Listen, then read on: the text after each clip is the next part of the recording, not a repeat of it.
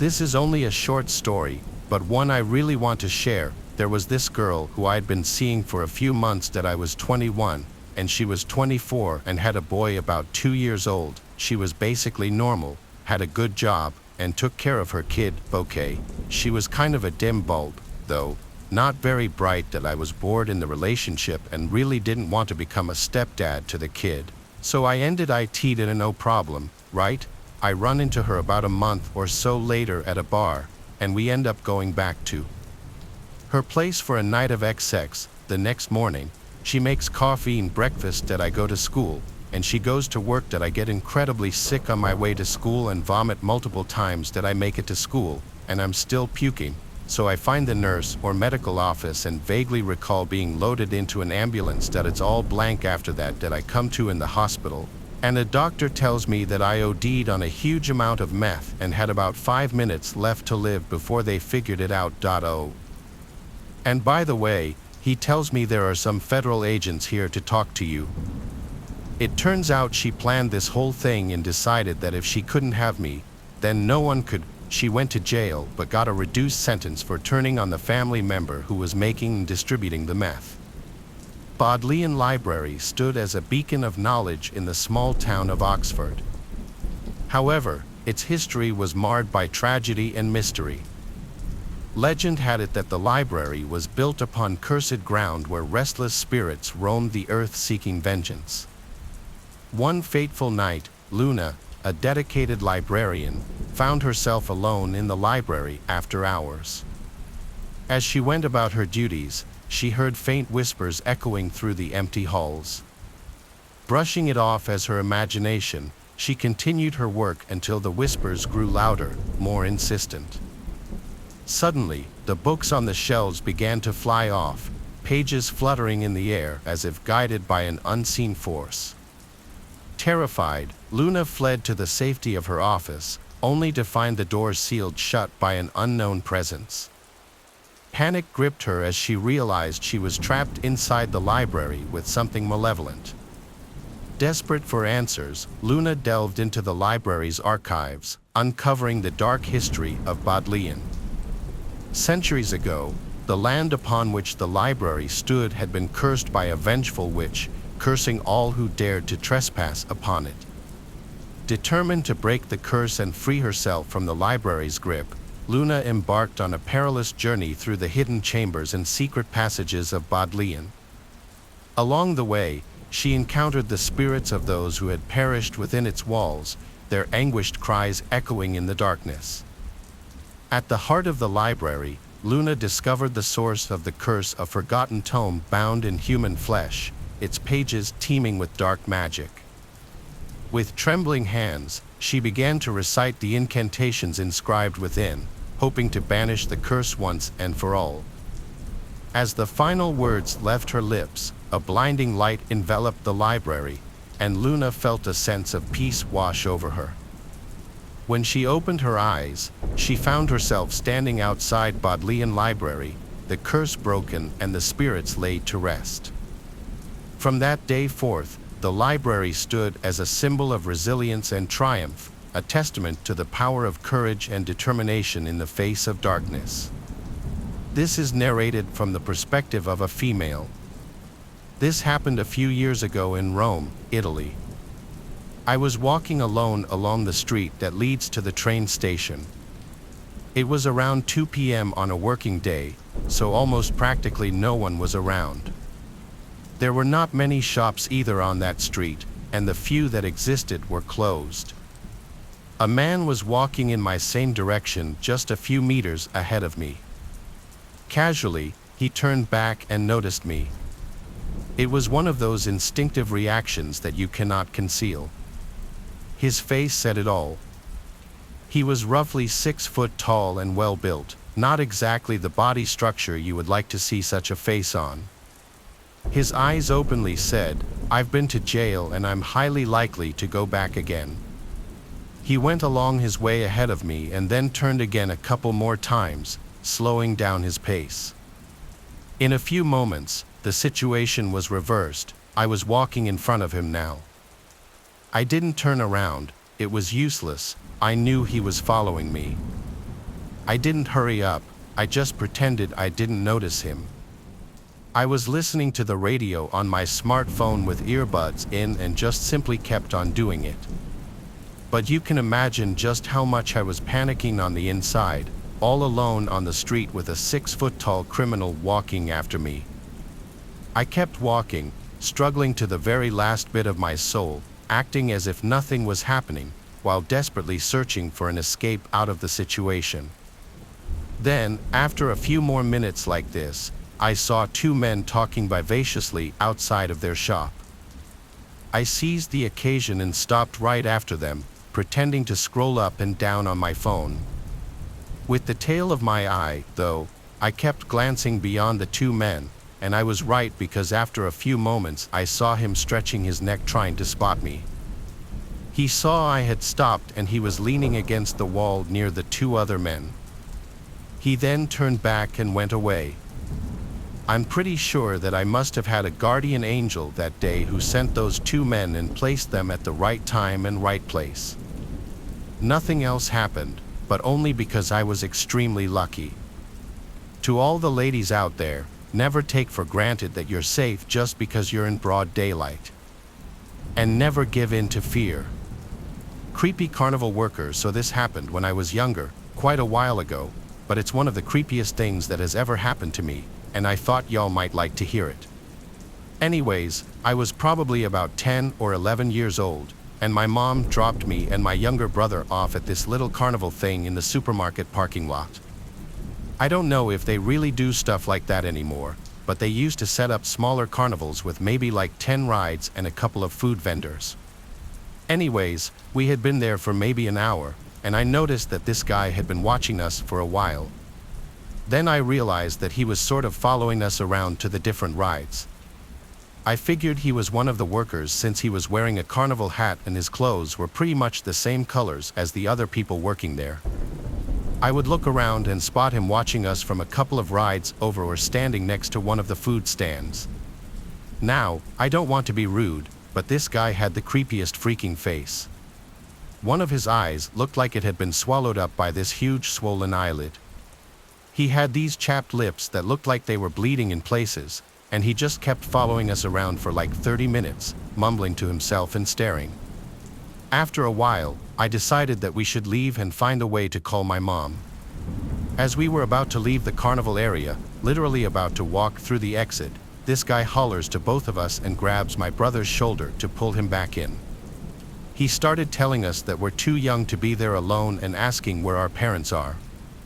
I mean, I was young, but there were tons of kids there even younger than us without their parents. He pulled us off to the side area between 2 rides and pushed us behind him, then just stood guard in front of us like that. I kept asking to use a phone to call my mother since I was still hoping it was actually about us being too young to be there by ourselves.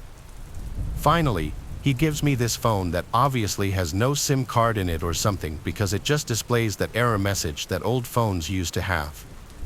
I kept begging him to let us go, and he kept muttering, "No, we're going to take you somewhere real safe, real safe."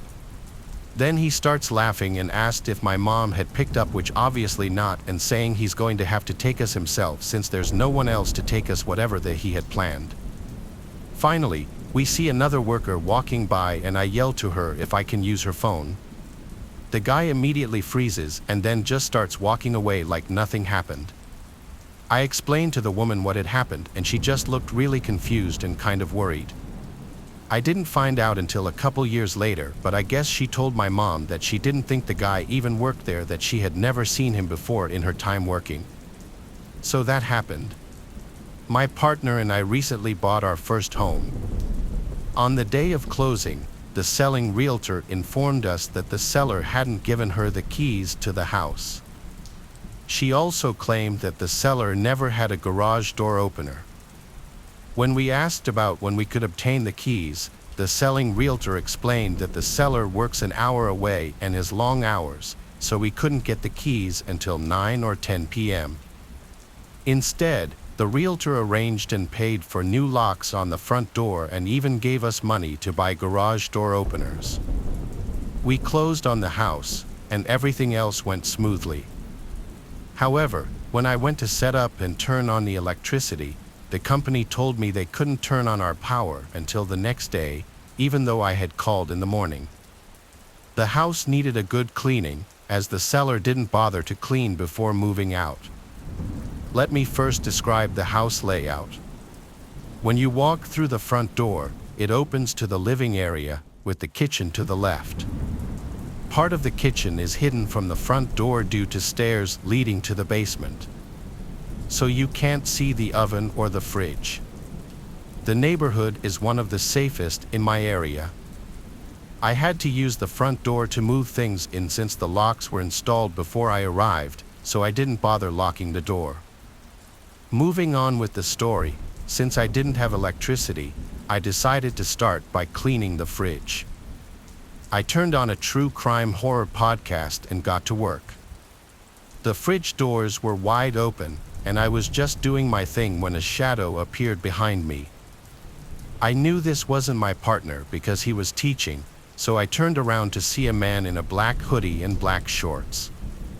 He told me he was there to drop off a garage door opener. He placed the opener on the island without saying another word. I probably spooked him just as much as he spooked me because he quickly ran out the door. It took me a while to compose myself and call my partner, hoping he was on break so I could tell him what just happened. I also texted our realtor about this strange interaction.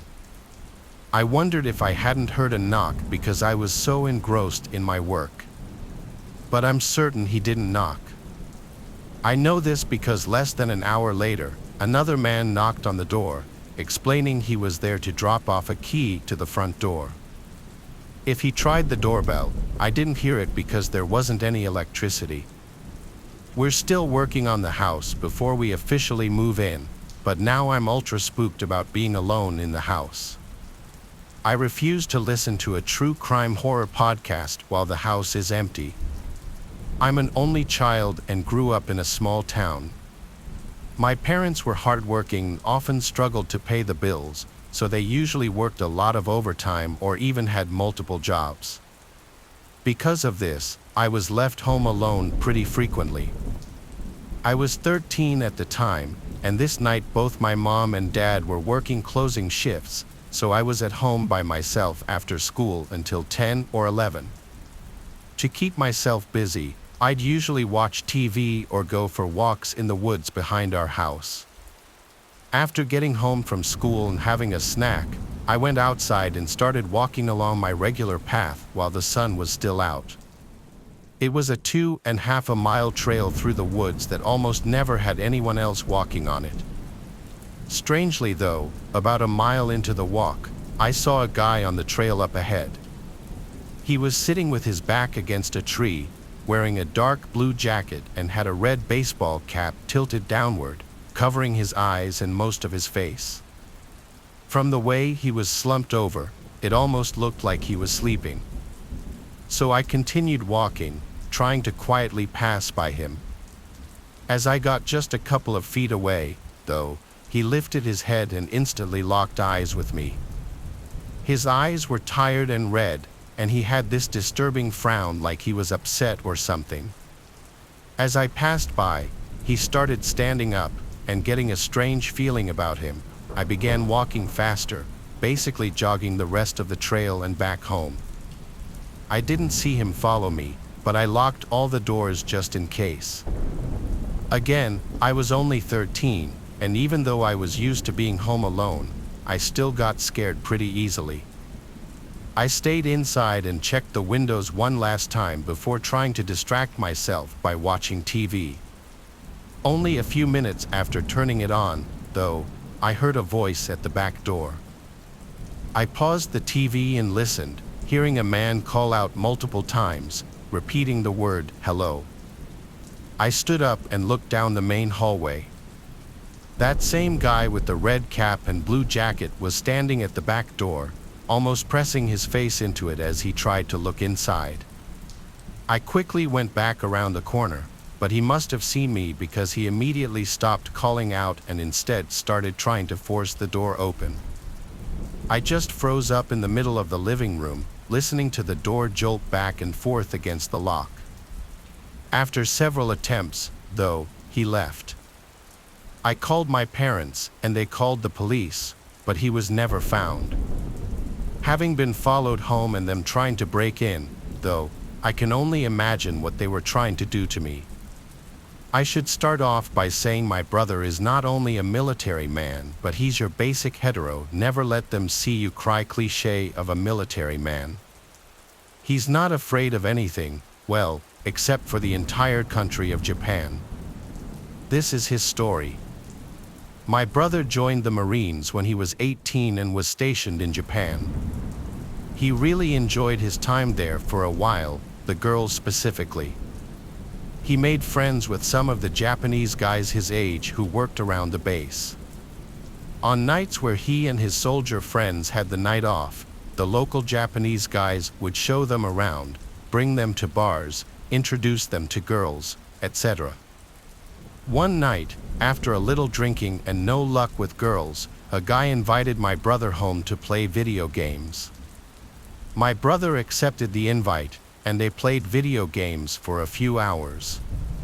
During this time, the guy tells my brother the main reason he wanted to get home early was because his little sister had been suffering from night terrors, causing her to wake up screaming, crying, and sometimes vomiting. He was worried about her and wanted to be home in case she had an episode. At this point, the story should explain how this guy's house was shaped. The house was built in the shape of a horseshoe with the garden in the middle. His bedroom was at the very edge of one side of the U-shape, and his sister's was all the way on the other end. So they are essentially across the garden from each other. If he looks out of his window, he can see into hers and vice versa. So anyways, they decide to call it a night, and the Japanese guy walks over to the window to look across the garden into his sister's window to check on her. He lifts a blind and peers out for a fraction of a second before jumping back, screaming, and looking at my brother like he just saw something horrible. My brother then goes to look, and he stops him. He tells him that he saw a dark cloud with red eyes hovering over his sister's sleeping body. My brother naturally doesn't believe him and decides to look for himself. He creeps quietly over to the window and lifts the blind, but this time he finds himself eye to eye with what he describes as a dark black puff of smoke with a face. My brother and this other guy admit that they got under the covers and stayed there until it was light outside, too afraid to lift the blankets and see that the smoky figure had come a little closer and was in the room with them, just on the other side of the thin sheets. I don't know what to believe, or maybe they drank more than what they said they did that night and imagined it all, but I know my brother believes what he saw. He sticks to his story, and when he tells it, he looks like someone who saw something truly sinister. This happened 20 years ago. My name is Lisa, and when I was turning 14 years old, I had a birthday party with some friends. It was not a huge party, it was just me and my 4 closest friends from school.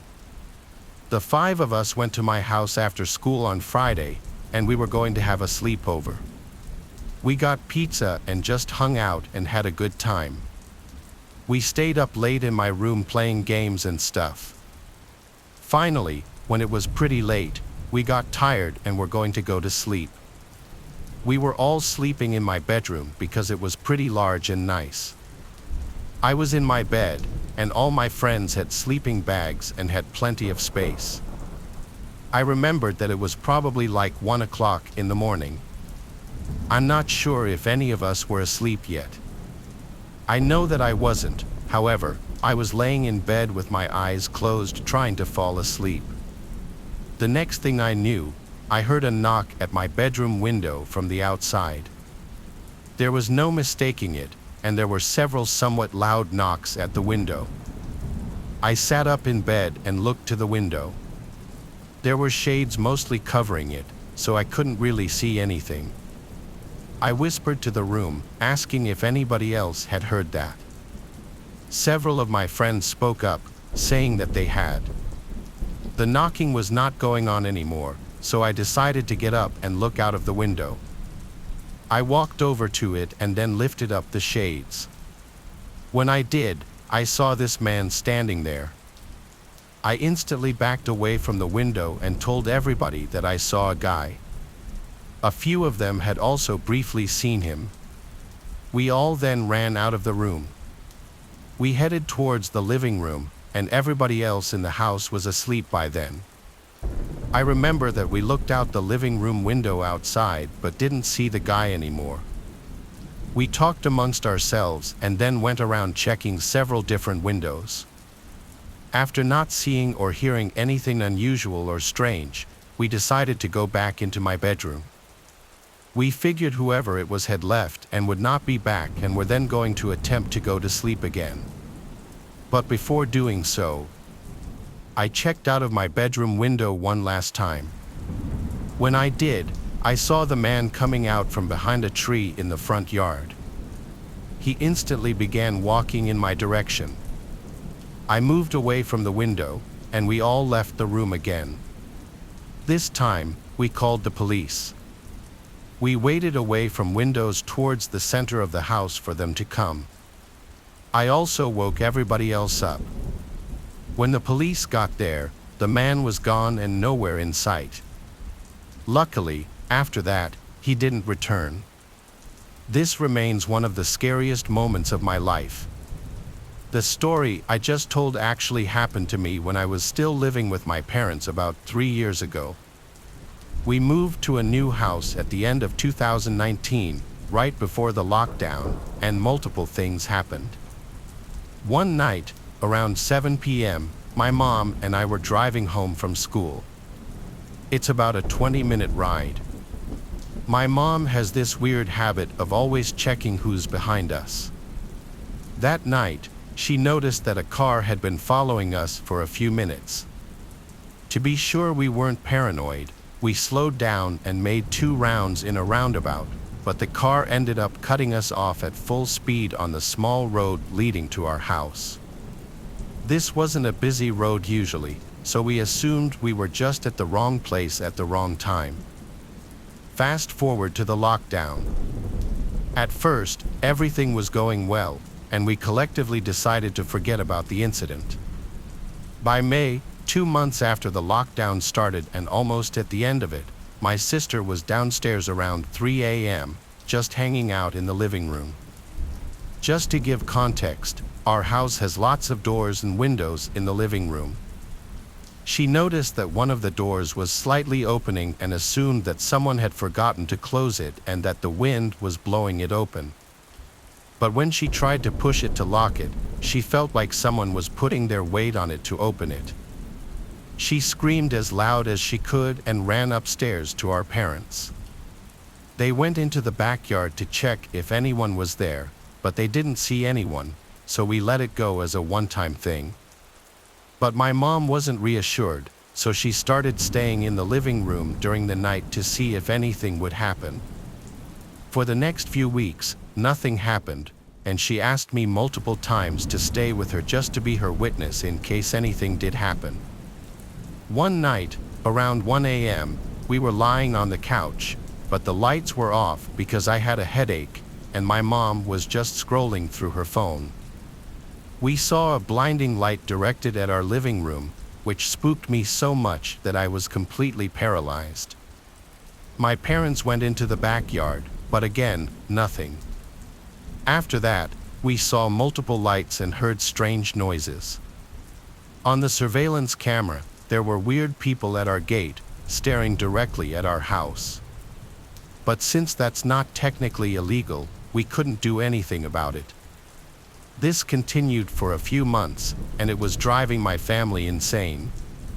In 2021, while we were cleaning the backyard for summer, we found a big hole in the bushes, large enough for someone to pass through. We didn't know what to do, but we were now sure that someone had been coming onto our property. Almost nothing happened after that, which made us believe that whoever it was knew we were onto them. But we still don't have a clue about who it was, why they were doing it, or even if they intended to do something bad. My mom dated a guy called Jim between the years of 2001 and 2003. That he was a seemingly nice guy, clean cut, had a gut, but was easily over 6 foot and fairly built. That he had no children and owned a property in a city in the Midwest. That I remember being disappointed when she broke up with him, as he was lots of fun to be around. However, she claimed that she didn't want to be with him anymore because he was a smoker. Fast forward about a year later, it was around 1 o'clock in the afternoon, and my 13-year-old self was playing video games in my room while my mom was at work. That I heard our garage door open, and given that we lived in a cozy townhouse, the sound of the door opening was relatively pronounced. That I thought it was weird, as my mom never came home from work until about 4 o'clock or 5 o'clock, and she would have called to let me know if she was getting off work early. So I peered out of my window, which directly overlooks the driveway, only to see a silver Audi parked outside Jim's car. After a few minutes of wondering why he was at our house, I realized that my mom hadn't been communicating with him at all since they broke up. I don't think he got out of his car, as he eventually closed the door and pulled out of the driveway. This led me to believe that he still had our door code programmed into his car. In the past, he would stay over a lot, so the fact that he had our code wasn't alarming. What was concerning was that he still had it in his car. If he had come in, it would have been easy for him to hear me upstairs. Given the size of our house, that I ended up calling my mom and telling her that he had come by and opened the garage, presumably to see if she was home. She mentioned that he had recently been bugging her about some bottles of wine that he wanted back from our house. Anyway, she said that she would change the garage code when she got home, but that never actually happened. Fast forward about 5 or 6 years. During the summer, I was staying with my dad. One day, I received a call from my mom asking if I had been to the house at some point during the day. She was somewhat grilling me because some obvious things, like chairs in the kitchen, had been moved out of place. My mom is a very particular person and likes to keep everything neat and organized. That I kind of laughed and said no because I hadn't been to the house in a few days. That I wasn't expecting her follow-up question. She asked me, "Did you put the dog in the bathroom and then pull the chair in front of the door?" This was incredibly odd, and she started to freak out after I still said no. That I later found out that her ex never stopped emailing, texting, or calling her since they broke up.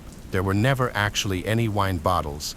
He just kept badgering and harassing her for money, given that nobody else had our garage code except for my dad, who was out of town at the time. All signs pointed towards the ex-boyfriend Jim. It's creepy to think that he still had our garage code after so many years of being broken up and not communicating. That it makes me wonder how many other times he might have come by besides these two notable occurrences. Change your garage code after you get out of a relationship. You never know who may come by. The story I'm about to tell you is a series of blurry memories from when I was a little kid. We were living in our old house. My brother and I always hung out in the basement where our dad had his hockey table, pool table, and video games. We usually played on a Super Nintendo system. But at some point, I don't remember when, it started. My brother and I would hear things coming from the boiler, laundry room. The first time this happened, though, my brother and I were playing some racing game on Super Nintendo. That was when we both heard it. The door to the dryer slammed shut. We knew that's what the sound was. We both called out, "Mom," figuring maybe she'd been in there the whole time without us realizing, but the room was dark and empty of any people. When we realized this, we both ran upstairs screaming for our parents, leaving everything downstairs still on. Our parents came down to humor what they probably thought was just our dumb, childish antics, and nobody was in the laundry room. Moving along, probably a few months later, I was awake late one night for whatever reason, walking to the kitchen, passing the basement door, and remember hearing the TV downstairs turn on. It was one of those big old box TVs, so it made that distinct clicking sound as it turned on.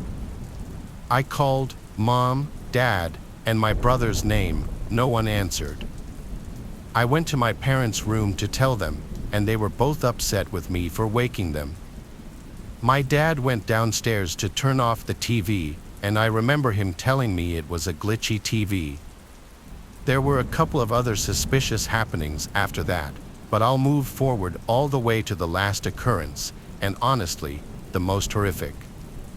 It was a few days before we were going to move to our new house. Just about everything in the house was already shipped to the new house, but our parents were nice and let us keep the TV and video games downstairs until the last few days. My brother and I were once again playing video games. That's when I felt something hit me in the back of the head. I thought it was my brother at first, but then saw the red ball bouncing on the ground behind the couch. Then the door to the boiler room slowly shut as my brother and I looked at each other with horrified looks on our faces. Once again, we ran upstairs screaming. Our parents once again went downstairs, but when they came back up, they were strangely silent. They told us to go to our rooms and wait there. A while later, a police car showed up, but our parents wouldn't let us out of our rooms. They wouldn't tell us what happened until we finally moved. Apparently, my dad tried to open the boiler room door, but something was holding it shut or perhaps pulling it shut. Even so long ago, I could sense fear in my dad's voice explaining it. I don't believe in ghosts, but to this day, I still don't know what to make of what was going on in that basement. This experience happened to me when I was only 9 years old. Being that it was so long ago, I don't remember every small detail, but I'll do my best to keep everything as accurate as possible. Back then, I lived in a considerably remote area and the US neighboring houses were a good half-mile apart. Therefore, while my family had met a couple of our neighbors, many of them were complete strangers. This included the resident of the house to the left of ours. I don't remember his name, but it was an elderly man that lived there. He was creepy, to say the least. All of the windows on his house were spray painted so that no one could see inside, and his whole yard was completely overgrown. I know all this because every Monday through Friday, I had to walk past his house to get home from school. Every time I did this, the man would either be standing on his porch watching me or trying to make conversation with me as I walked by. It got to the point where I dreaded walking home from school just because I'd have to walk past him. But this wasn't even the worst of it. Maybe once or twice a month, the guy would make the half-mile walk to our house in the middle of the night. He would then shine a flashlight into the window of my room. I knew it was the same guy too because one of the times, I witnessed him walking down the road towards our house. Looking back, this was 100% extremely alarming behavior, but at the time, I thought the best way of handling it was just to ignore it. Therefore, I didn't tell my parents about it.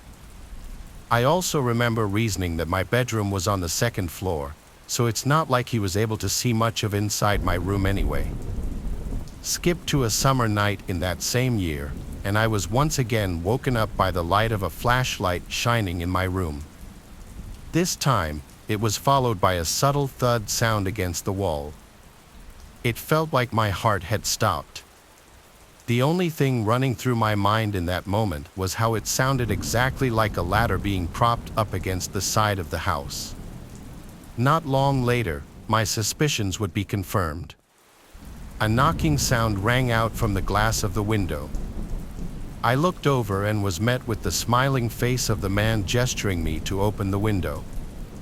But no. I screamed and ran to my parents' bedroom. I desperately explained to them how the neighbor was outside my window. They went in my room, but of course, he was gone by that point. The worst part is they didn't even believe me, chalking it up to me seeing things. Therefore, the police were never called. But even now, as an adult, I know exactly what I saw. I try not to think about the intentions he had towards my 9-year-old self. I never saw him again after that. In fact, not even a week after the occurrence, his house had a for sale sign up next to it, which to me serves as further proof that it was him. I've lived in many different places since then, and not one neighbor comes even slightly close to how creepy that man was. I'm a single dad balancing 2 jobs and 2 kids. Things got a little easier when my eldest son got old enough to watch after my youngest, but working all day makes everything a pain. Anyway, I got home from my second shift around 10, but tomorrow I had another full day of work and I knew I didn't have anything for them to eat while I was gone, so I had to make a quick trip to Walmart. They were the only store around that was open until 11. I got there just before 10:30. I hated to be that customer that walked in right before closing, but I didn't have much of a choice. I went straight over to the grocery section and looked around for some frozen meals for the kids, but after a minute I realized there was someone watching me. It was this creepy-looking man standing on the other side of the aisle. Every time I'd look at him, he would look away, playing dumb, but it was super obvious he was staring at me. I grabbed a couple boxes and went down to the next aisle, but the man followed. I looked back at him and watched as he pretended to look around, occasionally checking if I was still looking at him. He seemed to be in his late 40s, but it was hard to tell because he was wearing a heavy jacket and a hat. "You good?" I said, hoping he'd get the hint to leave me alone. He immediately walked away, not even looking at me again. I thought to myself, he was just some random strange Walmart customer, like you always hear about, and tried to not think about it any more than that. I picked up a box of cereal and some milk, then headed to the self-checkout lane. I kept my eyes open for that man, but he wasn't around anymore. I guessed I really did scare him off. I scanned everything and paid, then walked out. It was dark and the parking lot wasn't very well lit, but from far away I could tell something was off about my car. Walking up to it, there were scratches and dents all over it, and 2 of the windows were shattered. I was in shock. Then I heard footsteps coming up quickly behind me.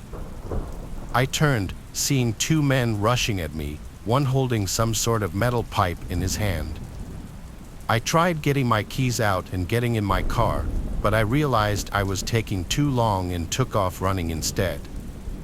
I ran straight back to the store and I heard their footsteps stop after a short chase.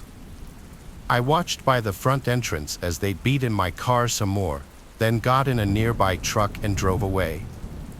I of course called 911 and they helped me with my car and giving me a ride home, but nothing could be done about it. At first, a month later, though, the same thing happened to someone else at a different Walmart a few miles away. The man who got attacked was armed and managed to detain one of them, and this eventually led to both men being arrested. One of them I recognized as the man I'd seen looking at me in the store, but I don't know about the other one.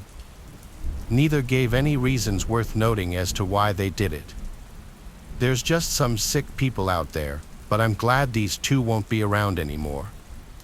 When I was in 2nd grade, each day of the week we have a different extracurricular activity at some point in the day. I think it went, Mondays was art class, Tuesdays was music class, Wednesday was library day, and so on. By 2nd grade, kids were allowed to walk to the bathroom unattended as long as they got permission and took the special hall pass item chosen by the teacher of the class. For the art class, it was this big green plastic crayon that was meant as the bathroom pass. I remember this memory almost vividly, which makes it all the more disturbing when I think about it. Honestly, I was kind of a weird kid when I was in elementary school. I did have some social issues that I don't think ever got diagnosed, but I would sometimes just do weird things. Case in point, we were never supposed to just take the bathroom pass and leave the classroom without asking first. But during art class, as our teacher was going around the class helping the students out with our little creations, I got up and took the plastic crayon and walked out the classroom door to go to the bathroom. The bathroom was all the way down the hall. I go inside, and as a kid, I was the type to pee sitting down, so I went to the stall and sat on the toilet seat. This was when I heard the loudspeaker outside the bathroom announce that the school was going into lockdown. My heart started to race. I was outside of the classroom during a lockdown.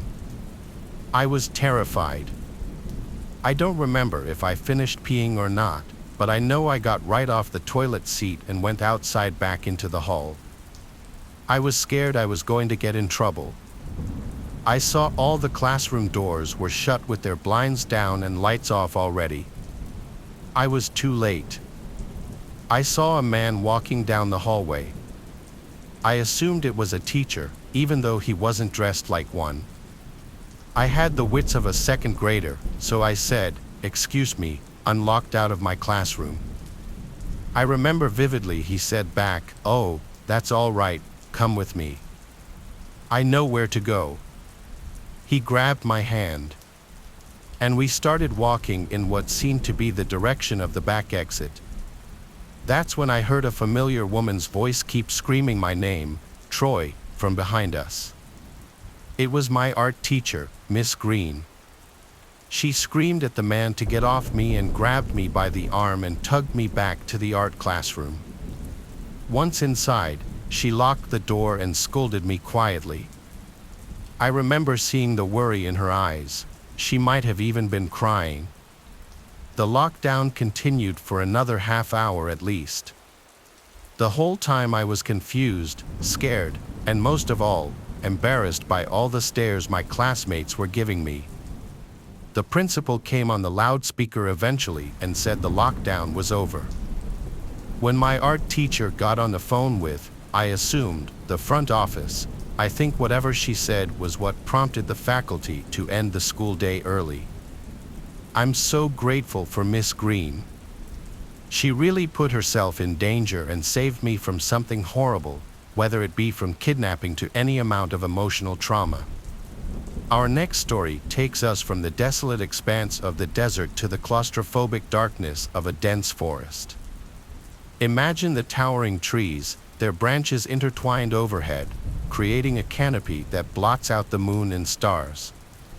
The air is thick with the scent of pine and damp earth, a symphony of rustling leaves and the snapping of twigs. It's a place of eerie beauty, but also one that can hide unspeakable horrors. A young woman driving home from a late-night shift found herself lost on a deserted road cutting through the heart of such a forest. She had taken a wrong turn, lured off the main highway by a faulty GPS signal. Now she was hopelessly lost, her phone showing no bars, and her car sputtering its last breaths as it ran out of gas. The engine died, plunging her into an oppressive silence broken only by the sound of her own ragged breathing. Fear, cold and sharp, gripped her heart. The forest, once beautiful, now loomed around her, menacing and alive. Every rustle of leaves, every snapping twig sounded like approaching footsteps. She knew staying in her car was her safest bet, but the silence of the forest was unbearable, a suffocating blanket of darkness pressing in on her. She turned on her hazard lights, there blinking a beacon of hope in the vast darkness, but the battery quickly drained, leaving her once again in darkness. Time crawled by, each minute an eternity. She dozed off, only to be jolted awake by nightmares fueled by her isolation and fear. The forest came alive with every gust of wind, the shadows seeming to dance and writhe, taking on menacing shapes in the darkness. Then she heard it, a low growl, deep and guttural, coming from the woods surrounding her car. Her blood ran cold, her heart pounding against her ribs like a drum. She strained to listen, her senses on high alert, every muscle in her body tense with fear. The growl came again, closer this time, followed by the distinct sound of heavy footsteps crunching on leaves. Something was out there, something big and dangerous, circling her car like a predator stalking its prey. She locked the doors, her fingers trembling as she fumbled with the lock. She huddled in the back seat, her eyes wide with terror, her breath catching in her throat. The growls continued throughout the night, each one sending shivers down her spine. She was trapped, hunted by an unseen terror in the heart of the forest. As dawn broke, the growls finally ceased, replaced by the chirping of birds, a jarring contrast to the nightmare she had just endured. She cautiously got out of the car, her legs shaking, her body trembling with exhaustion and terror. She didn't waste any time. With a desperate prayer, she started walking, her eyes scanning the dense undergrowth and her ears straining for any sound that might signal the return of her unseen tormentor. After what felt like an eternity, she stumbled out of the woods and onto a dirt road. A pickup truck soon approached, its driver stopping to help. She had escaped the clutches of the forest, but the terror of that night, the memory of the unseen growls, would forever haunt her dreams. I live in a townhome in the middle of a relatively small city. It's very small and outdated, but I live alone, so it's the best I can afford. I worked late this night, getting home sometime around 8 or 9. Pulling up my shared driveway, I noticed the townhome connected to mine had its front door wide open. All the lights in the house were off, though, which made me think they must have accidentally left it open and then gone to sleep. I made fun of them in my head and went inside my house, not thinking much else about it. I got out some frosted flakes and ate while watching Netflix, then forced myself to go to bed because I had to be up early for my morning shift tomorrow. Going to my bedroom, which happened to have a connecting wall to my neighbors, I heard a few thumps come from inside their place. My neighbors usually don't make any noise, so hearing anything from them was a rare occurrence. I just hoped they wouldn't keep me up and turned off the lights and hopped in bed. I laid there with my eyes closed for several minutes, trying to drift into sleep when the most terrifying sound instantly shook me up, my front door being smashed in. It was a single violent hit. I jumped out of bed and ran into the hallway. There was wood debris all over the floor, and the front door was wide open.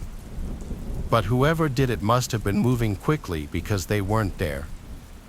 I heard some footsteps running through the living room, and at this point, I could tell there was more than one person.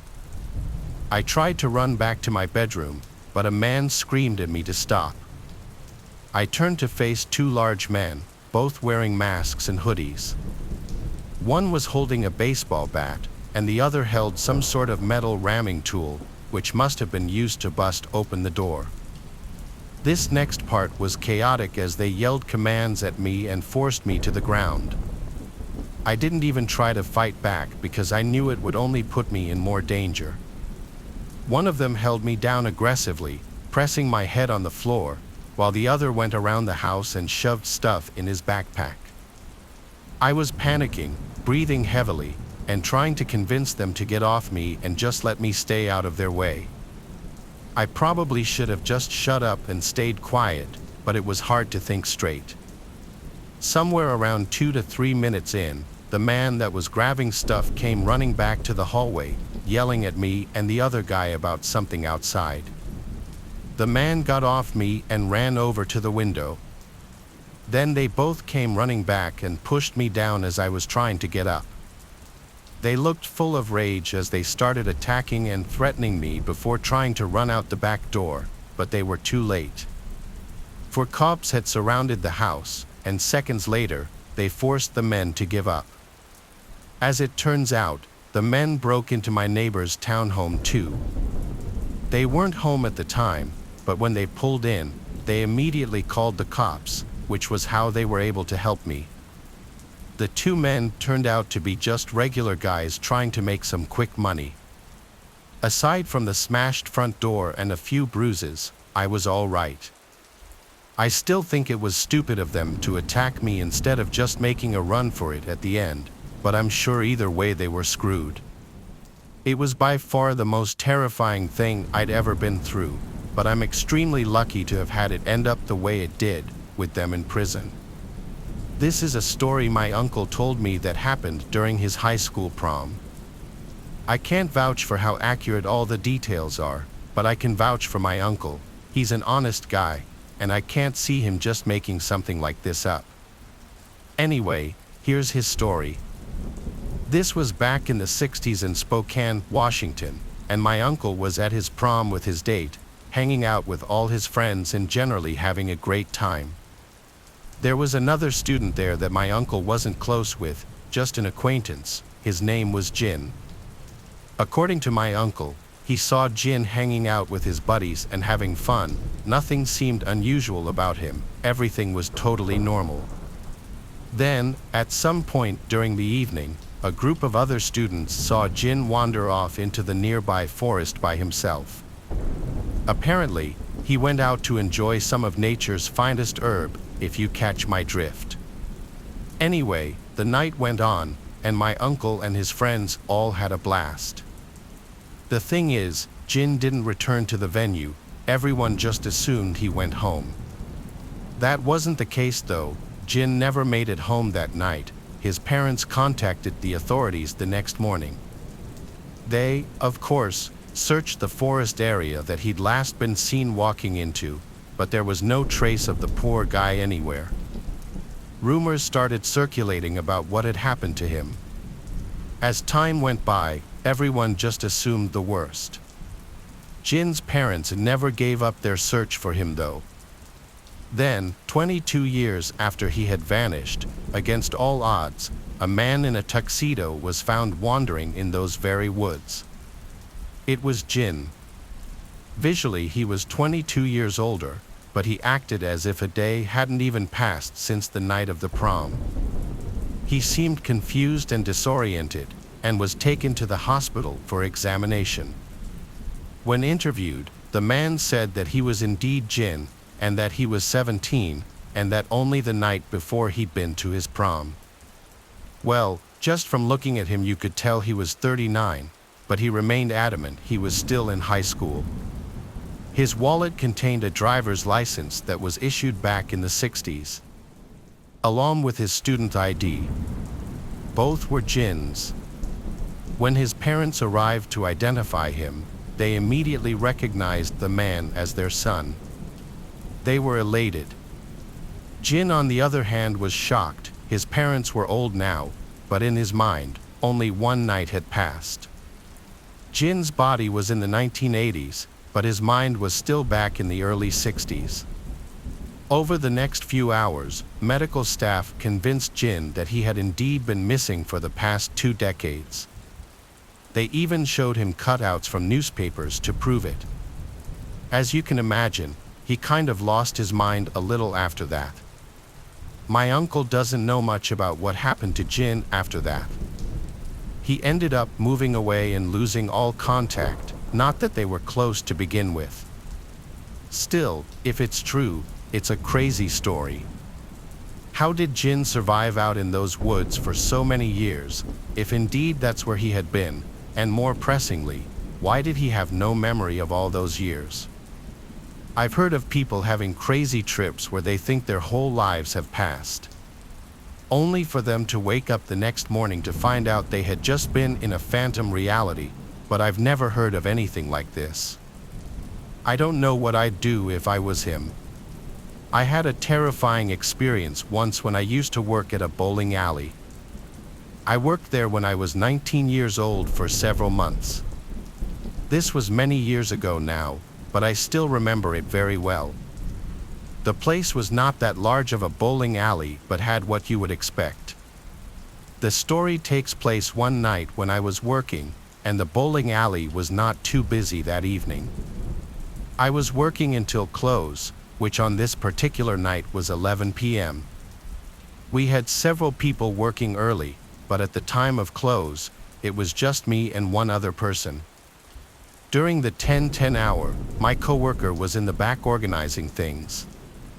There were just a couple of people bowling, and by 10:40 they had all left. At this point, I remained working behind the main counter near the entrance and in front of the lanes, while my coworker was behind me in the back. I remember that at about 10:45, I noticed a man walking into the bowling alley. It seemed a little bit strange because we closed in just 15 minutes. Maybe he didn't know that we were closing soon, but he would not even have time to bowl one game. The guy was wearing a black jacket and a hat as well. I didn't really get a good look at his face. After entering, the man did not even look at me or go up to my counter.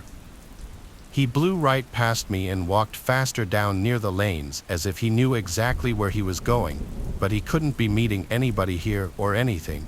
Nobody else was here. I was confused by it, but I also figured he would be gone very soon because he obviously wasn't going to be bowling. He then went out of my sight, and I went into the back to speak with my coworker for a minute. When I came back, I looked around and did not see the man. I figured he had left. I stayed behind the counter until 11 o'clock, then I went to go lock the doors. But before doing so, I went all around the bowling alley just making sure that the man had, in fact, left. He was not there, so I continued. After that, there were just a few things that I had to do before I could leave. One of those was to turn off all the bowling lanes, which you had to do behind them. This is something that I had done many times before. So I walked around to enter the small back area behind the lanes near where the pins are. As soon as I entered, I instantly saw the man.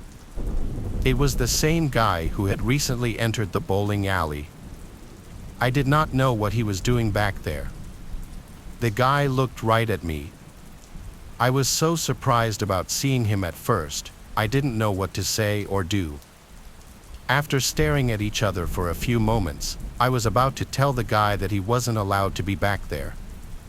But before I could, he started to aggressively charge towards me. He was maybe 20 feet away, so I quickly moved back and out of the room. I got back out into the walkway next to the lanes. I did not hear the guy leaving, but I ran all the way to the back room where my coworker was. I closed the door and told him about the guy back there. We both decided to call the police. Then we waited where we were in the back. We did not hear anything from the rest of the bowling alley and didn't dare leave the back room. When the cops got there, they searched the entire place, but the man was gone. He must have left some time while we waited. After that, my coworkers and I were able to finish closing up and leave. Every year our small town has a fairly popular carnival and rodeo. It's pretty much the only thing anyone around here looks forward to, or lows, considering how many drunk tourists seem to find their way here and make fools of themselves dressing like cowboys. One night during the carnival 2 years ago, my mom decided to take my brother, myself, and 2 of my friends for the night to have some fun. We ended up parking on a residential street a few blocks away from the fairgrounds because there's no parking pretty much anywhere else. After a half-ass attempt at remembering the name of the street and the general area where we left our car, we all went on our way. Well, later that night, we couldn't remember for the life of us exactly where the car was. We searched street after street for 30 minutes with no luck. Finally, my mom, after seeing how tired we all were, told us to sit on the curb and wait while she went and looked. We were all well aware of stranger danger and were in a nice neighborhood, plus the community rarely has problems with violence of any sort, so we 3 15-year-old girls and 1 12-year-old boy thought there was nothing to worry about. 5 minutes after my mom disappeared, we hear the grass crunching on the lawn behind us, and all of us whip around to see who was now standing there. An older, lanky man with a hunchback and the coldest expression I'd ever seen was staring at us. Because his back was hunched, he stood there kind of crookedly. He didn't move or blink as he glared at us. "Why are you sitting on my curb?" he snapped, still not moving. It was unnerving how still he was. We immediately felt guilty, thinking this was just some scared or confused old man wondering why some teenagers were sitting outside of his house. I explained the situation to him, that my mom had gone to find our car and we would move across the street if we were bothering him. He stayed silent for a few seconds, then stared me down and said, "Come inside." The next few minutes are a blur as my adrenaline kicked in, and I was getting more and more scared of this man by the second. We didn't have the sense to just run. For some reason, he kept repeating, "Come inside." "What are you waiting for? Come inside my house. Get over here now. Get in my house." No matter what we said, he didn't seem to hear, and he thankfully didn't move from his spot on the lawn, like he just expected us to come with him. He was especially focused on my friend and me, just telling us over and over again to go with him inside his house. No matter how much we tried to get in his head that my mom was coming back soon, the look in his eyes just kept getting colder and more furious the longer he stood there. It didn't occur to me that his hand had been hidden behind his back the entire time until my mom showed up. We were all relieved, saying, "See, we told you, there she is." And like now, my mom is a scary woman. She does not take shit and she'll happily start throwing punches if she feels the situation calls for it. So immediately she was in mama bear mode and furiously telling off this old man after she saw how freaked out we all were. He was just now starting to move back to his house. He slunk away from her and glared at the four of us, batting his free hand at her, cursing and mumbling to himself. We watched him go, and as he turned around, my blood went cold. In the hand that he had been hiding was a large knife. It glinted off the street lamp, and we all hurried away to our car that my mom had found. My friends and I tried to laugh it off, but we were all scared and not willing to be alone for the rest of the night. It's seriously scary to think about what was running through that old man's head, especially since he was holding that damn knife the whole time. So, creepy old man with a knife behind his back, let's not meet. In my late teens, I began a serious relationship with my first ever boyfriend. When I was young, I had zero confidence and no self-esteem, along with a warped idea of what a relationship should be. This distorted view was influenced by witnessing the relationships of the adults around me, which were often shy and innocent, that I fell madly in love. But from the beginning, the relationship was controlling and abusive on his part. That it still makes me angry now, even more so that I put up with it for 5 years. That he hated my friends and family for no apparent reason, and I had to really fight to keep those relationships alive. As I got older, I became sick of his behavior. One weekend, when my family was away, I found the perfect opportunity to invite all my friends over for the evening. He tried to put a stop to it with threats and abuse, but I didn't let up. My friends arrived around 7 p.m., and we were sitting in the living room, drinking and chatting with snacks and music playing in the background all night. My boyfriend was calling my phone, demanding that I make my friends leave and walk to his house to bring him alcohol. My friends soon caught wind of his antics and were already unhappy about my relationship with him. After a few drinks, I began to ignore his calls. The conversation turned to my boyfriend, and my friends expressed their anger and dislike for him, saying things like, "You can do better," and "You need to get rid of him. He doesn't deserve you." Generally, we enjoyed the evening, but as my friends began to leave around 1 a.m., I wasn't afraid to be alone in the house. I had a Rottweiler. She was friendly as hell, but I was sure she'd protect me if needed. Just as one of my male friends was about to leave, he stayed behind and gave me a serious talk about how he felt about my boyfriend. I agreed with him and said goodbye, watching from the front door as my friends hurried into the dark, pouring rain, to their cars. Afterward, I went to the kitchen where I had left my phone to charge a little while earlier. As I picked it up, something in the kitchen window caught my eye. Standing directly outside in the dark and pouring rain, hooded and angry, was my boyfriend. He was scowling at me from the darkness, looking ready to kill. I screamed, and we stared at each other for a while. I could see he was mortally drunk, as the whites of his eyes had gone pink, which made him look incredibly freaky with his blue eyes. He turned away and disappeared. I knew I had to face him. I went out the back door onto the patio into the rain, where he was standing just a few feet away. Breathing heavily and crying out of anger, he bent down and picked up a broken wooden broom handle that I asked him, "Are you gonna use that on me?" He replied, "I'm gonna hurt you so badly." My heart was racing, and I felt frozen in place. As I was quite drunk, he growled and swung the handle into a flower basket above my head, spilling soil and flowers down my right shoulder. Then he slammed it on the ground and ran at me, grabbing me around the throat. My dog must have heard him throw the handle, because she came bounding out the back door, making an angry snorting sound. She's always friendly and was familiar with him, so I didn't think she'd do anything. But as he started to strangle me, she leapt up and grabbed his arm by the sleeve, shaking him. Seeing the fear in his face was priceless. He backed off, and she calmed down. My boyfriend started to cry, telling me that he had walked to my house a few hours earlier, sneaking in through the back door and hiding in the cupboard under the stairs to listen to every word my friends and I had said about him. I took my dog back inside and locked the door.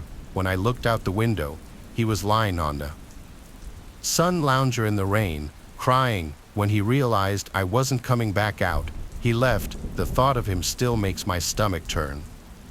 In the fall of 2012, I decided to go back to college. I was a single mom of 3 boys, but they were all in school now, and me going back was finally possible.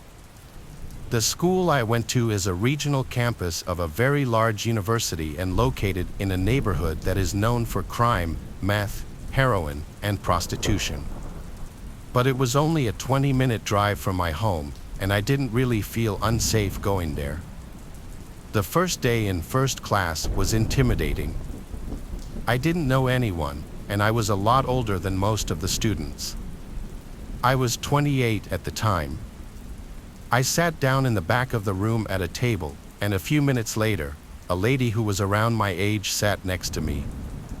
She was very skinny and smelled like cigarettes, and even had greasy hair and sunken eyes, but she started to talk to me, and she seemed normal enough. She started off the conversation telling me that she chose to sit next to me because I was wearing the prettiest blouse in the room. Kind of strange, but as an awkward person myself, I leave a lot of leeway for people to say or do awkward things before I think too deeply into it. She didn't have a backpack, any books, a pen, or a notebook, nothing. She said her financial aid hadn't come through yet, but she didn't want to fall behind in classes and asked if she could share my book. I agreed, and I even gave her a pen and paper. After the first class, she asked if I would mind going to the library with her so she could scan some of the pages to take home. I agreed, and we started to head to the library. But on the way there, she stopped and looked at her phone and said her son just texted her that she needs to come home to do something. She asked if I'd come with her, but I told her I have another class shortly and can't go. I asked her if she still wanted to go to the library first, and she said no, that she had to go to her son now, but she couldn't go alone. I kept telling her that I couldn't go with her, and then she started crying.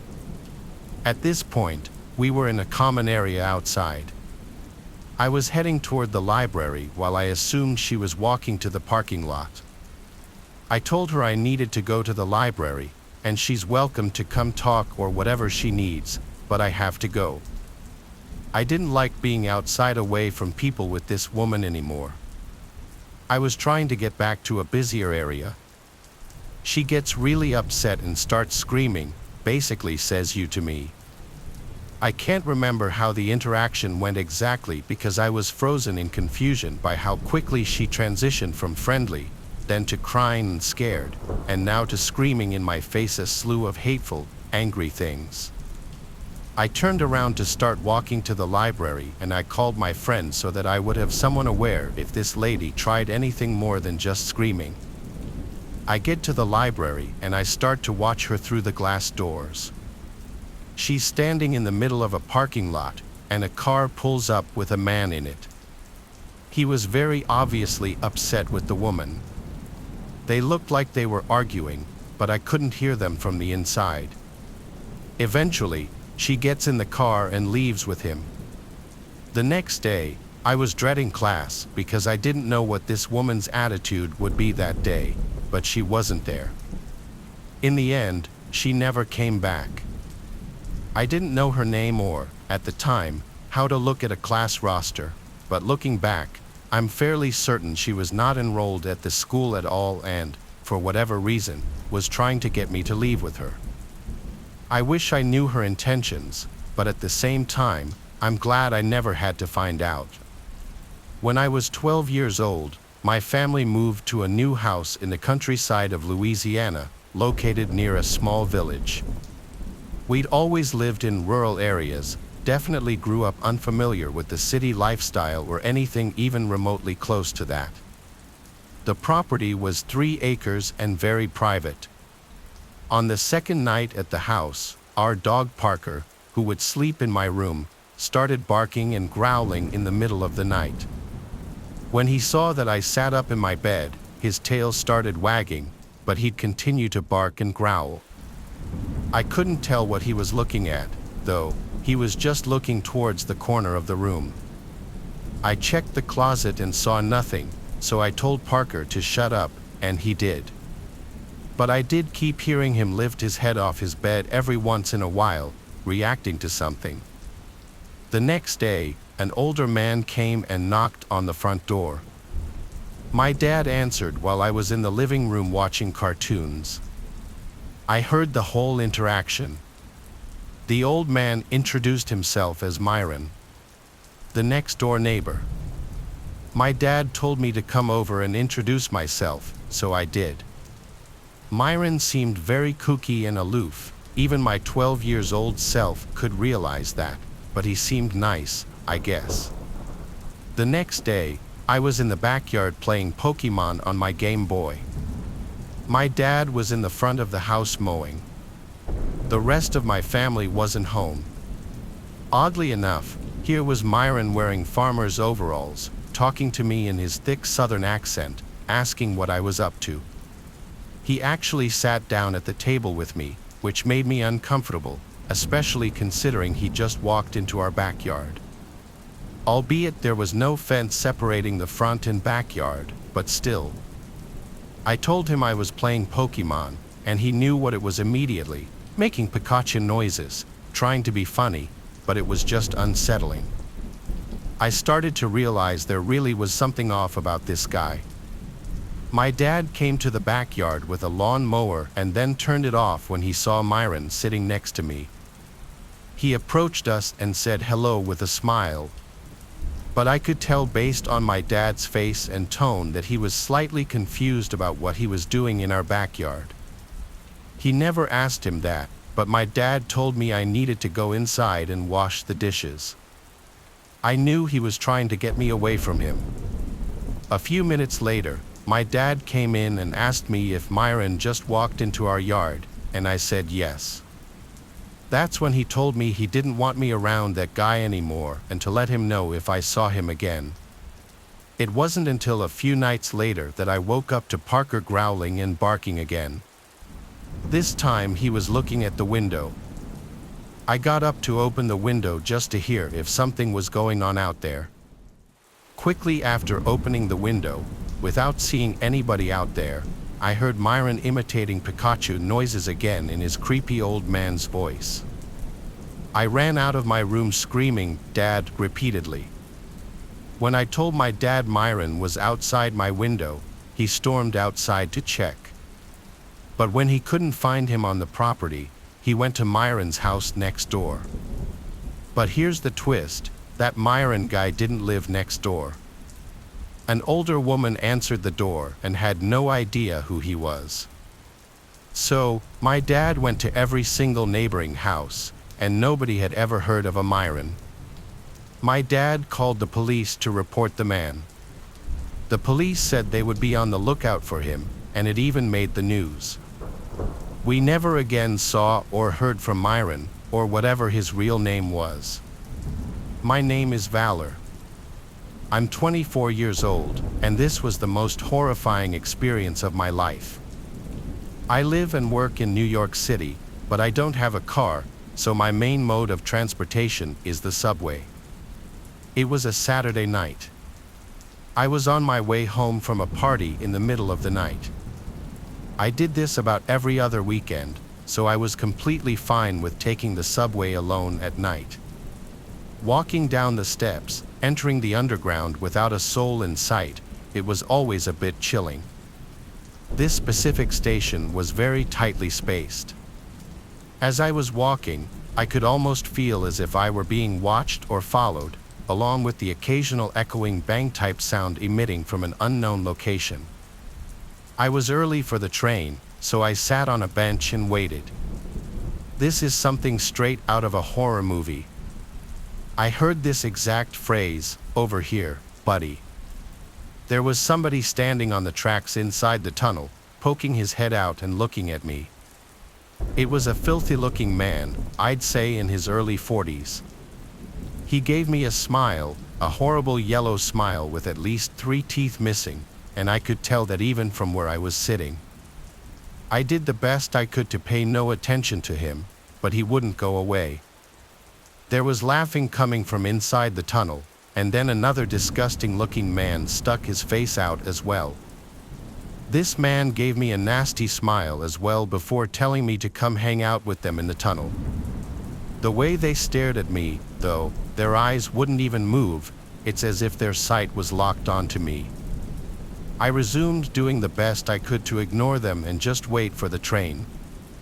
I noticed in my peripheral vision that one of the men moved away into the tunnel, returning moments later with another face.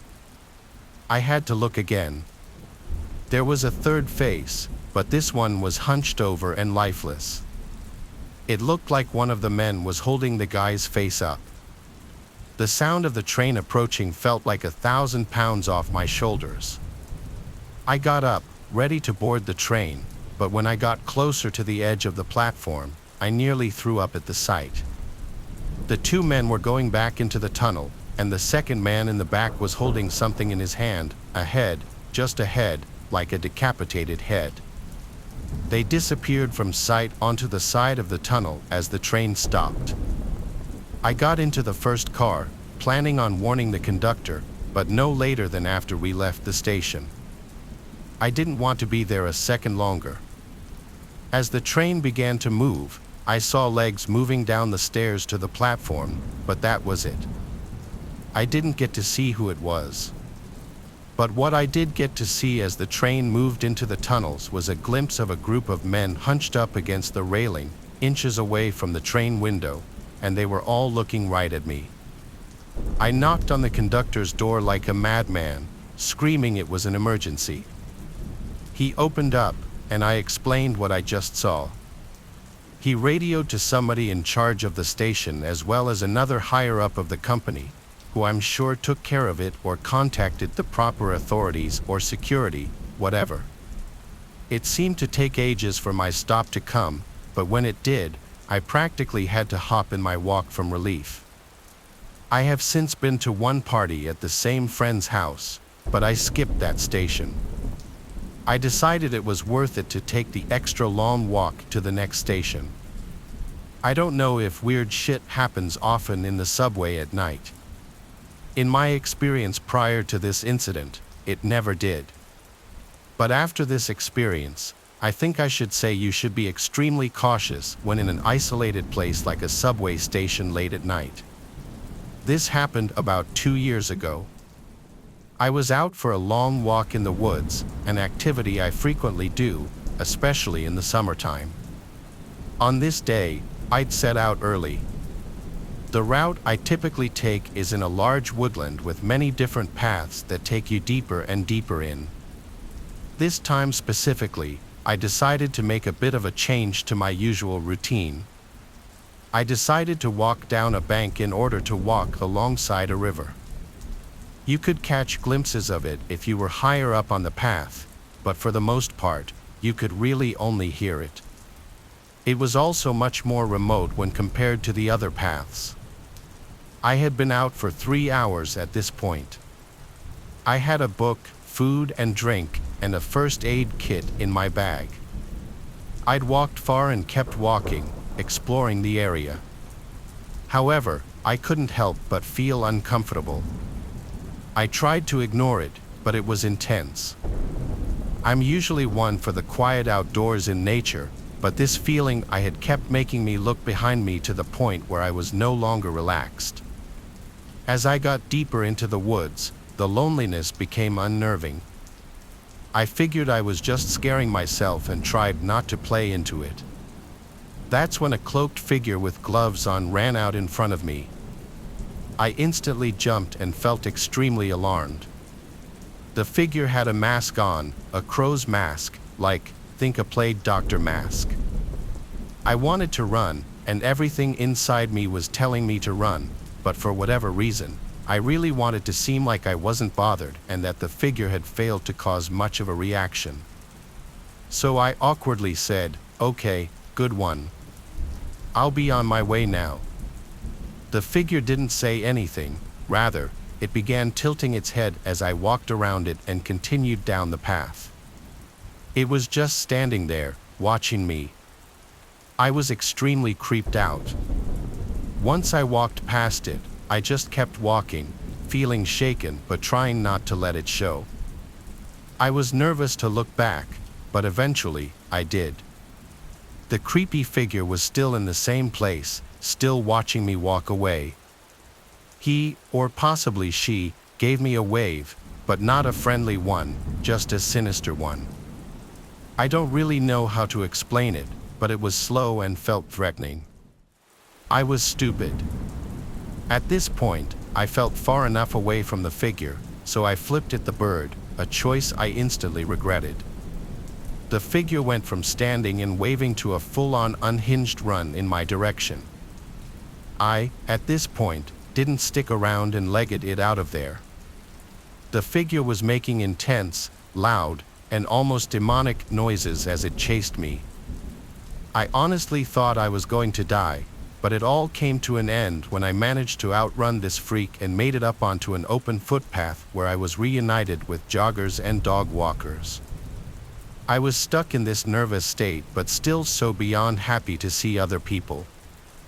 I tried to make as many of them aware as I could, and the whole situation was ultimately reported.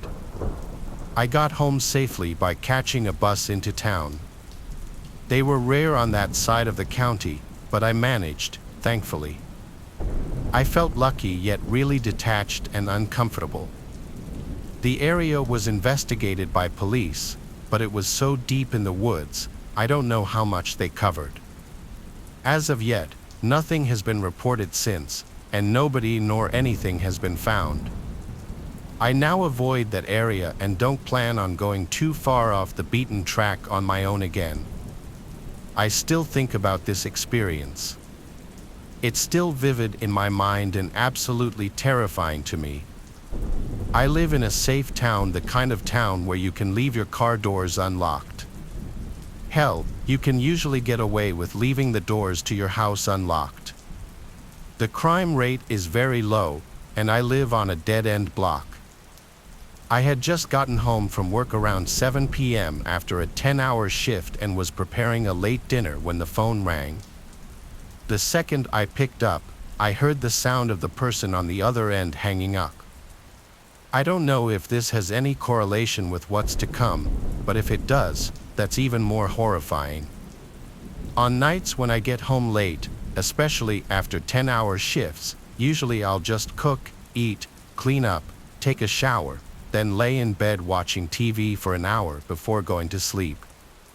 This was one of those nights. I was physically and mentally exhausted, which led me to making what I learned that night was a serious mistake. I was laying in bed watching One Piece for my third run. Sometimes I'll drift off to sleep with the TV still on when I'm just completely beat, and that's exactly what happened this night. I woke up to the TV still playing the One Piece. I had slept through 2 episodes. I felt around the bed for the remote and turned it off. In the now freshly silent room, I was able to hear little creaks in the wood under the carpet. I felt adrenaline kick in as I looked across the dark room. I felt I could vaguely see the shape of a very wide figure.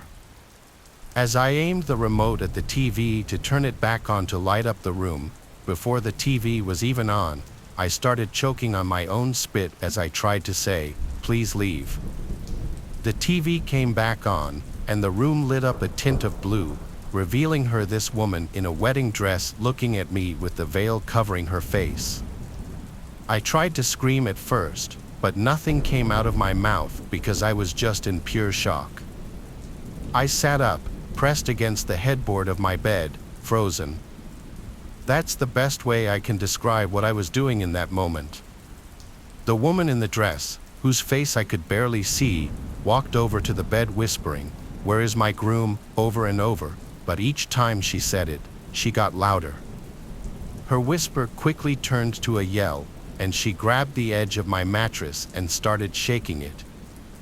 I screamed back at her to leave me alone. Then I got off the bed, pushed her, and ran to the bathroom across the hall and locked the door. She followed me, trying to open the door, banging on it and repeating the words, "Where's my groom?" I yelled at her, "I'm calling the cops," and luckily I had my cell phone on me. The woman was crying now on the other side of the door, still knocking and banging. The last thing I heard her say was, "I have to get to my wedding." I heard her stomp down my stairs, screaming and crying. Then I heard the front door slam shut. I was on the phone with 911, and I explained what just happened. I checked the living room, and she was gone. I stepped outside to see if I could see which way she ran, but she was out of sight. A police officer showed up shortly, and I described her as some larger woman in a white wedding dress and veil, how she was screaming, "Where's my groom?" and "I have to get to my wedding." I couldn't help with the direction she ran to. It was either down the only direction the street goes or the woods to the right. Because of my exhaustion after my 10-hour shift, I had forgotten to simply lock my door, something I honestly never even thought was a problem in my neighborhood. But this just goes to show that even in the best of neighborhoods, you're not always safe from crazy people out there. I think this woman was off her rocker and belonged in a mental asylum, and I hope police or somebody found her roaming the streets that night and brought her somewhere to get her help. I once responded to a call of a possible breaking and entering. A young woman living alone called in fear, saying that she came home to find a broken window downstairs, but nothing seemed to be stolen, and she couldn't find anyone inside.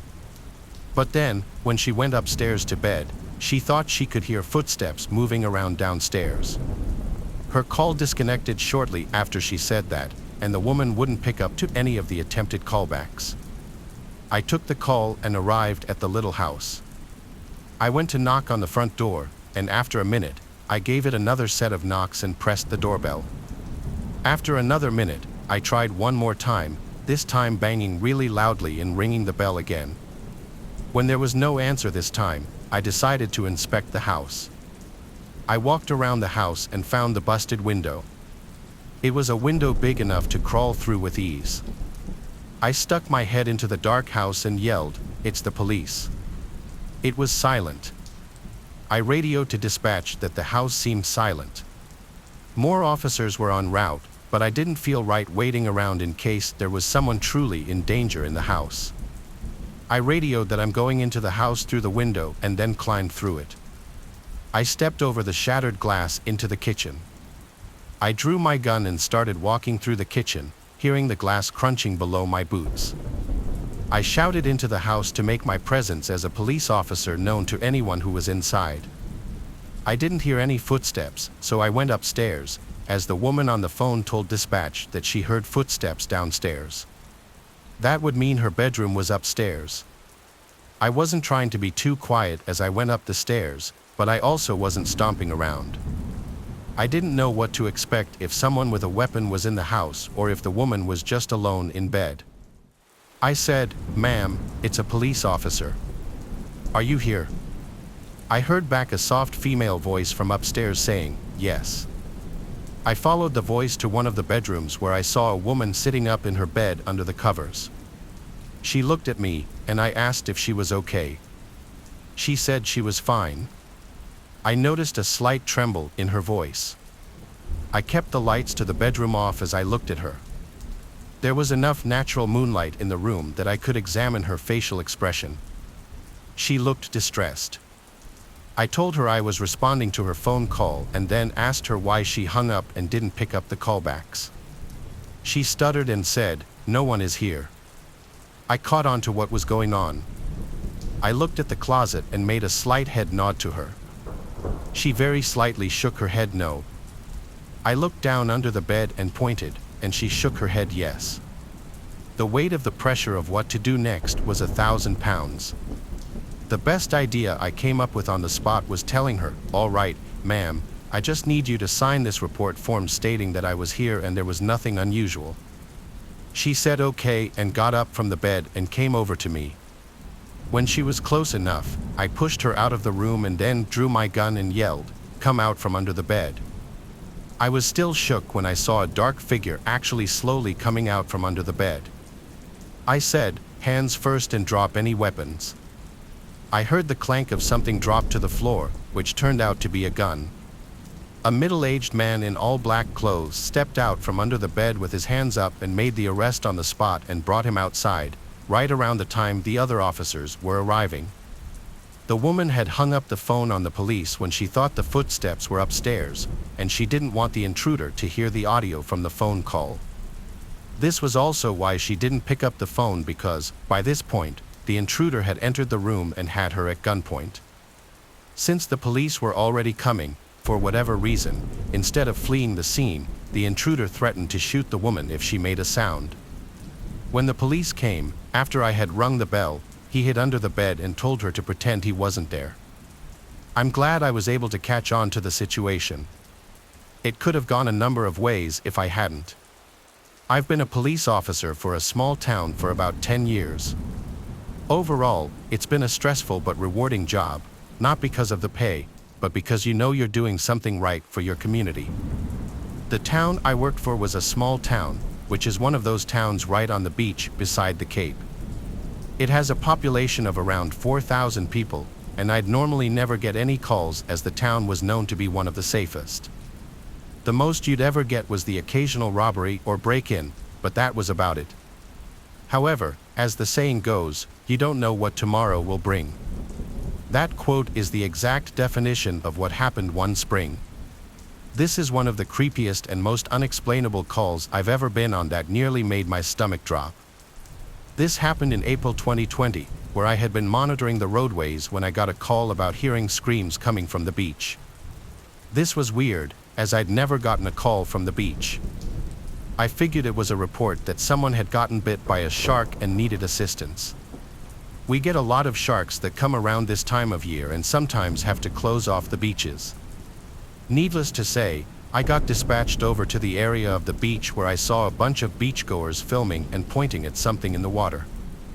I got out of my patrol car and walked up to the people watching this thing bobbing around in the water. From my perspective, it looked like a small buoy, but as it got closer, I came to the realization that it was the head of a person. Whoever it was clearly unconscious as the waves pushed this person to shore. The second they did, I was immediately filled with a sense of dread and confusion. It was the body of a man who appeared to be in his early 20s, wearing cargo pants and a leather jacket.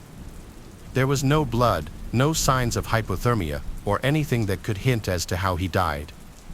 In fact, it seemed like he'd been dead for at most a day or two. I told everyone to step back while I performed CPR, just in case he was alive. However, there was no pulse, and that was when backup arrived along with a detective. Now this is where things really start to get weird. At one point, we searched his jacket and in one of the pockets was a small Ziploc bag of some type. Inside was what looked to be a folded piece of paper with letters written on it. Once we unfolded it, we were all baffled by what the context of the page meant. It was all just a bunch of letters and symbols scrambled together on separate lines of the paper. Only then did we realize that what we were looking at was some sort of cipher. It looked like total gibberish to the naked eye, but we knew there were people in the FBI who specialized in cracking codes and riddles. Many of us who were on the scene that day believed that whatever the cipher meant could possibly give us a hint as to what actually happened to this man. At that point, we obviously had to close the beach and even enforce a curfew in this section. The body was recovered, and an autopsy was later performed. The creepy thing was that the autopsy couldn't identify what actually killed him. Eventually, the town ruled his death as being natural causes from the ocean. Not too long after, a lot of crazy rumors started to spread around the town. Some speculated that he had drowned, others believed he was murdered, and there were even some who thought Satanism was to blame. This led many people to believe that there was a serial killer in the town who lived by the beaches. Another theory was mentioned that this incident was somehow connected to the Lady of the Dunes case. For those of you who don't know what that is, it's a similar case that occurred in the same town in the 70s. While there was no evidence of the two cases being linked, we couldn't take the risk of a killer nearby, which is why the beaches were closed. As far as I know, the FBI and forensic analysts have yet to decipher this code and what it meant. Even with advanced computer programs, it's been a few years now and this case still haunts me. Every time I think about it, more and more questions pop into my head about what really happened. How did he die? Why did he have an encoded cipher? And what sort of riddle would be uncovered had it been solved? It still freaks me out to this day. The year was 2018 when 3 of my friends and I, all males in our early 20s, decided to travel to Bali for a week. It was cheap, and we had the time, so why not? Our itinerary included sightseeing, trying local foods, mountain climbing, visiting bars at the beach, basically a typical vacation in Indonesia. It was honestly quite a surreal experience. The country is absolutely beautiful, and the food was amazing. The only issue I had with the trip was the locals. Drugs were really prominent there, especially mushrooms. The streets were filled with druggies eager to sell us their products. I'm not exaggerating when I say that one dude even grabbed my arm because I ignored his 2-for-1 deal for a one-way trip to meet Jesus. I shrugged him off while my friends laughed it off, suggesting that I may be passing up the chance to meet our Lord and Savior. He looked rabid and frantic, like he was about to pounce on me like a dog diagnosed with rabies. I didn't feel too afraid, as we were confident that we could handle them. Half of them weren't even sober. However, that was only the tip of the iceberg. The horror began when we went back to our Airbnb for the night. We had an early day the next morning and were exhausted. The place was extremely cheap and didn't even have a proper locking mechanism for the door. It had 2 wooden doors that swung inwards, and the only way to lock them was to wedge a wooden block through the holes mounted on the door. It was quite a primitive lock, but I guess it got the job done. Everything was going well until the last night of our trip when we realized that the wooden block was missing. We looked everywhere for it, but to no avail. I figured that one of us must have misplaced it, and we settled for using a selfie stick. I know it sounds like a horrible idea, but since we didn't have anything that fit the holes to wedge the door closed, we turned in for the night, seemingly not expecting anything since we had already stayed there for 6 days without issues. I woke up to strange clicking sounds in the dead of the night. Getting out of bed, I thought it might be one of the guys, so I nonchalantly approached the noise. My friends were all sleeping, so I decided to investigate the cause of the racket. The noise seemed to be coming from the door, so I headed toward it, feeling extremely confused. Who could be at our doorstep at this time of the night? I noticed the doors were slightly opened, and the selfie stick was horribly deformed. I peeked outside and saw 3 people staring through the gap between the doors. They were really close to the entrance and were attempting to push the doors open. I yelled at them, questioning their intentions as I noticed one of them was holding the wooden block. I was shocked and puzzled by the situation, as I recognized one of the men, He did the overall cleaning for the airbands and pathways during the day, so there was no reason for him to be there at 3 a.m. The other dude asked if the wooden block belonged to us, claiming they found it outside the Airbnb. I definitely smelled something off, as there was absolutely no reason to do that at 3 a.m. I called for my friends, and the three men immediately ran off. I filled my friends in on the situation, and we stayed up until morning in case they tried anything funny.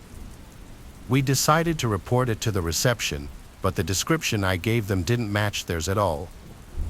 They told me that the housekeepers they hired consisted of only females in their late 30s and 40s.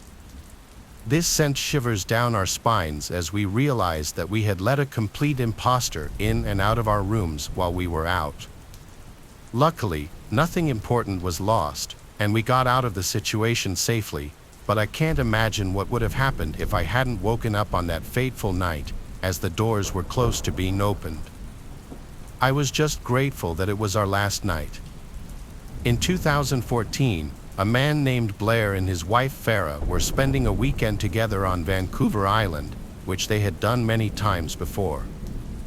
The couple has a lot of experience on the island and just camping in general. Vancouver Island provides an optimal camping setting because of its mix of scenic beaches and dense forest. The couple had many successful camping trips on the island until something truly terrifying happened to them on their final outing on the island. Blair and Farah were far from any roads or civilization, enjoying the solitude. They set up camp on a beach, a good distance from anywhere, and kept a fire going. To get to the trail leaving the beach was 1 kilometer along the beach and 2 kilometers to the road through the forest. The couple had met another camper named Claude from New Zealand, who they ran into earlier that day on the beach. Claude was planning on sleeping in his van, which he parked back up on the road. The couple invited him down to the beach for a fire, and the three shared a bottle of wine, talking amongst themselves around the fire. This is where things started to get a little creepy. The sun was starting to go down by this point, and the trio kept hearing what sounded like female voices from behind them in the bushes dividing the beach from the forest. It wasn't too dark out yet, though, so it was still possible that they were just other hikers or campers nearby, or even a group who anchored offshore and the sound was just bouncing in a weird way. All three of them could agree that they were hearing female voices. On that note, it was getting late and a little dark, so Claude said goodbye and set out to hike back to his car before it was too dark. Blair and Farah stayed by their campsite and stoked the fire because Farah was starting to get creeped out by the voices, which continued on into the darkness. It sounded like two female voices speaking, but whatever that was being said was unintelligible. It sounded to the couple like the voices were not far beyond the tree line now.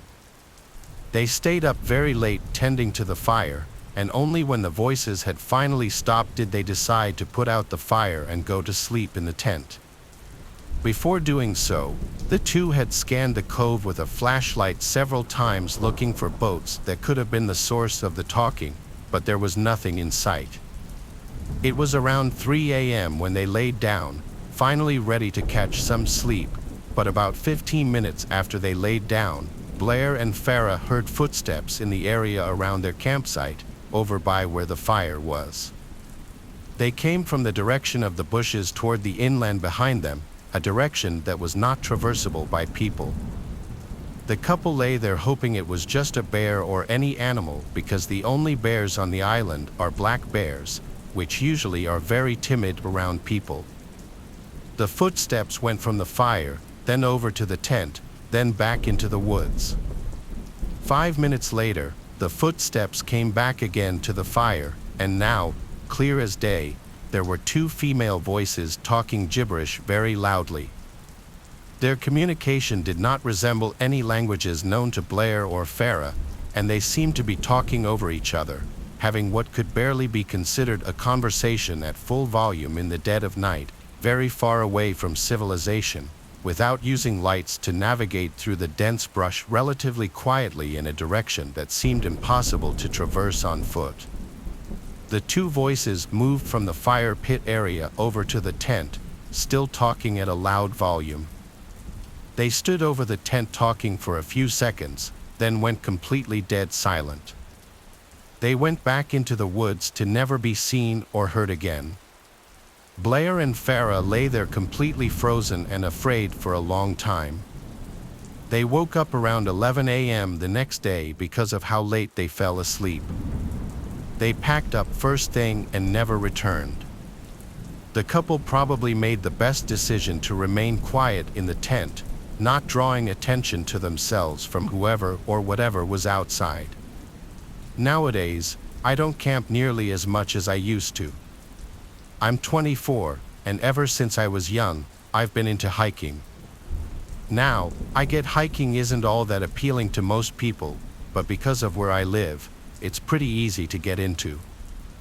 You don't have to travel all that far for a pretty stunning scenic view. I try to find a new trail to hike every weekend. Typically, I'll hike alone, so I always keep a knife in my backpack for protection against wildlife. Should it ever come to that, though, in all my years of hiking, I've never once had to actually use it. In fact, I've never run into any dangerous situation while hiking. Well, at least up until a few days ago. I was driving to a heavily forested hiking trail I'd never been to before. Now, I hike in the afternoon, and this happened around the time of year where the days were starting to get shorter. In other words, the sun was setting earlier and earlier each day. This was a key detail that I had completely forgotten about prior to leaving. Only after I started driving to the place did I realize it would be completely dark outside before I would even be able to finish my hike. A decision I still regret making is deciding to do the hike anyway. I got a bad feeling about it right when I started. Fast forward a few hours, and I was now about 85% finished with the route I picked out. By this point, it was almost completely dark. I had a flashlight, but still, the whole scene was pretty eerie. This portion of the trail was deep in the forest.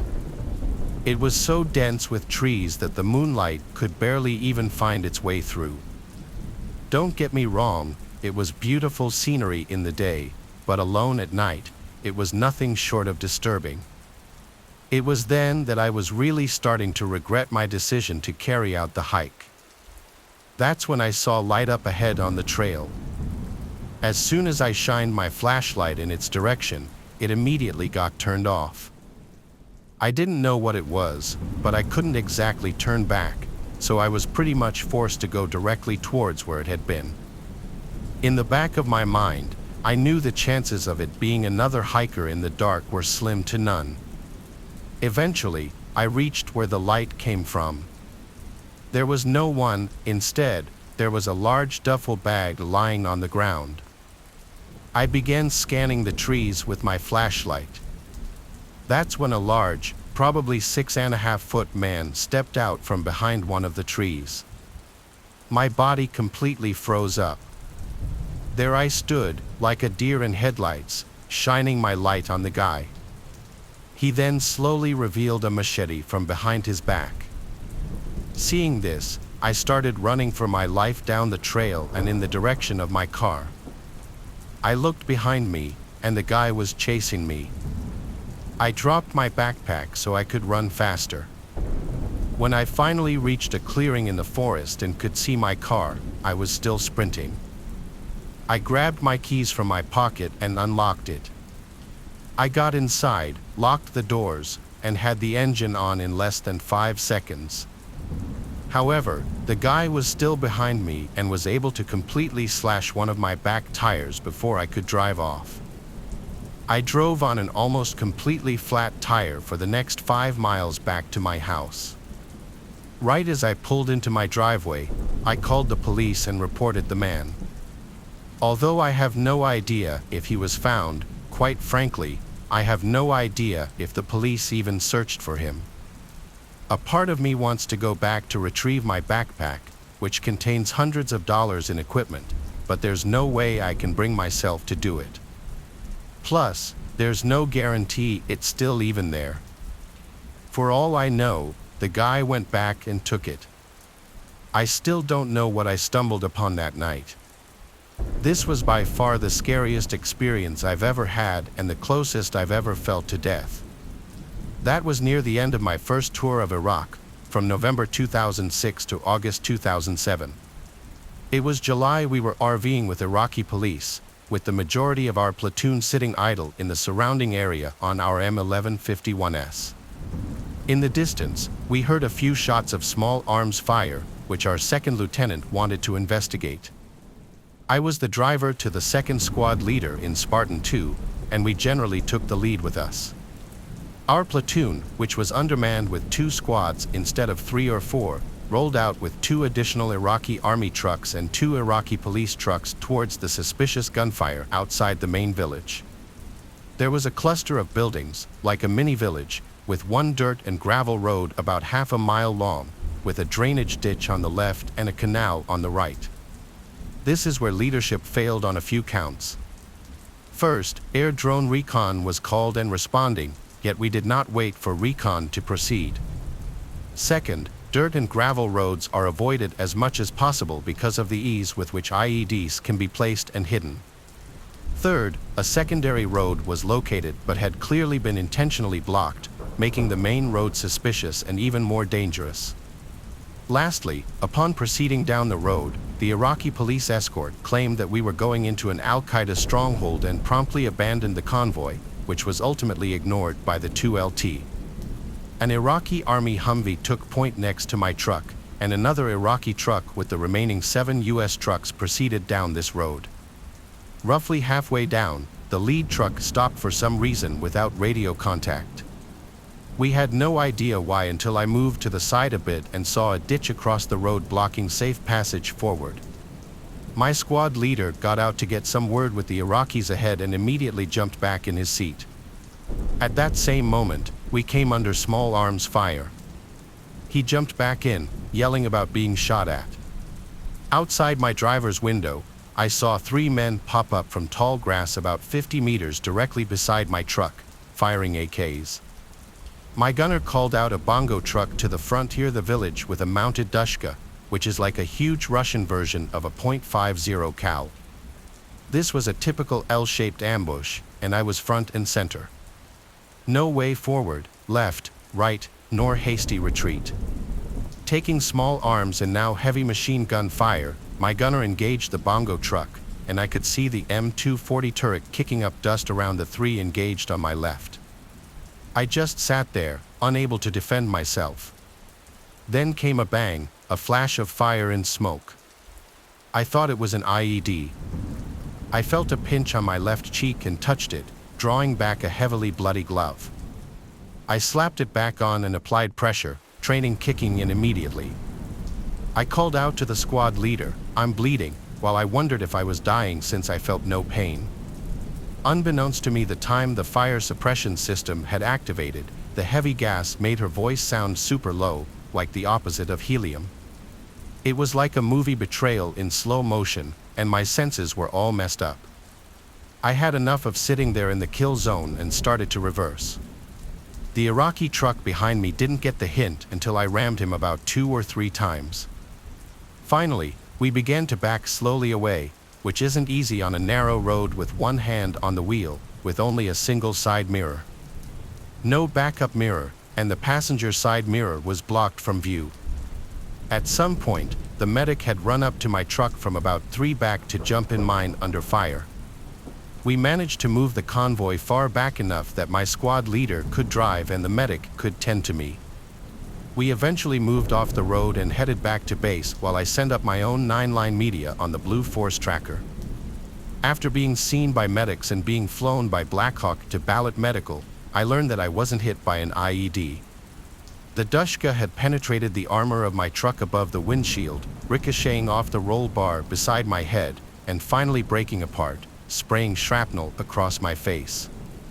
A few inches and I could have had a stump where my head was.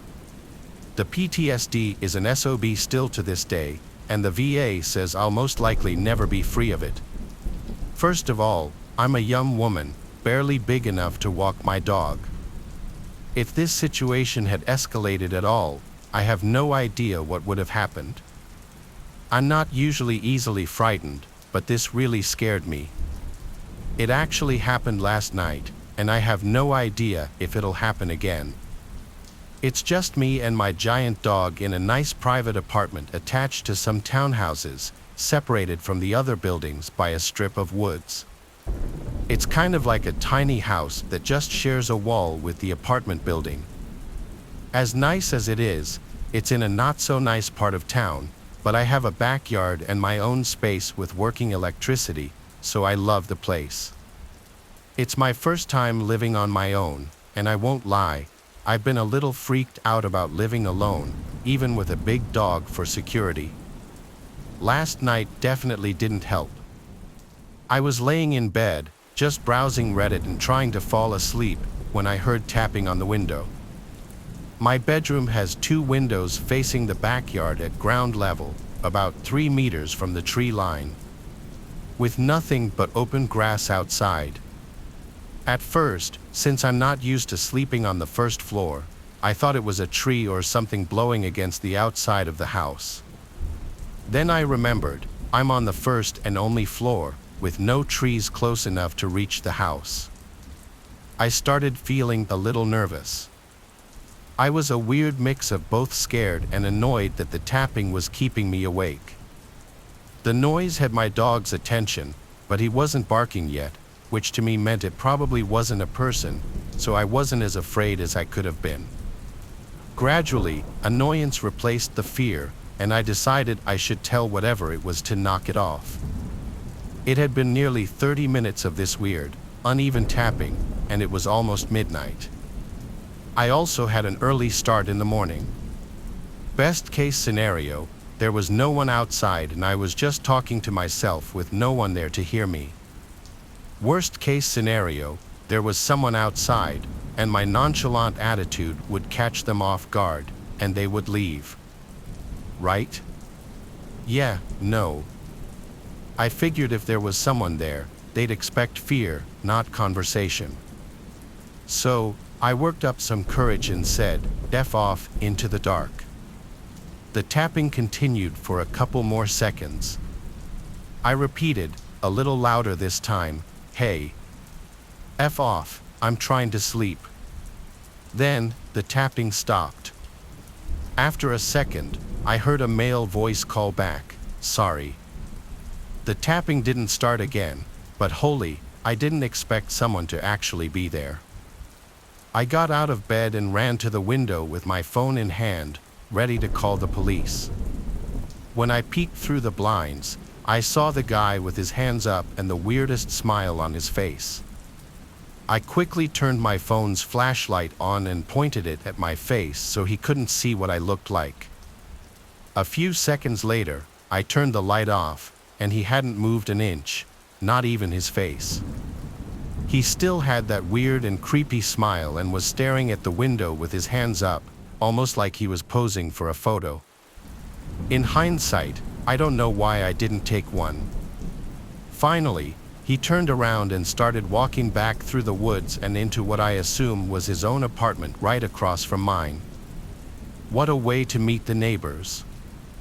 I have no idea what possessed him to tap on my window for half an hour or what he had in mind, but he hasn't come back yet. I'm not sure what I'll do if he does.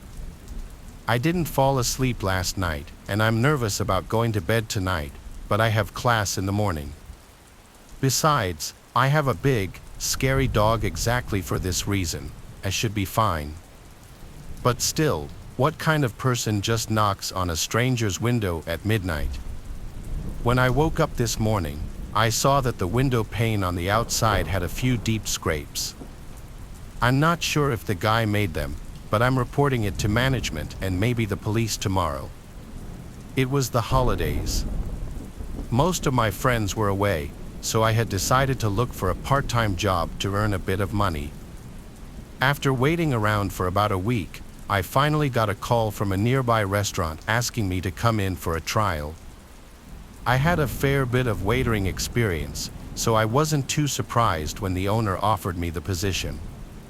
The place had a really creepy atmosphere to it. It was small, dimly lit, and every so often a terrible smell would circulate through the air.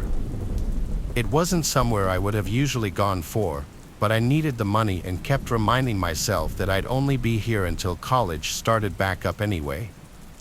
It was around 10 p.m., and I was out the front by myself cleaning the cutlery while I waited for the last table to leave. It was a table of 4 big guys. They were pretty rough looking. In fact, if I passed them on the street, I would have assumed they were homeless.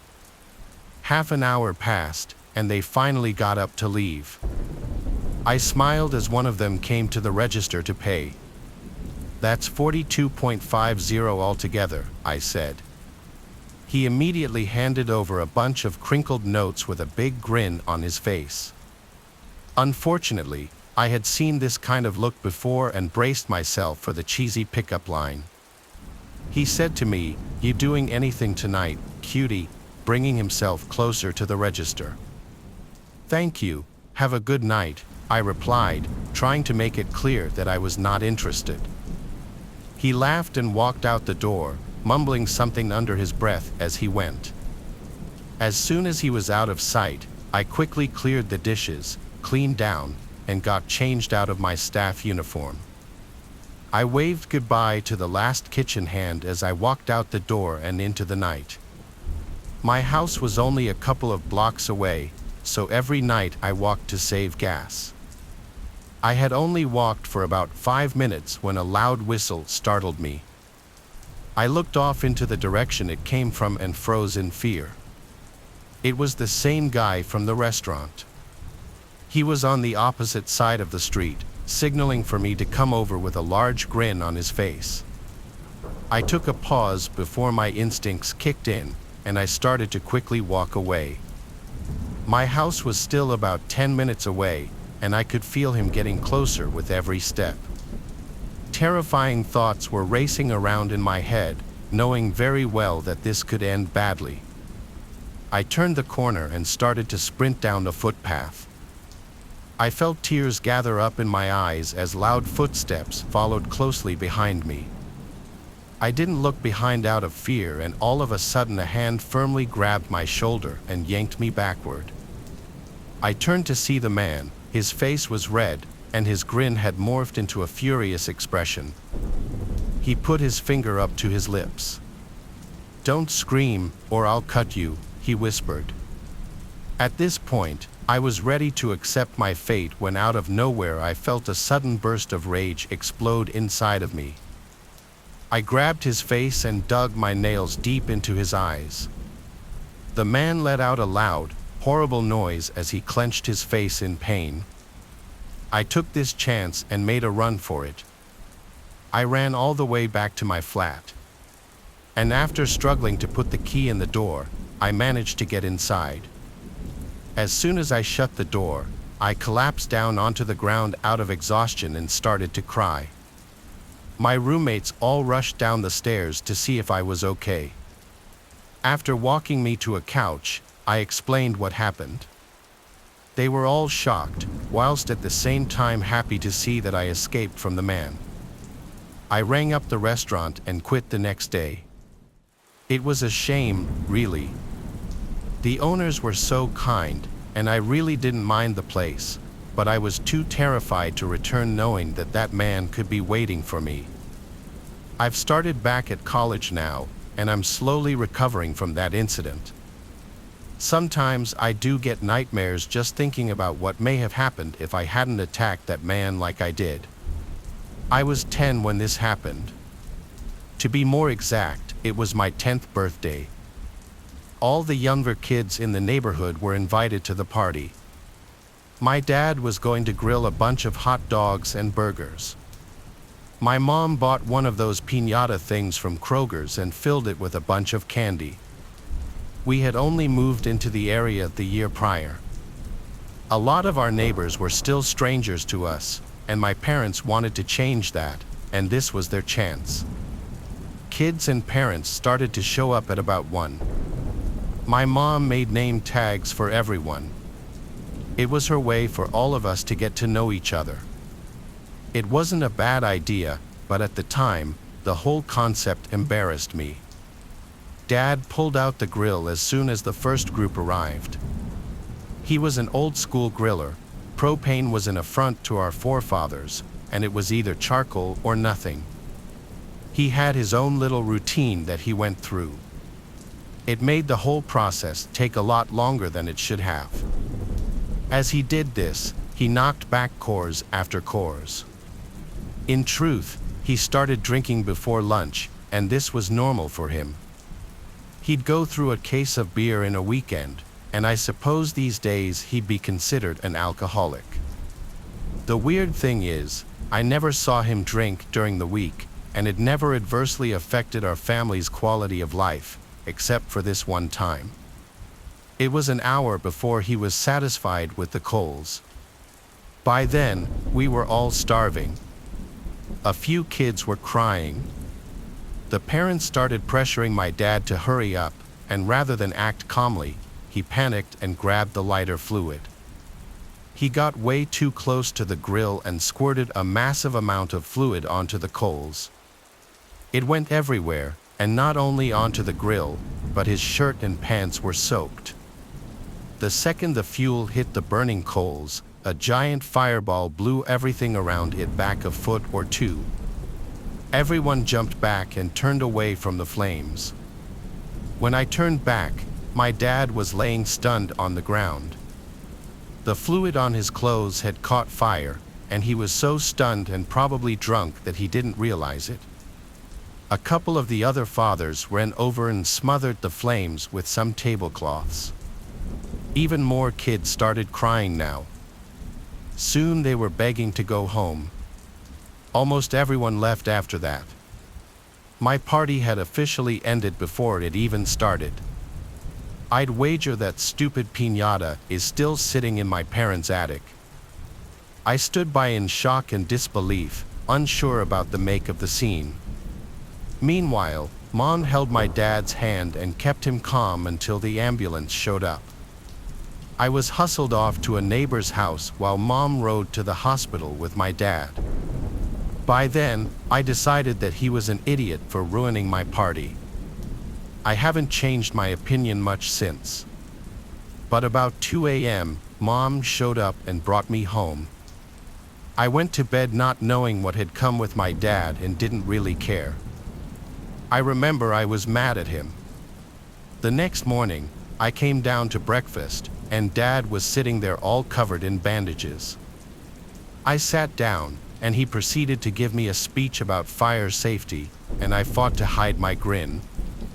The irony was overwhelming, but I was able to hold myself together, nodding on occasion to feign interest. After breakfast, I retreated to my bedroom and had a good long laugh. From then on, things returned to normal, but Dad never grilled again. My birthdays were orthodox affairs after that. A few friends would bring gifts, we'd have pizza, and then have some cake. The look on my dad's face every time I blew out the candle still makes me laugh.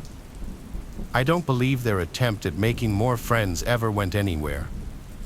They befriended a few neighbors nearest to us, but from what I heard, the consensus was that my dad was a giant. My mom just happened to be fortunate enough to marry him. From experience, I'd say it's a pretty accurate assessment. The story took place just 2 weeks ago. I've always had a fear of basements since I was a kid. Now that I'm 18, my fear is obviously subdued a little bit, but I still glance over my shoulder at any noise I may hear behind me, and I might get that slight butterfly in my stomach feeling when I'm alone. Well, on this cold Friday night, I was home alone. Since our biggest TV is in the basement, that's where I usually go, especially to play video games. I was playing Fortnite with my friends, some crazy popular first-person shooter game.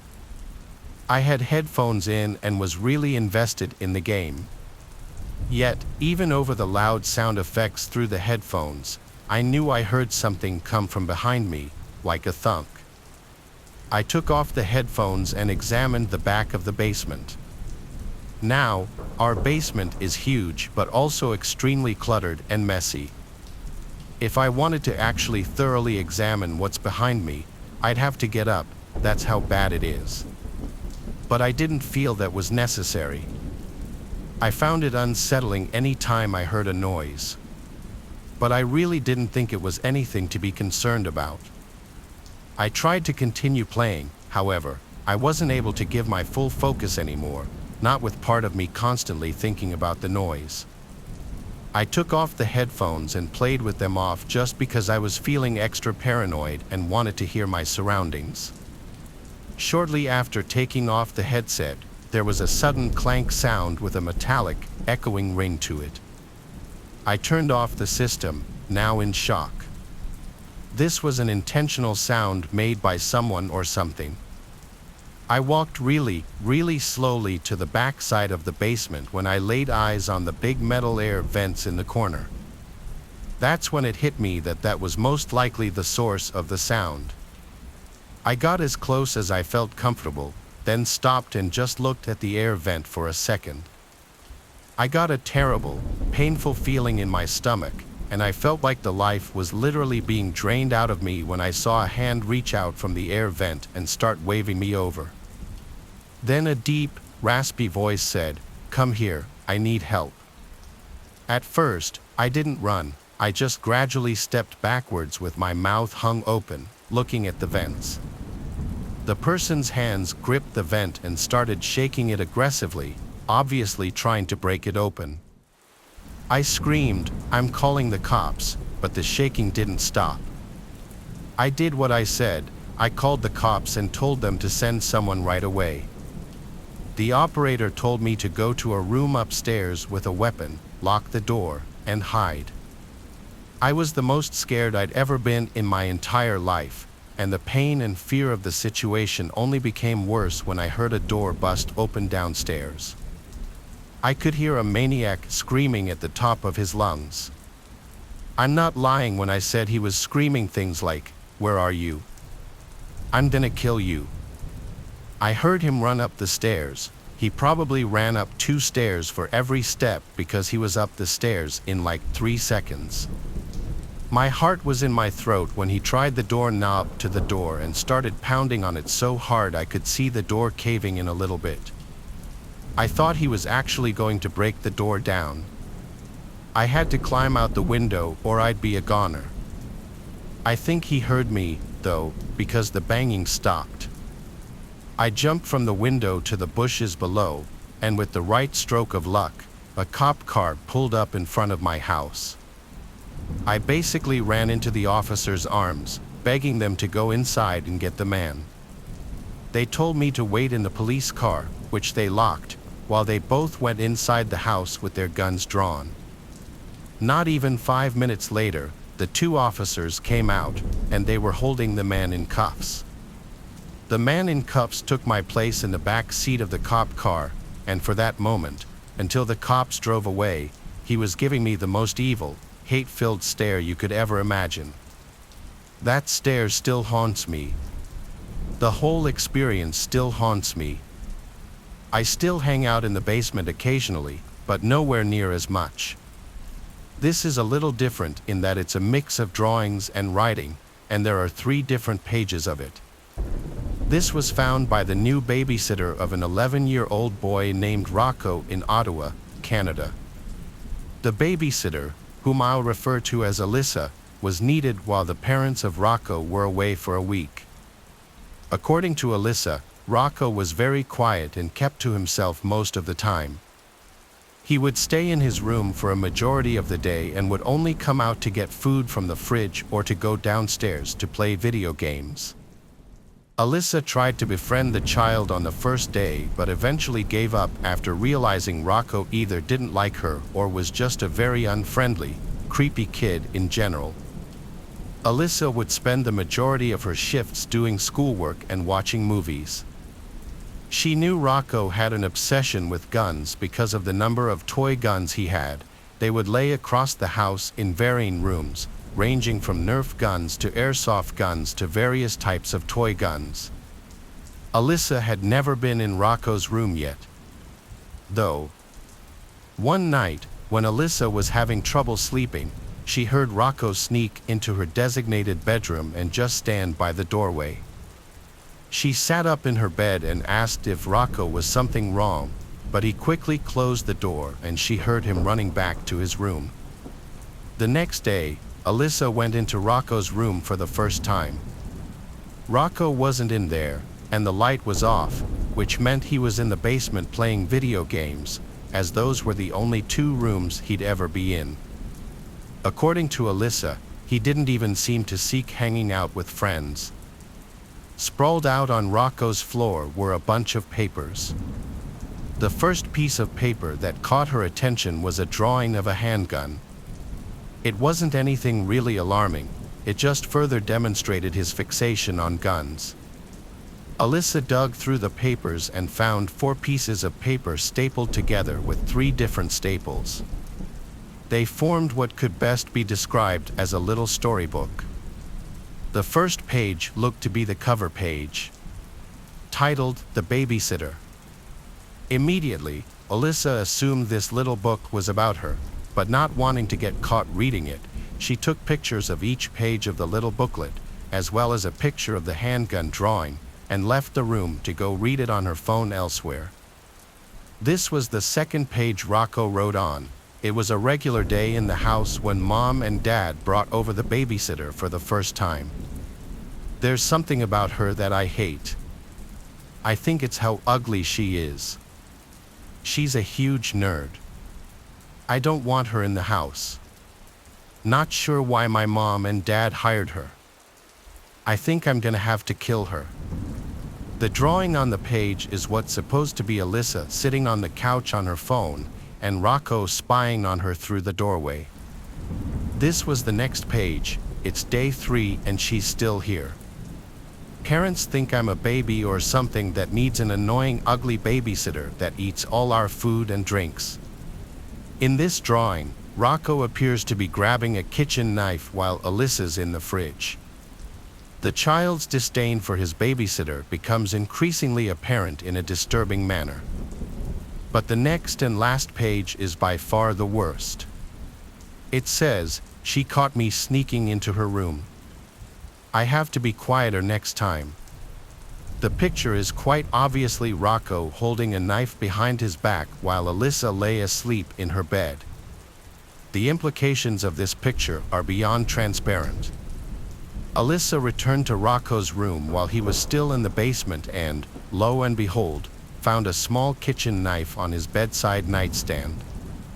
Alyssa sent the pictures of the drawings and knife to Rocco's parents and then called them. At first, the parents tried to convince her he must be joking around, but they were apparently easily convinced that Rocco could have monstrous intentions. They had Rocco's grandmother take over that same day.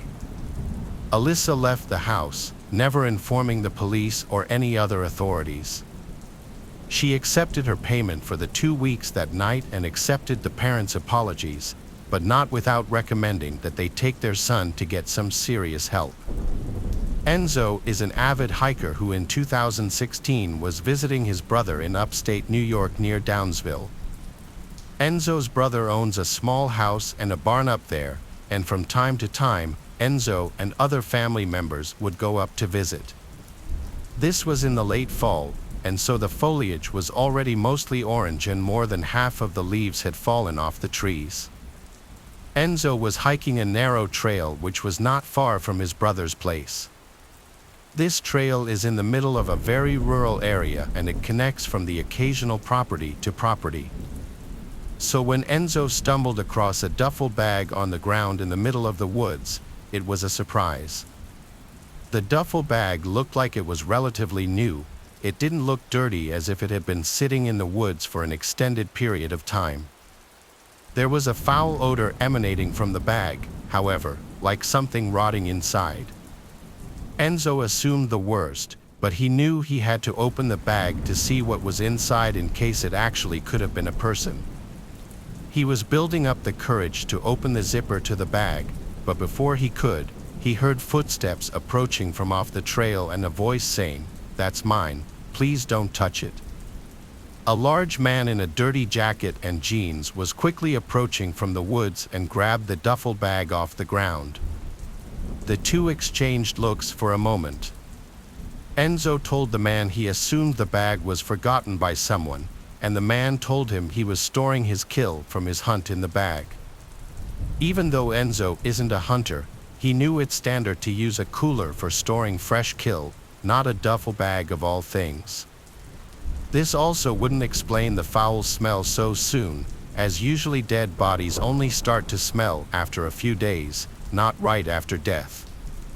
So he apologized and continued walking down the trail with a little more speed in his step. It's likely the man noticed Enzo's nervousness because he heard the duffel bag get dropped on the floor as he was walking away, but as he looked back, he didn't see the man anymore. Enzo nervously continued along the trail, taking out his phone to try to call his brother for an emergency pickup by the road, but he didn't have any reception in the woods.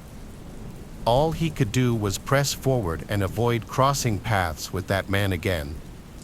But as he continued on, he kept hearing leaves crunching from not far behind him, and any time he'd look back, the coast seemed clear. Eventually, his fear that he was being followed became real. He saw that man following him in the distance in a stalkerish manner, hiding behind a tree. Without thinking, Enzo started to run as fast as he could down the trail. He knew he was being followed without even looking back because he could hear the leaves being crushed not too far behind him. Enzo came to an abandoned-looking property with overgrown grass, and having grown too winded to continue running, he attempted entry to the old house through the back door and was able to get inside.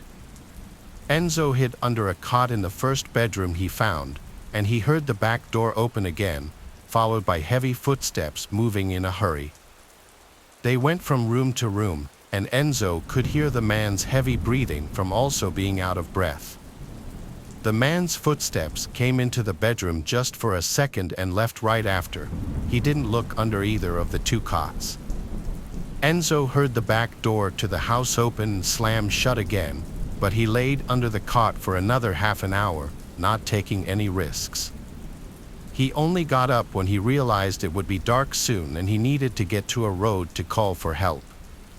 He proceeded to leave the house and run down the dirt trail by the house that was most likely once used as a driveway, which led him to a road. From there, he eventually hitched a ride with a passing car who gave Enzo a lift back to his brother's house, where Enzo would call the local police department and report his encounter. Given the severity of the case, police showed up at the house to get a more detailed description of the man's face, the location it happened, and other information. Though it was never technically confirmed what was in that duffel bag, the rotting smell would already be clue enough. But the fact that the man so intently chased after Enzo shows that he was hiding something that he didn't want any witnesses for, most likely dumping a dead body all. I'm a student in Rome and I live about 2 hours away from it, so whenever I have to go there, I have to go by train. I do have my driver's license, but I prefer the train because I can study on the way there. Plus, in Italy, it's quite common for students to move by train to reach the cities where we study. So, this one day in question, I was waiting at the train station in Roma Tiburtina with my boyfriend for my train to come. This is one of those times where I would get on the train by myself because he had an extra lesson the following day, so he was just keeping me company. We both noticed a weird guy with a bike acting strange, like he was drunk or something, but we didn't pay much attention because the station is often full of drunk homeless people roaming around. Here's why he never lets me go alone to the station, especially at night. So, we sat and waited for my train, and when it finally arrived, I got up, kissed my boyfriend goodbye, and got on the train. I did notice the guy with the bike standing in line behind me to get on the train, but I honestly didn't give it that much thought. After all, lots of people took my same train, and there were often drunk people trying to board without a ticket. When I got on the train, it was packed. No matter how many carriages I passed, I couldn't find a seat, so I just sighed and decided to go sit by the train door. I don't know about other countries, but here in Italy, some trains have a little seat by the door that you can unfold. So, I unfolded one of those and sat there, taking out my history book and starting my long study session. About 5 minutes into my studying, I felt something on my cheek. It was a hand. I raised my gaze from my book, and there he was, the guy with the bike. I immediately jerked his hand away from my face and asked, who are you and what do you want? He simply just stood there smiling, so I asked again, who are you? He then looked me dead in the eyes, still with that creepy grin, and said, I'm no one. I'm just a dude. Wanna have some fun? I didn't even bother answering.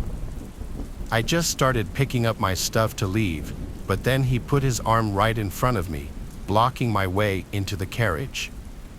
So, I grabbed his wrist, dug my nails into it, and then jerked it away, freeing my passage to the much more crowded carriage where he couldn't do anything to me. I tried to look for the ticket inspector to get some help, but he just kept following me. One very kind man noticed the creep was following me, so he offered me a seat and told me to stay there while he went to look for the inspector. I sat down and waited. I honestly thought that I was safe, that he wouldn't try to do anything in front of so many people, but I was wrong.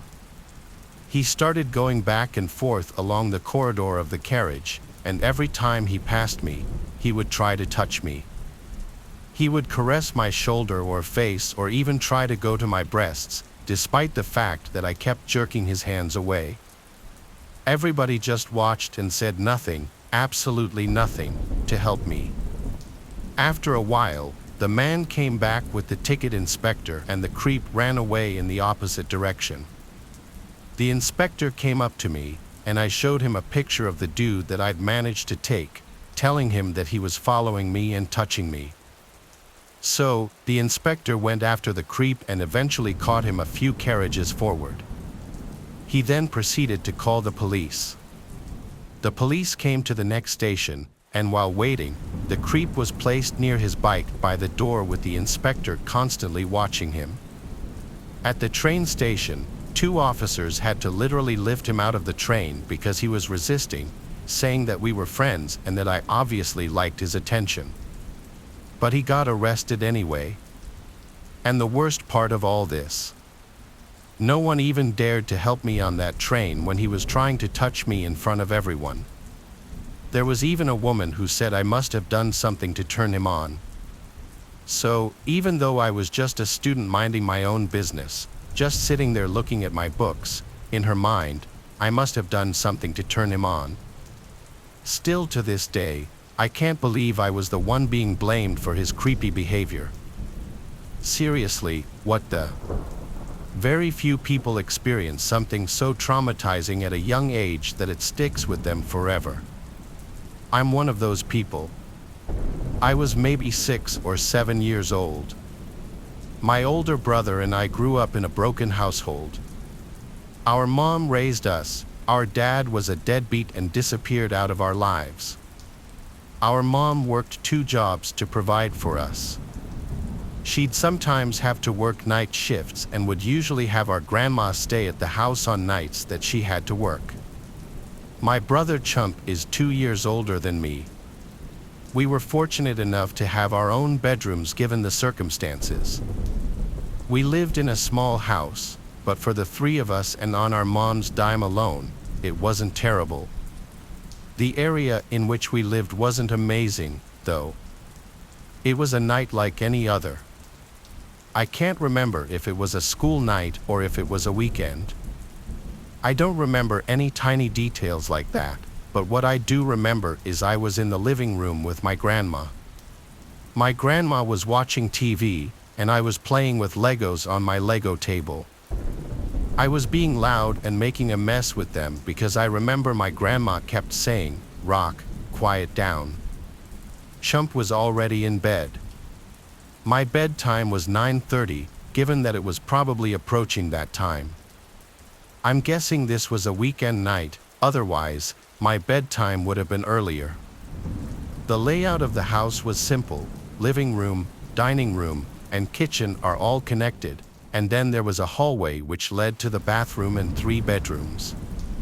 Our mom's bedroom was at the end of the hall, mine was in the middle. Our grandma would sleep in our mom's bed when she'd stay over to watch us. Eventually, I had to go to sleep. My grandma would always go to sleep early too, so right after saying good night to me, she would go to the bathroom to brush her teeth and stuff before going to sleep as well. I was never one to be afraid of the dark or anything. My mom says I used to be a really brave child. But that night, I woke up in the middle of the night, something unusual for me because I remember myself being a very heavy sleeper. I heard something outside in the hallway, creaks in the floor. The wood floors in that house were always very creaky. Anytime someone walked down the hall, you'd hear it. I thought my grandma was going to the bathroom. However, the creaking didn't stop. It sounded like the creaks were moving back and forth. I got out of bed and went to the door to listen. Now, I heard whispering. I was more confused than anything. I thought my grandma was talking to Chump. I opened the door and looked into the hallway, and what I saw still haunts me. There was a tall, naked, skinny woman leaning on the wall with her head between her arms. She was whispering stuff to herself, and then, like a deer in headlights, her head whipped around to look at me. I screamed for my grandma like a little girl and slammed my door shut. There were pounds on my door, and the woman on the other side was screaming a name, "Bonnie, Bonnie, open the door." I kept screaming as loud as I could for my grandma, and I heard her scream in the hallway. I distinctly remember my grandma screaming, "Get the out of here." The woman screamed, "Where is Bonnie?" My grandma was in her mid-60s at the time, and she was still pretty quick. She yelled at me to keep my door locked, and she managed to fend off this crazy woman as she also called the police at the same time. I don't know how she did it, but my grandma was one tough woman. The woman left the house screaming, "Bonnie," and after locking the door, my grandma came to hug both me and Chump, who was awake and also crying from the commotion. We all sat huddled together until the police came. By that time, my grandma told us to just go back to sleep.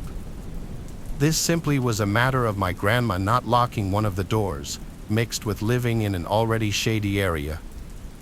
That woman had to be on crack or something. Seeing what I saw at such a young age did a number on me. I couldn't sleep alone for a long time. It was this incident that really resulted in us moving out of that house not long after. This happened shortly after I turned 15 years old. As a birthday gift, my parents had given me an Xbox. I was even given my own monitor, which allowed me to play in my room. My room was upstairs, and in the weeks after my birthday, I of course spent a lot of time up there. It was a Saturday night. I was talking in an Xbox party chat with 2 of my school friends. Both of my parents went out of town at a work convention for the weekend, so I was home alone. I had my headphone volume pretty loud, but during a pause in our conversation, I heard a thumping sound come from downstairs. If you've ever been home alone as a kid, you'll know that any abnormal sound gets your mind imagining the worst. I turned down the volume and took one headphone off my ear. Nothing happened for the next 5 minutes, but shortly afterward, I heard the same noise again. I told my 2 friends about it this time, and they both encouraged me to go check it out, joking how someone might have broken in. I laughed and agreed to do it during the next break in our game. When that came, I took my headphones off and started walking towards the stairs. I began walking down them, and as I did, I began to hear soft whispering. I was only halfway down, but I completely froze up. I intently listened, trying to make out whether what I was hearing was actually real or not. Eventually, I crouched down to get a look into the living room. There, I saw 4 fully grown men, all completely covered in black, silently walking around. I genuinely couldn't process what I was seeing. All I knew is that I had to get back upstairs. I slowly started crawling back up them, and of course, one of the steps let out a loud creaking noise that echoed throughout the house before returning to silence. There was no way they didn't hear it.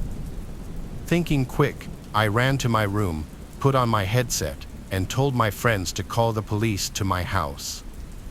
They sounded confused and now in a serious tone asked what was going on. I didn't feel like I had enough time to explain, so I just told them to hurry and threw my headset down on my desk. I knew that locking myself in my room would be an obvious sign that I was inside. I still locked the door and closed it behind me, but instead, I hid in the bathroom further down the hallway with the light off and the door slightly cracked open so that they wouldn't think to check it. I could hear multiple sets of boots slowly walking up the stairs as I sat in silence. They kept getting louder until I could hear banging on my bedroom door down the hall. Not banging like trying to get my attention, whoever was doing it was clearly trying to break down the door. Voices started yelling out, saying things like how I needed to open the door if I didn't want anything bad to happen to me. I was absolutely horrified. I got up and started desperately opening the bathroom window. I guess I'd made too much noise because a set of boots started heading down the hall just as the bathroom door fully opened. I managed to dive out of the window head first. I landed badly on my neck but still managed to look back up at the bathroom window. A silhouette stood motionless, looking back at me. That's when the backyard door slid open and 3 men came running out towards me. I tried getting up to run, but I couldn't in time. All 3 of them started grabbing me and pulling me back towards the house, but this was interrupted by the distant sound of police sirens. The 3 of them stopped and looked up at each other. They then sprinted to the backyard fence, climbed it, and I never saw them again. A few moments later, the police showed up in the backyard. I told them which way the men had gone, to which a couple of them started off in that direction while another stayed with me. The only man that was caught that night was the one inside the house. The other 3 that ran were never found. As police were asking me questions, my 2 friends who I was playing Xbox with pulled into the driveway on their bikes. Even to this day, I still routinely thank them for calling the cops, as it likely saved my life. Found left behind in the house were 4 different knives and a couple of fully loaded pistols. This took place 2 years ago and I can still recall every moment in almost perfect detail.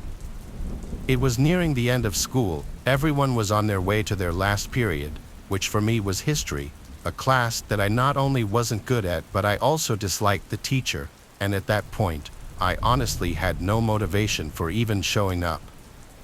So ultimately, I decided to ditch and hide out in one of the bathroom stalls located near the very back of the school.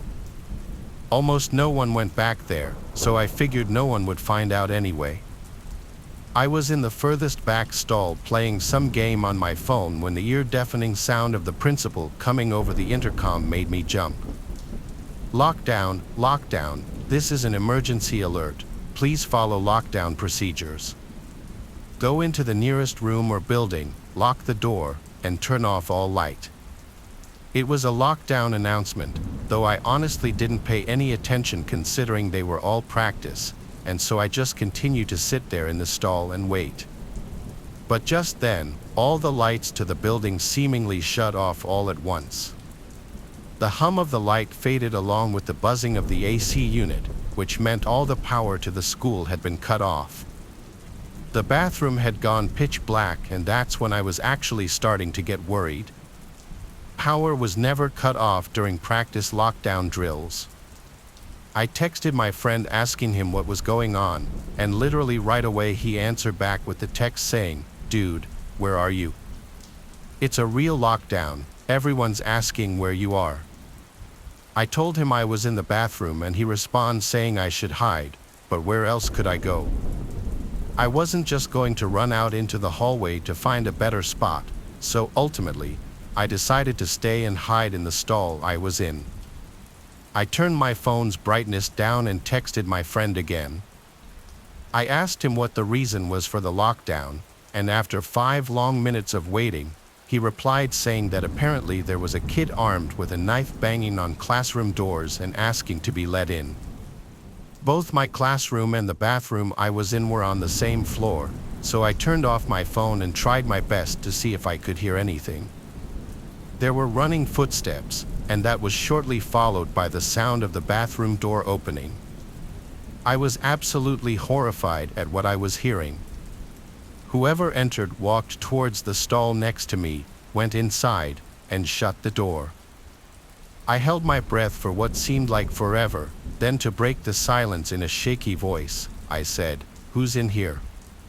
It was silent for a second, and then I heard a voice reply with, "I'm just looking for a place to hide." I heard there was a lockdown over the speakers. That didn't really answer my question, but the guy sounded around my age, and so I decided I'd just let it go. We sat in silence for what seemed like forever when finally we got another announcement telling all students to exit the school in an orderly fashion through the front doors where cops would be waiting outside. I exited the stall but was surprised to see the guy next to me didn't. I asked him if he was coming, and he replied saying, "Yeah man, just give me a couple minutes." I thought that was weird, but regardless, I left the bathroom and started heading towards the front exit of the school. As I was walking, my phone went off. My friend had texted me. He said that apparently a kid who was maybe a couple years older than us tried to rob a nearby gas station at knife point. The guy actually stabbed a couple people, and when he was unsuccessful in getting any money, he ran to hide in our school to blend in as one of the students. But what horrified me the most was the last sentence. My friend said that the cops outside were saying that the kid was still inside and that he was hiding somewhere in the back of the school. Reading this changed my walk to the front doors into a full-on sprint. Right as I got outside, I would frantically inform one of the police officers of what I had experienced, and after they searched the bathroom, they found it was empty but that the window inside was broken. The kid had broken and escaped through the window. Needless to say, for the next few school days, I'd gotten a lot of unwanted attention because of what I had experienced. As far as I know, the kid still hasn't been caught, and it's still just difficult for me to come to terms with the fact that I was unknowingly hiding in a stall right next to the guy I was trying to hide from. When I was a Cub Scout, we would always have our meetings somewhere in a Catholic elementary school, whether it was in the school gym or in one of the adjacent rooms. I was like 8 years old when this happened, and it was disturbing. But before I get into why I'm telling you that, let me start from the beginning. It started a few days earlier when I was at Mass with my mom and my brother, like we'd go to every other week. We usually would be late, so we'd either sit in the back or stand by the doors if there were no seats. Today, we sat all the way in the back corner. My mom and then brother entered the pew first. I sat on the end. At some point during the Mass, I noticed an older man with glasses and a white mustache standing against the wall to the left of me, looking at me. As I glanced over, he smiled, and I still remember vividly this stupid, creepy face that he made as he was trying to be funny. But I was 8, I wasn't a toddler. It felt weird and uncomfortable. I did my best to look away, but I could see him keep looking over at me every few seconds. I looked back at him, and once again, he made another weird face that I assumed he was making to try and be funny. It just came off as weird again. My mom noticed it this time and tapped me on the shoulder and whispered to ignore him. I believe she gave him a dirty look as well. The next time I looked in that direction, the man wasn't there anymore. He had walked somewhere else. The next thing I remember from that mass was going up for communion, and then as I got back to my seat, the man was back in that spot again, and he was staring at me, just smiling the whole time until I got back to my seat. My mom noticed it again, and since we got the communion, we just left. My mom said on the way out she didn't like the way that guy was looking at us, specifically me. Now, fast forward to when scouts come into play. Towards the end of our meetings, we'd sometimes have little fun contests for games, and this day in question, we were having a scavenger hunt. The items we were supposed to be finding all tied into the theme of scouting. I remember some of the objects on the list being a first aid kit, a rope, a flashlight, things of that nature. We were split into 2 teams, and we all had a copy of the list, and the team to find the most items would win. So we all split up. The play area ranged from the gym to the cafeteria to some of the adjacent rooms. I was running around rooms and tiny hallways I'd never even seen before, looking for any of the items I could find on the list. I wasn't having much luck. Eventually, I found myself in this very narrow hallway in the back section of the cafeteria by the kitchen. In this hallway was one of those ice cream fridges filled with ice pops. I looked inside the fridge for any of the items, nothing. But then I decided to be sneaky and take one of the ice cream pops. As I did, I heard a man's voice to the right of me. I looked over and saw that man from the church a few days earlier walk over to me, smiling. He said something like, "Don't let them see you taking that." He shut the fridge door and grabbed my hand and told me he had some better treats in the back where the kids aren't allowed. I broke my hand free from his grip and tried to walk away, scared, and he grabbed my wrist this time tightly.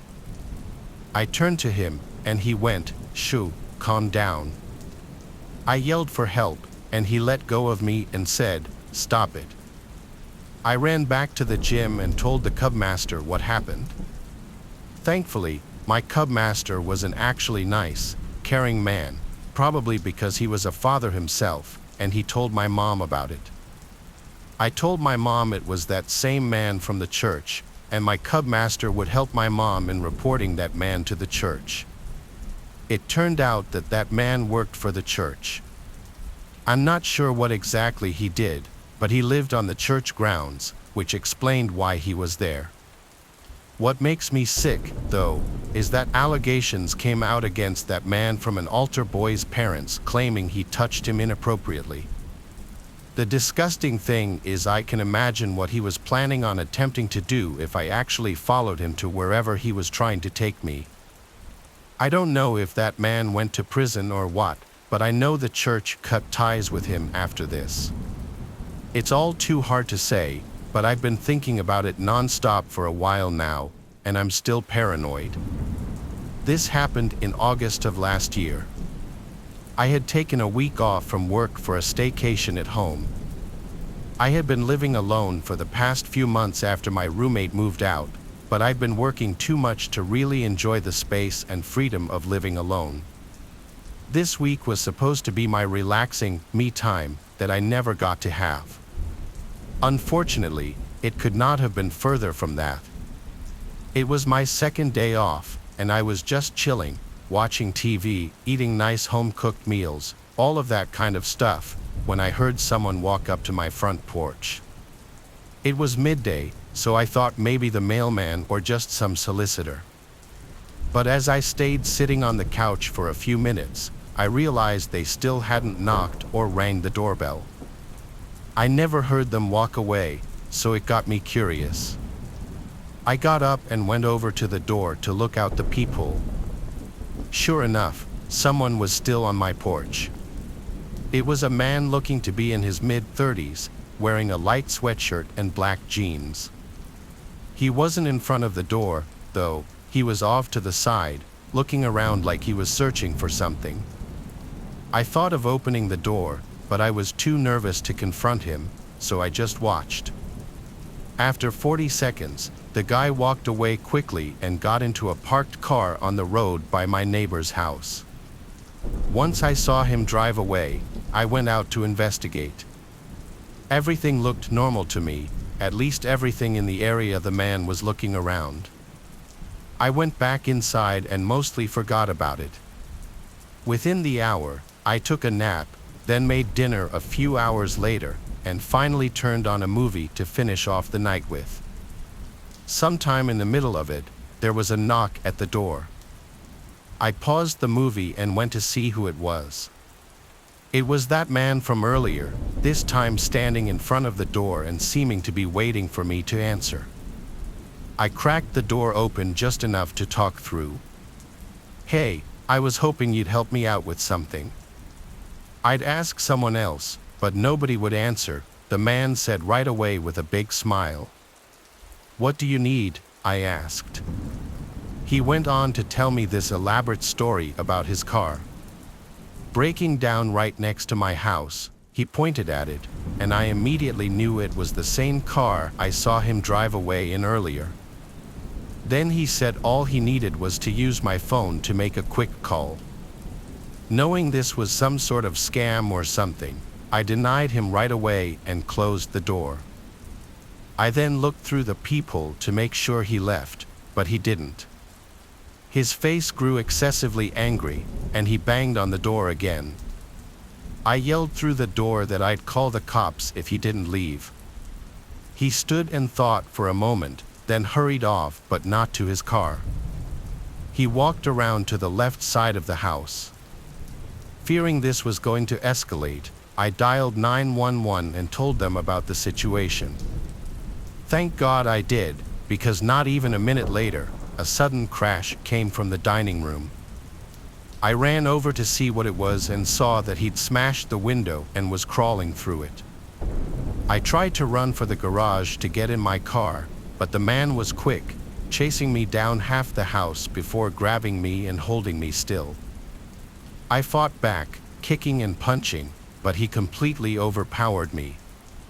He told me through his clenched jaw to be quiet and insisted that I stop fighting while he dragged me to the front door and opened it. Once I knew what he was doing, I only started fighting harder. As he tried to bring me closer to his car, someone walking their dog on the other side of the road saw us and came running over. Before he even reached us, the man let go of me and sprinted to his car and drove away. It all happened so fast. Once the police arrived, they helped calm me down and got all the information I could give them. Apparently, it wasn't enough, though. He was never found. What's creepier is that the police think the first time I saw him come by wasn't actually his first time. They think I may have caught him collecting some sort of camera or mic he'd set up on my house to spy on me. He hasn't been back that I know of, but I plan to move out anyway just to be safe. Whatever his plan was, I don't want to risk finding out. My name is Lucas. My job at the library isn't the most exciting in the world, but it provides a steady income, and I've always loved books. However, recent events have made me rethink my feelings about this place. It all started a few weeks ago when I received a call from our library director, Mr. Tom. He asked me to stay late to help with the inventory of new arrivals. The library was old, with massive wooden shelves and heavy velvet curtains on the windows.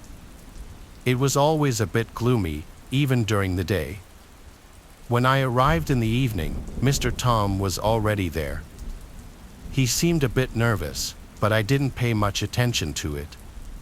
We were sorting books onto the shelves, checking lists, and talking about various small things. It seemed like it would be an ordinary night. Around midnight, Mr. Tom decided to leave, leaving me alone.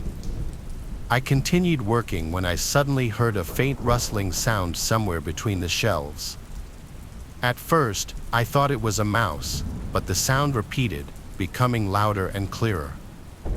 I felt a slight chill down my spine but decided to ignore it. As I continued working, I noticed the lights in the library began to flicker. The bulbs would dim and then brighten again, creating a strange and eerie atmosphere. I grabbed a flashlight and decided to check if everything was all right with the electricity. Walking through the rows of shelves, I didn't find anything suspicious, but the rustling didn't stop. It seemed to follow me. Returning to my desk, I noticed that one of the books I had just placed on the shelf was again on the floor. It was an old dusty book that seemed like no one had opened it in years. I picked it up and opened the first page. It had the author's name, but the ink had somehow blurred, making the letters indecipherable. Suddenly, I heard a voice, quiet and whispering. "Who's there?" I shouted, trying to hide my anxiety. No one answered, but the rustling grew louder and came closer to me. I felt my heart beat faster and decided it was best to check the entire library. Maybe it was just a trick of light and shadows, or maybe someone decided to prank me. Walking between the shelves, I felt the walls closing in around me. The space was becoming narrower and darker. I tried to find the source of the sound, but it seemed omnipresent. A shadow I saw out of the corner of my eye made me freeze in place. I turned around but saw nothing. At that moment, when I returned to my desk, the lights went out again. Only the beam of my flashlight pierced the thick darkness. I felt a cold breath on my neck. Something or someone was here with me. I quickly dialed Mr. Tom's number, but the call wouldn't go through. Panic began to take hold of me. Deciding that the best thing would be to leave the library and come back in the morning, I moved toward the exit, but the doors were locked. I distinctly remembered not locking them. While searching for the key, I heard the whisper again. This time it was clearer and more distinct. "You shouldn't have opened that book," the voice said. I turned and saw a shadow on the wall moving towards me. I tried to open the door, but it wouldn't budge. The light from the flashlight suddenly went out, leaving me in complete darkness. "Do you know why this library is empty at night?" whispered the voice ever closer. "This place is cursed." I felt something cold and sticky touch my hand. I tried to fight it off, but my movements were paralyzed. The feeling of helplessness and fear overwhelmed me completely. When I finally found the key, I managed to open the door and ran outside. The cold night wind bit my face, but I was glad to be out. I looked back and saw the library standing quietly and darkly, as if nothing had happened. The next morning, I returned but didn't dare tell Mr. Tom about everything that had happened. He just looked at me suspiciously and said he no longer needed my help on night shifts. Since then, I no longer stay at the library at night, but sometimes when I walk past its doors, I feel something or someone watching me from the darkness between the shelves. And I know I will never forget that night when the shadows came to life. It was December 2019. My fiancée and I had bought a house together a few years ago. It's a cute house in a decent neighborhood, a nice area to raise a family. That's why what happened 2 years ago was all the more shocking and disgusting. We know all of our neighbors, both our next-door neighbors and the 3 closest neighbors across the street. Everyone is friendly enough, but you truly never know the skeletons hidden in someone's closet. Our neighbor Leo, to the right, always seemed nice the few times we'd speak, but he never really spoke too much. I'd see him outside almost every day, either coming or leaving for what I assumed was work, though I never knew what he did for a living. At this time, I hadn't seen the guy in a few days, and his car hadn't moved from his driveway. Obviously, that in itself isn't any cause for alarm. All the neighbors, including Leo, had their lights up already. I found it interesting how Leo, a single man in his 40s, would put lights up. I actually found it kind of nice. I was late to the party putting my Christmas lights and decorations up outside. One night, while doing so, I noticed Leo's Christmas lights out of nowhere started flickering like crazy, all of them, not just one strip of lights. It looked like it could have just been faulty wiring or some electrical glitch. The next day, I left for work around 9 o'clock and noticed again Leo's car was still in the driveway. I also noticed all the blinds in his house were still closed. Even when I got back from work, the blinds were all closed, but his Christmas lights were on, so he was definitely home. I joked with my fiancé that he must have been on some kind of hibernation.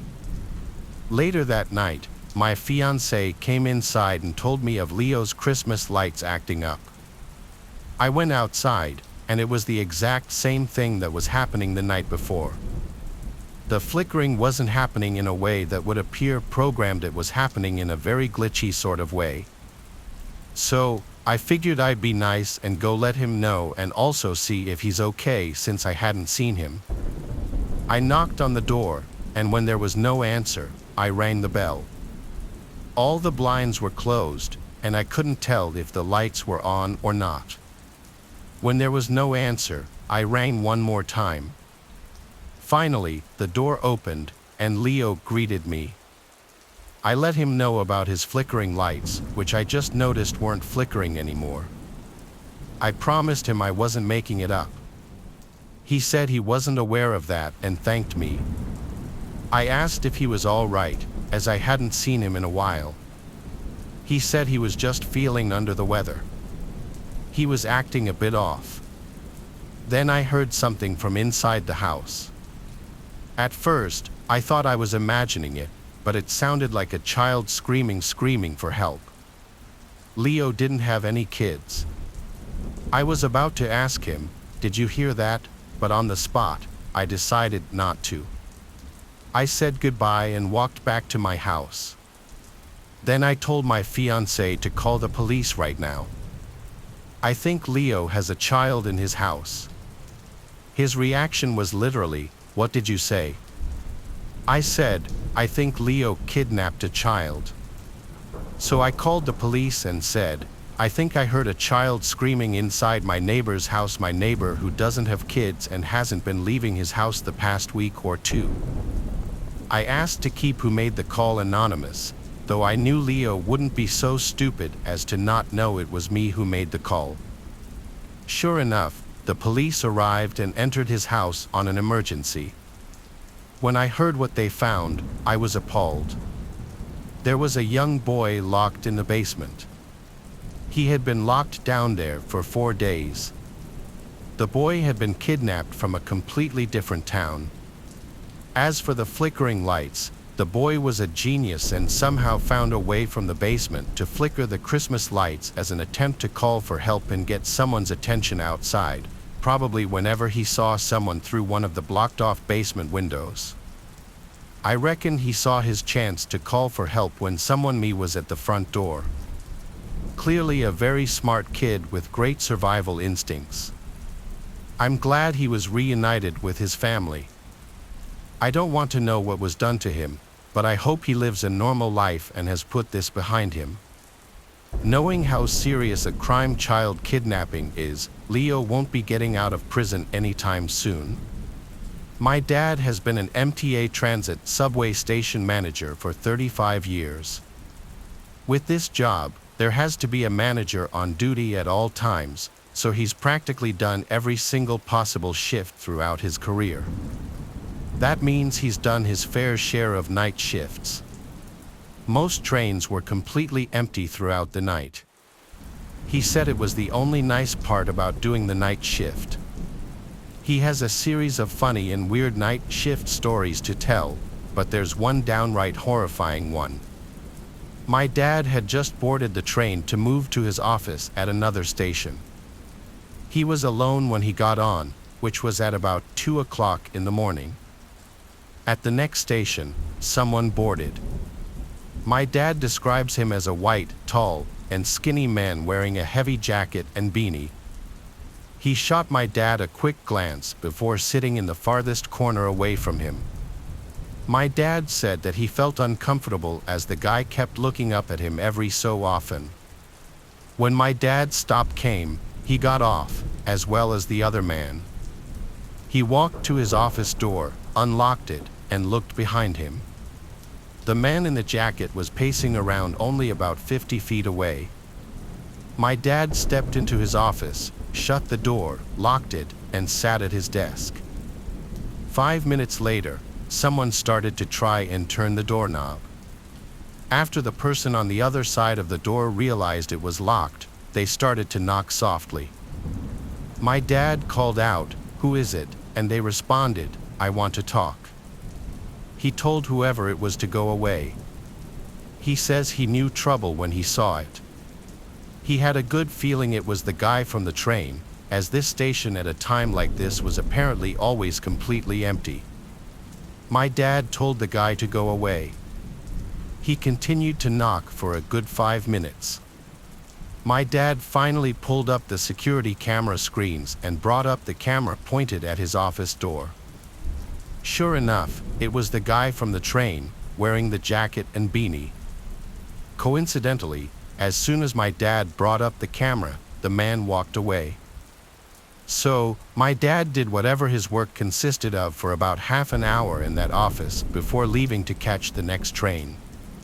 He checked the camera to make sure that the weird guy wasn't out there. He locked up and walked down the stairs to the train platform, where he got on the train right away. Looking out the window, he saw the guy from before walking down the stairs to the platform and then stepping on the train into the same car as my dad. He sat down on the opposite side, a few seats to the right. My dad tried to look away and pretend not to notice him, but he knew the guy was staring at him. He at one point gave in and stared back, giving a slight nod and smile in some sort of truce attempt before looking away again. The man stared at my dad the whole ride to the next station, but my dad never looked back at him once after the first time. Now, you may be asking, why didn't he try to forcibly get the guy to back off? Well, despite my dad's intimidating size, he's always been a complete teddy bear, no bark and no bite. Plus, he says he feared that the guy was armed and that one small motion could lead to death. When the train stopped at the station, my dad practically ran all the way back up to the streets, constantly glancing over his shoulder. And yes, the man from the train was following him. My dad had to find the first public building still open to try and escape. He found a Wendy's that was open and stepped inside. He sat and watched as the guy following him walked up to the window, stopped, and stared my dad down through the glass for about 10 seconds before turning around and walking across the street and then down the sidewalk. My dad said he ate, waited a little longer, then left the Wendy's to get to his third and final station for the night. The scariest part, when my dad was in his third office, as he was checking the security cameras out of paranoia of the situation, he caught the guy from the train pacing around the outside only about 30 feet from his office. He then stopped, looked up at the camera, and, according to my dad, literally froze and stared for no less than a minute. When he finally lowered his head, he walked away out of the station to never be seen by my dad again. My dad doesn't know if he was followed after leaving the Wendy's, but that would only make sense. The guy was clearly disturbed, possibly homeless, or dangerous. Who knows what he actually wanted with my dad? This was the year 2017.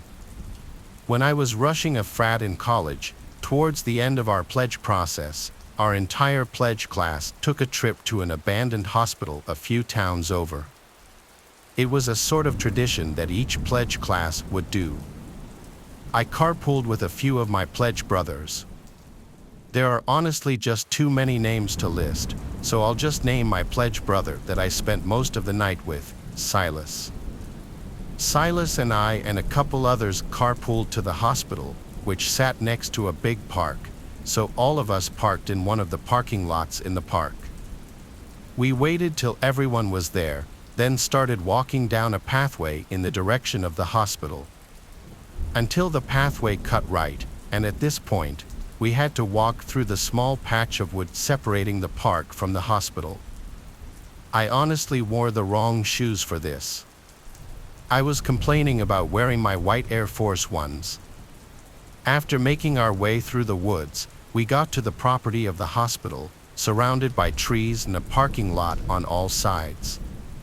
Seeing such a tall building, once full of people and lights, standing completely dark in the night was really creepy. It was my first time ever exploring this building. A couple of the guys in the group knew the secret ways in, one of which being simply climbing through one of the lower windows that was smashed through. I followed close to the back of the group.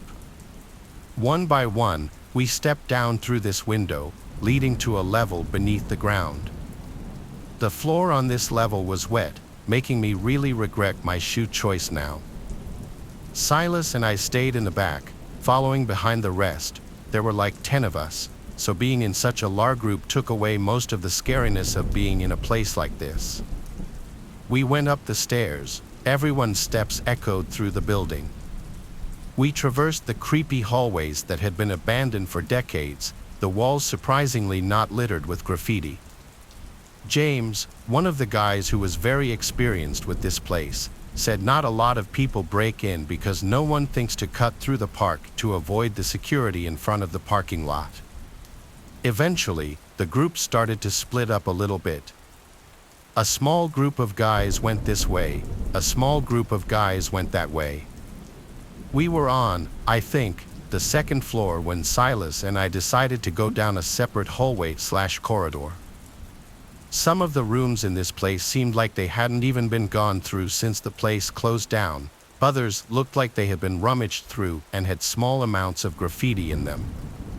Silas and I were in a hospital room with the bed and medical equipment still in there when we heard someone walk past the doorway to the room.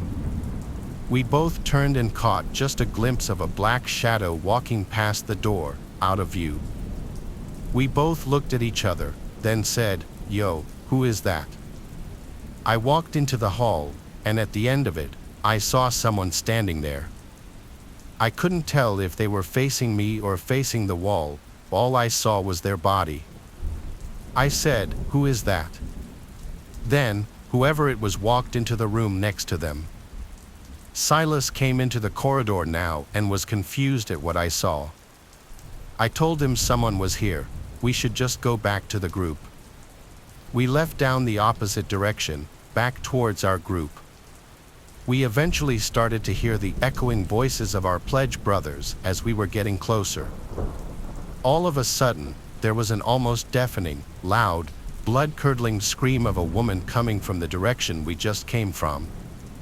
If I had to describe the scream, it sounded like a woman being brutally stabbed to death. I noticed the sounds of our pledge brothers went silent now, or maybe the scream just overpowered the sounds of their voices. We ran back towards our friends and screamed, "Go!" All of us ran back downstairs to the lower level where we entered from. Somehow, I found myself in the back of the group again. One by one, we all crawled out from that window. The screaming stopped, but now we heard footsteps stomping down the stairs. They weren't the footsteps of anyone in our group. Screaming, "Go, hurry up!" Finally, after Silas crawled out, I crawled out, the whole time fearing someone would grab my feet. We booked it back towards the cars through the woods. After we got to the cars and caught our breath, I told everyone I saw a person in the corridor where Silas and I were. That's where the screams were coming from. We all left shortly after that, definitely freaked out. I'm not really interested in urban exploration anymore. I was 14 when this happened. There's a Walmart that's walking distance to my house. I used to sometimes go there to buy clothing and such before I was of driving age, since it was so close. Sometimes I'd go with my friend Emily, sometimes I just go alone. The Walmart is part of the nearby mall, but the mall kind of stinks now. Most of the good stores have closed over the years, plus I wasn't made of money when I was 14, and Walmart is cheap. One night, I walked to Walmart with my AirPods in. It's a 15-minute walk. When I put my AirPods in, I shut out everything else around me. I feel like most people with basic social awareness know that if someone's wearing headphones, it means they don't want to have to take them out to talk to you. I was minding my business in Walmart, in the girls' clothing department, when I noticed a guy next to me saying something. I couldn't hear what he was saying, but it looked like he was talking to me. I took out my AirPods, and I said, "Are you talking to me?" He said yes, he was. This shorter man with gray hair, who looked like 50, had glasses and a clean-shaven face. He smiled and said, "Sorry, I didn't see your headphones." Sure, he didn't. He said he was just telling me how his daughter buys the same exact kind of jeans I was wearing. I had no idea why he was telling me this, but I'm a very polite person to everybody. I always have been, so I chose to be kind to him by laughing and saying, "Oh, that's funny." That should have been the end of an interaction that didn't need to happen, but of course, this wouldn't be a story if it was. I was still looking through this rack of tops as the man kept trying to talk to me. He mistook my kindness for actual interest in talking to him. Clearly. He asked my age, and I said 14. His response was unsettling. He basically said, "Oh, what a great age. So mature, but still so young." He asked my name, and for some reason, I actually gave him my real name. His response to my name was, "Wow, that's my favorite name for a girl." Next up, he asked what school I went to, and around now was when I decided to start making things up. I said I'm actually not from around here, I'm just visiting my cousin. He couldn't let it go, though, and he persisted, asking where I'm from. I said I'm from out of state, keeping it vague. But then he said, "I've seen you around here before. Are you sure you're not from around here?" I looked at him and tried to think of a response, but instead, I ended up turning around and walking away from him. I was, for the first time ever, actually made very uncomfortable by a stranger. The way he said he'd seen me before made me feel as though he'd been watching me or paid attention to me in this Walmart before. I went to buy the jeans I was holding at the front of the Walmart, then I walked through the store to enter the mall. It was November or December, and they had just put up the Christmas decorations, so I wanted to walk through and see if any new stores had opened. Since my shopping in Walmart was cut short, I walked through the mall with really nothing catching my eye.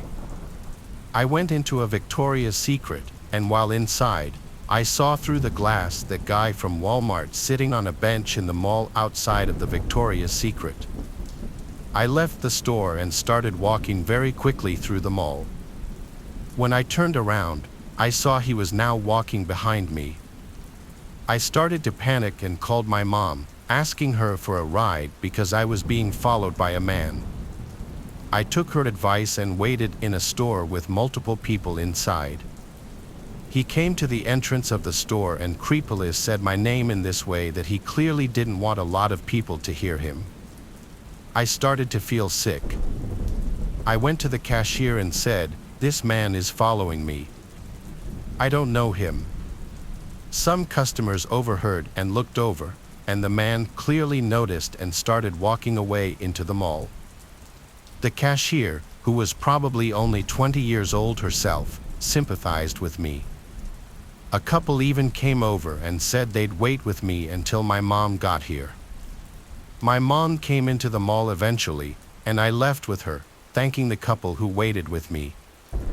I didn't go to the mall or that Walmart alone anymore. I didn't even go back with friends for a long time either. I hope that guy got caught being a creep and has been taken off the streets. This all happened during the winter months of 2012. Around that time, my dad got a new job that required us to move, not a small move. It was a good 9 hours away from the house I grew up in. We hired a moving truck, but we took on the task of getting our car down to the new house. This time of year also happened to be around the time I was learning to drive. I guess my dad thought 9 hours on the highway would be good practice for me, so the plan was for me and my dad to drive the car down to the new house while my mom and my sisters would fly. I wasn't exactly looking forward to the drive. Not because of the time, I didn't really mind that part.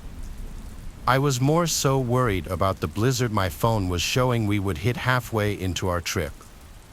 Driving in the snow as a new driver is not something I really ever wanted to experience.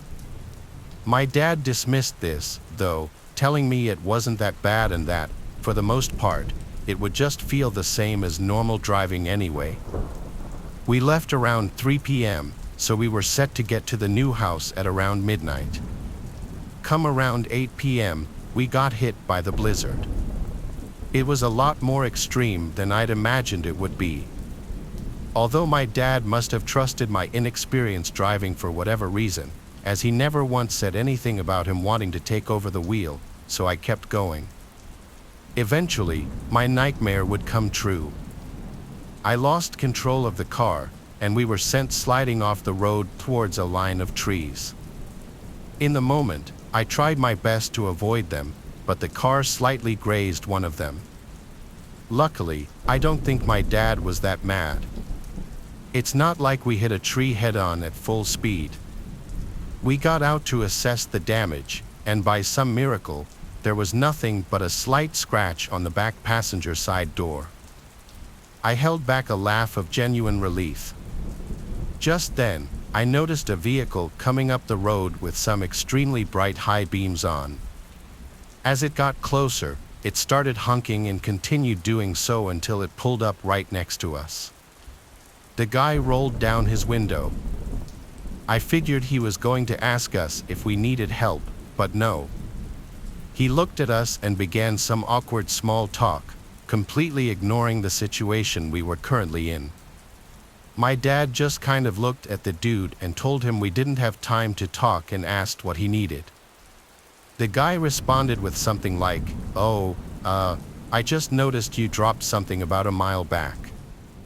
I think it fell into your trunk. Now, we did have a few things in our trunk that we didn't send with the moving truck, but there was no way any of it could have fallen out, or at least I thought. I looked at my dad and asked him if there was any way something could have fallen out.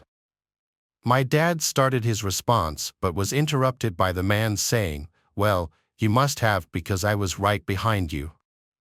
It's in my back seat here.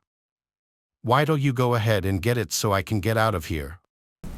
I figured it couldn't hurt to look just in case we actually had dropped something somehow, but right as I put my hand on the guy's backseat door handle, my dad abruptly yelled at me, saying that we didn't lose anything and to get back in our car immediately.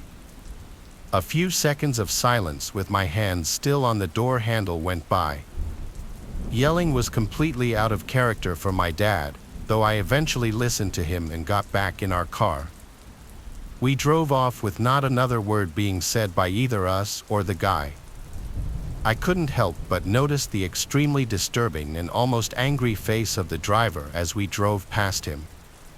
Once we got a few miles down the road, my dad apologized for yelling at me.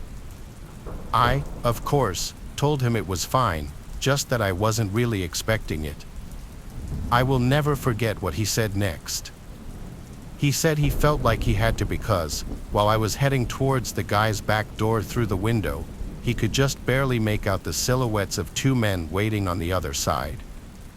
He further explained that, by the looks of their movements as I was walking towards the door, upon opening the door I would either be attacked, kidnapped, or worse. Hearing this was a complete shock to me, but to this day I'm still glad my dad told me what he saw. It taught me at a young age that not everyone has the best intentions in this world. However, at the end of the day, we can't 100% confirm the guy had bad intentions, but I myself truly believe my dad's instincts were correct. The whole situation just didn't add up.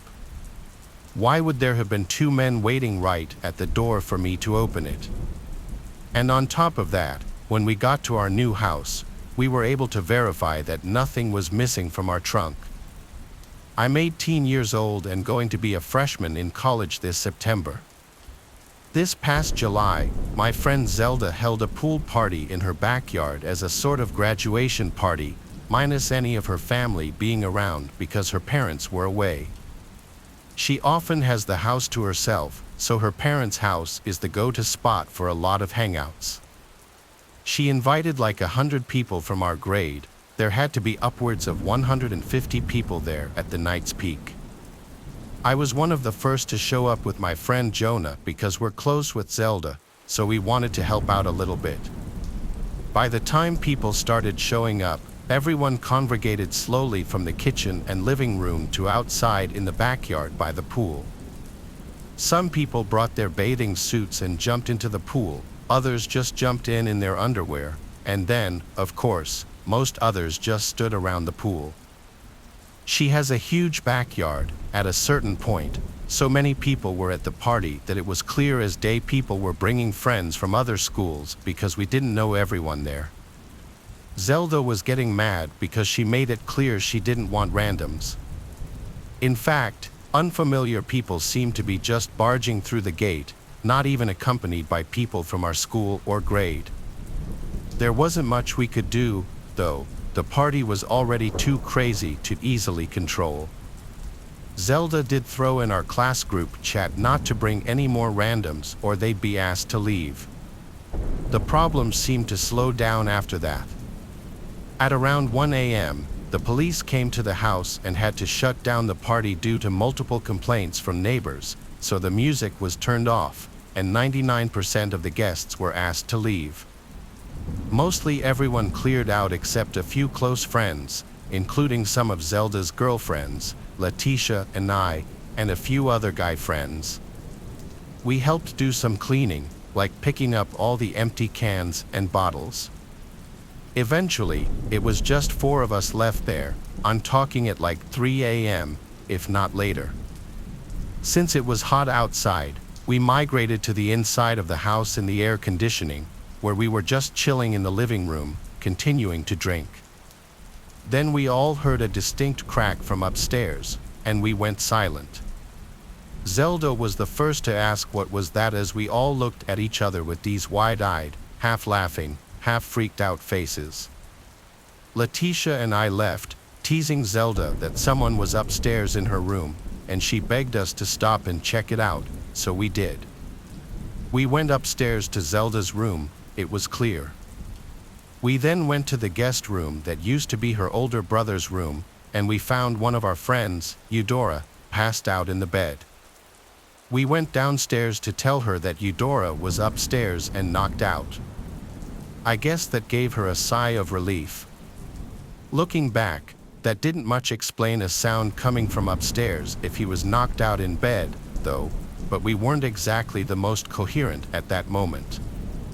Eventually, Zelda and her friend Mia went to sleep in her room, Letitia fell asleep on the couch, and I went to her parents' bed. None of us were okay to drive anywhere. I can't remember how much time passed before I remember one of the girls screaming in the next room over, and then both of them. It was a heart-dropping kind of moment, but I didn't know if they were messing around with each other at first or not, but I realized pretty quickly the screams were way too real. I burst out of the bed and went to Zelda's room and opened the door. The lights were out. I could barely see anything except for the 2 girls huddled up, hugging each other in the corner of the room, basically curled up on the floor. I saw what they were screaming at. There was a tall person in the opposite corner of the room, on the other side of the bed from them. I saw him looking at me in the doorway. I yelled at the girls to run, and they did.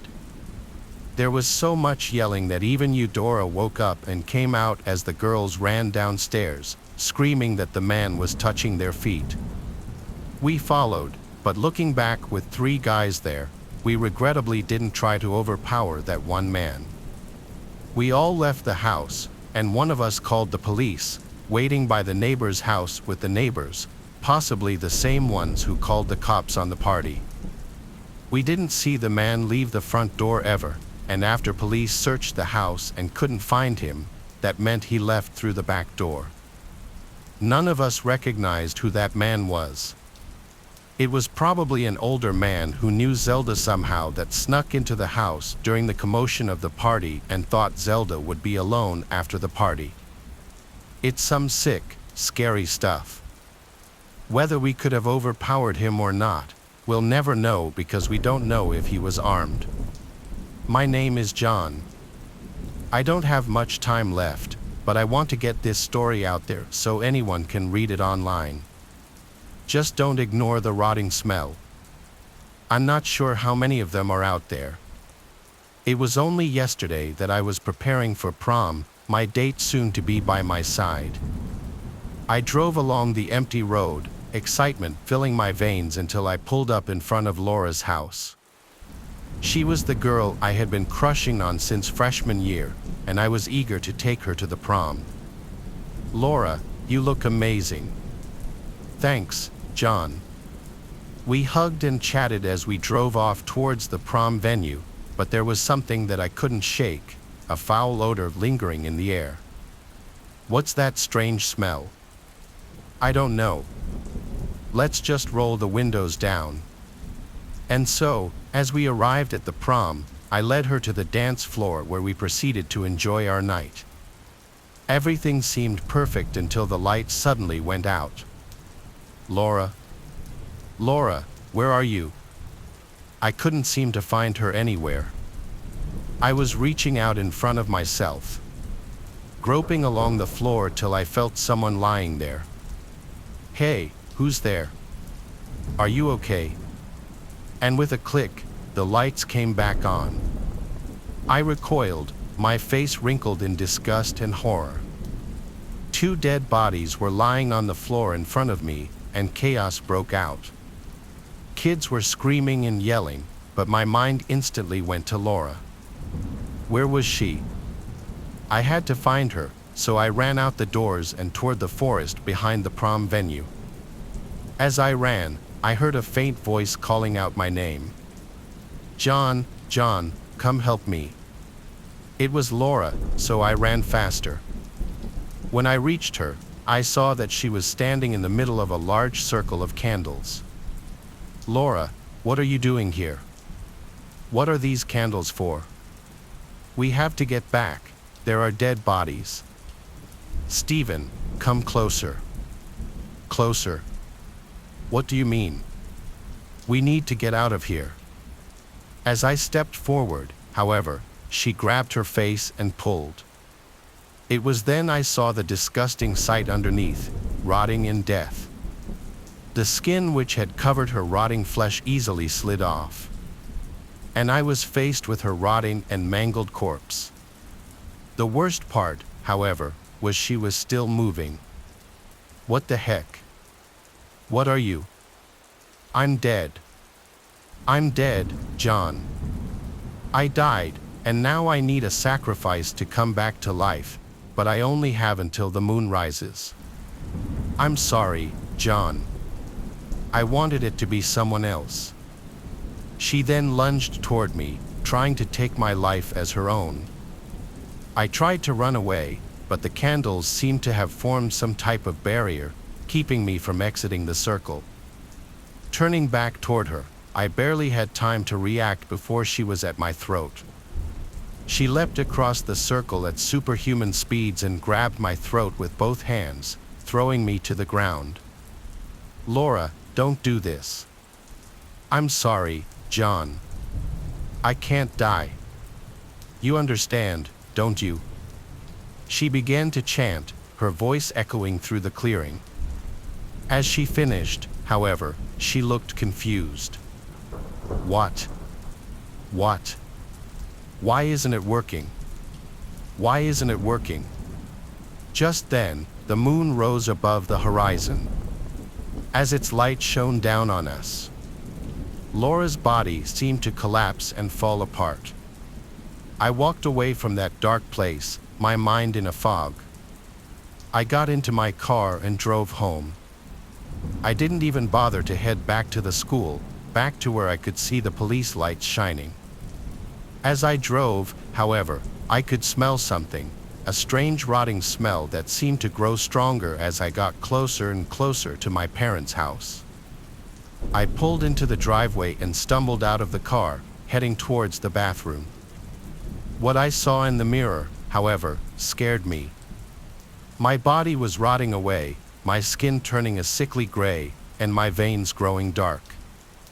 I was dead yet still alive. That's why the ritual didn't work. It wanted a living sacrifice, not a dead one. And even as I write this, my body is rotting away. I have to find a way out of this. If I don't, you can be sure that there are more of us out there. Please, if you find yourself in a similar situation, don't ignore the rotting. Oh, goodbye. I'm from West Virginia. I moved all the way to Lexington, Kentucky, for a girl. Now, that might be the scariest part of the story, that a dude from West Virginia moved over the border to Kentucky only for a girl. But I assure you, it gets worse. A lot worse. She was super affectionate when we first got together. I couldn't have wished for a better girlfriend. But as time went on and we got more secure in the whole thing, that affection dropped off to next to nothing. It was a slow process, almost like a leaky bucket or something. I barely noticed the relationship dropping off bit by bit until one day I just realized there was nothing left of us. We were like roommates more than anything, hardly spending any time together. We didn't actually get intimate for months at a time, and in the end, sleeping in the same bed as her was so depressing that I ended up just staying on the couch. Not long after I started calling the couch my bed, we broke up formally. It sucked, but I saw it coming a long way off. And it wasn't entirely unwelcome. That's when I started talking to this girl on Reddit. Now, I should make it perfectly clear that I was never ever unfaithful to my girlfriend. Only when we broke up was I so starved for affection and female attention that I looked for it wherever I could. I wasn't confident for dating apps, I don't think so. Reddit's anonymity suited me just fine. Eventually, me and this girl that I met on the r/gaming sub swapped numbers and actually started planning to meet. She lived over in Arizona, but flying down there to meet her didn't seem like a big deal at all, not when she was so nice and pretty too. I remember staying up super late talking to her one night, trying to keep my voice down so my ex wouldn't hear. We planned all the stuff we would do together, all the places that she would take me in Phoenix, and all the bomb Mexican food we were going to eat. I was excited, and I went to sleep smiling. But I sure didn't wake up that way. I woke up to loud crashing noises just feet away from me in the TV room.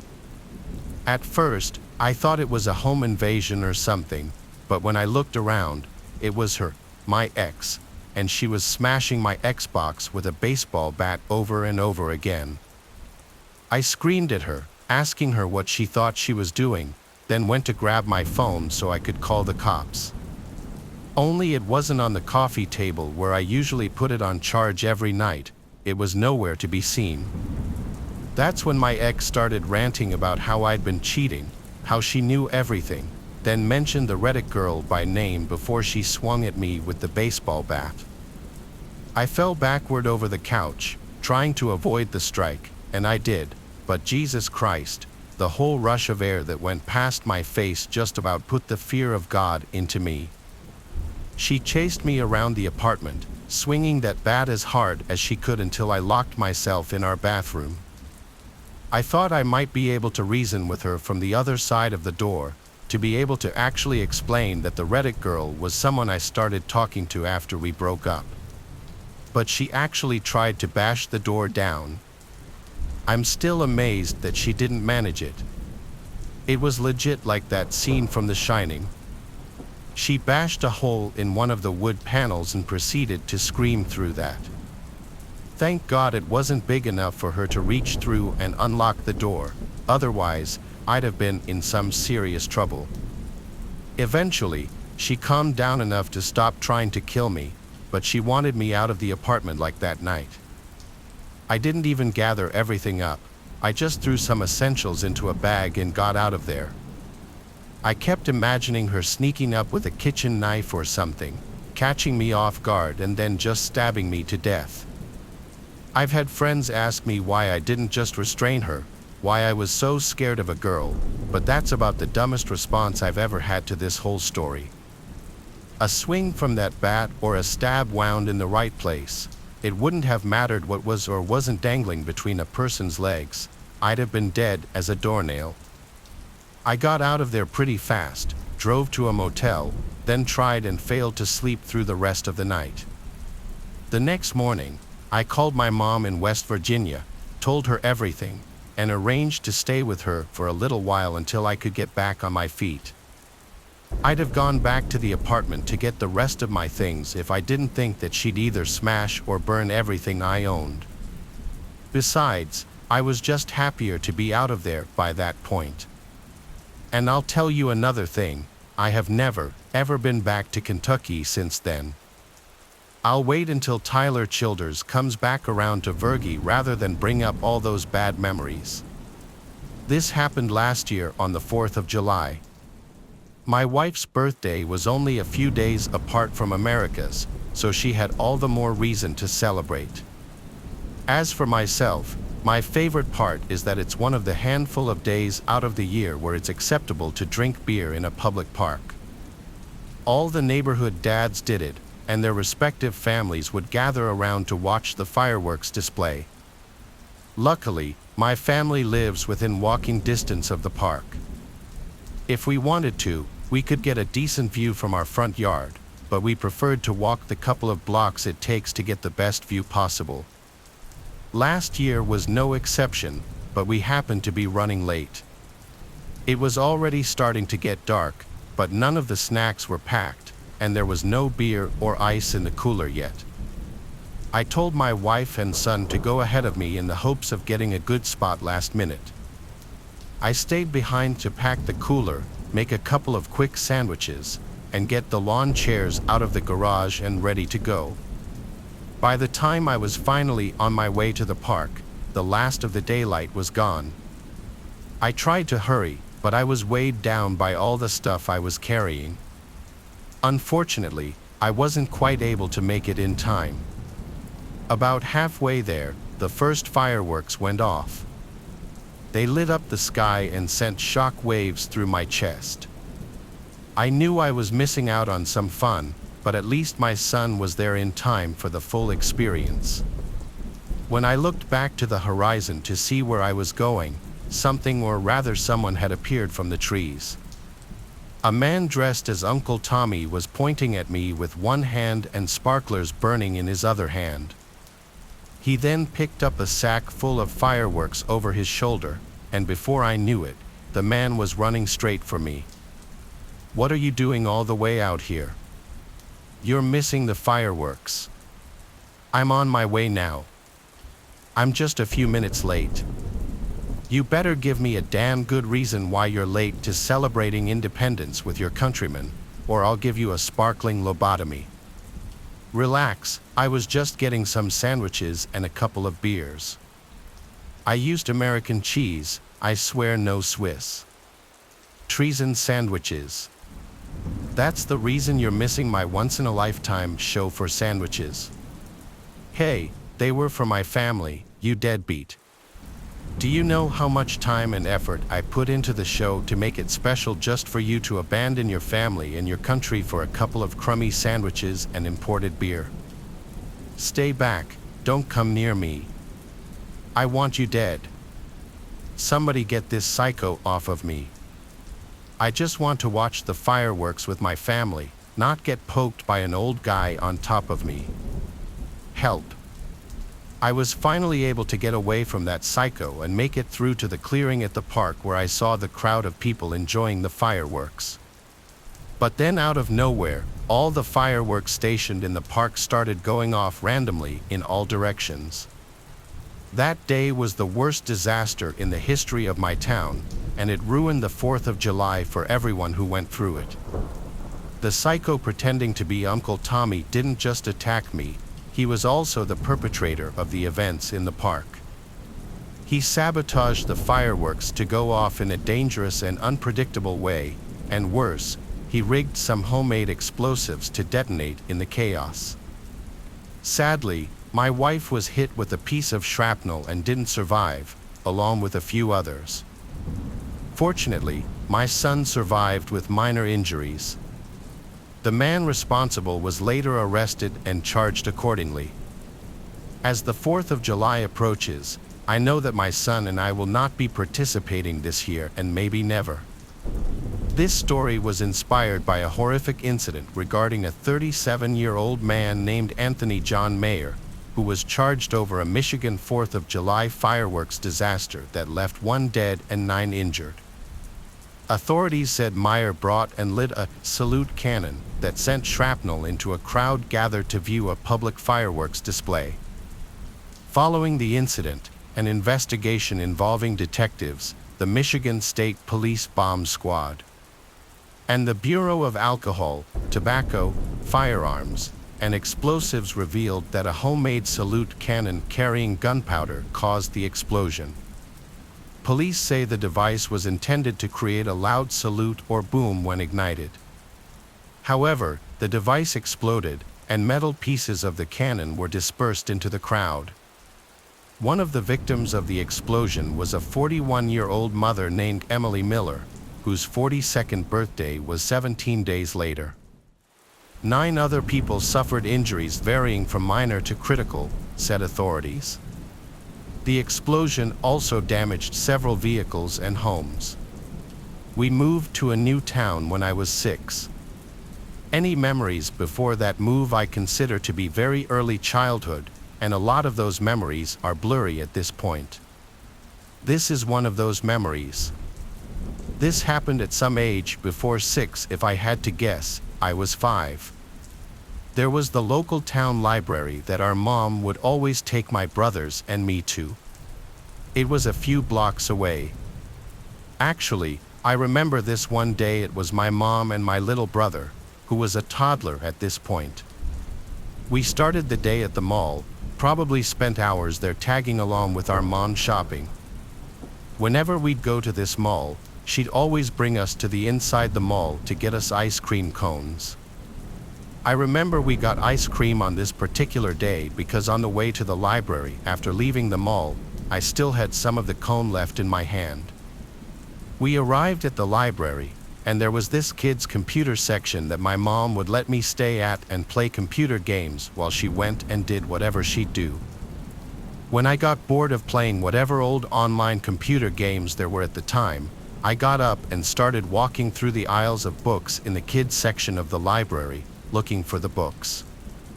The kids section was in the far corner of the library, and while I was walking from aisle to aisle, I heard a peep from behind me. I turned around and saw nothing. I was looking at the back wall of the library, which had another shelf of books leaning on it. Then I saw half of a grown man's face peer around the shelf and say, "Peekaboo." I remember laughing and feeling no sense of danger. He did it again. He went back behind the shelf, then peered out his head again and said, "Peekaboo," again. I laughed. He asked me what I was looking for, and I said the books. He said he'd help me find them. He came over and took my hand and started leading me through the aisles, leading us, I guess, to the section of books that began with the letter I. And there they were, at least 5 I Spy books next to each other. I grabbed my favorite one, the treasure hunt one, and he said, "Let's go sit down and play." He led me to a table in the corner by a couple of children's computers, and we started looking through the pictures. This went on for some time, and he was asking me questions about myself as we played I Spy. The question that still sticks out to me the most is, "Who are you here with?" And I told him, "My mom and little brother." At some point after this, he said something implying that there's a kid's playroom downstairs. I, at that age, never knew that there was a downstairs to the library. He said we could take the book down there. He led me to the door that led to the basement of the library, which, for reference, is actually where events and meetings for certain clubs and organizations are held, and there is actually a little playroom down there, I guess for parents who have to bring their kids with them during any of the meetings. The man led me to that little playroom. There were various toys in there, most notably a Lego set and a Lego table, and then there were a bunch of chairs. He set the I Spy book down on the Lego table. This is where things get really uncomfortable thinking back on it, as he was trying to forcibly get me to play with the toys. I started to get uncomfortable, and around this time, over the loudspeaker, a female librarian said into the intercom, "Will John come to the front, please? Your mother is looking for you." At this time, the man went to turn off the lights in the room, and now it was pitch black inside. He said in the dark, "We're going to play hide and seek." This was the first moment I was genuinely freaked out, and I started to yell for my mom. I remember he kept telling me to be quiet, and his voice was getting louder as he was getting closer to me in the dark until he had his hands on me.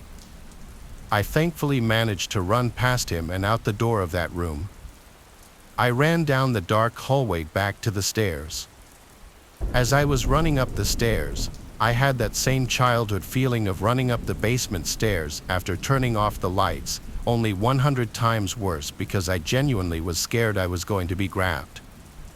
I made it back to the main floor of the library and ran straight to the front desk, calling for my mom. She was at the front desk with a group of librarians, and I remember the relief on my mom's face when she saw me. I told her there was some man who took me downstairs, and she literally lost it. The next thing I remember from there was a bunch of police in the building searching around, but I never saw that man again. He must have exited the building through a different way. I remember speaking to some woman who was probably with the police, asking me very delicate questions. I never really asked my mom about this experience that many times because it's very uncomfortable, and I'd rather just not think of it. It was a rainy Thanksgiving. We have a small family, so our family gatherings are tiny.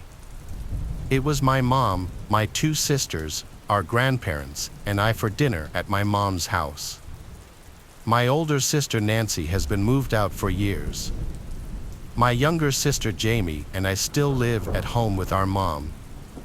Our grandparents live 20 minutes away. Our dad's side of the family all live in a different town. We were all helping out with cooking and such, and our grandma was bringing over some food as well. We always do Thanksgiving dinner at 6 o'clock sharp. Our grandparents arrived at like 5 o'clock. We had to go out and help them walk through the rain up the front stoop to make sure they didn't slip. It was really bad out.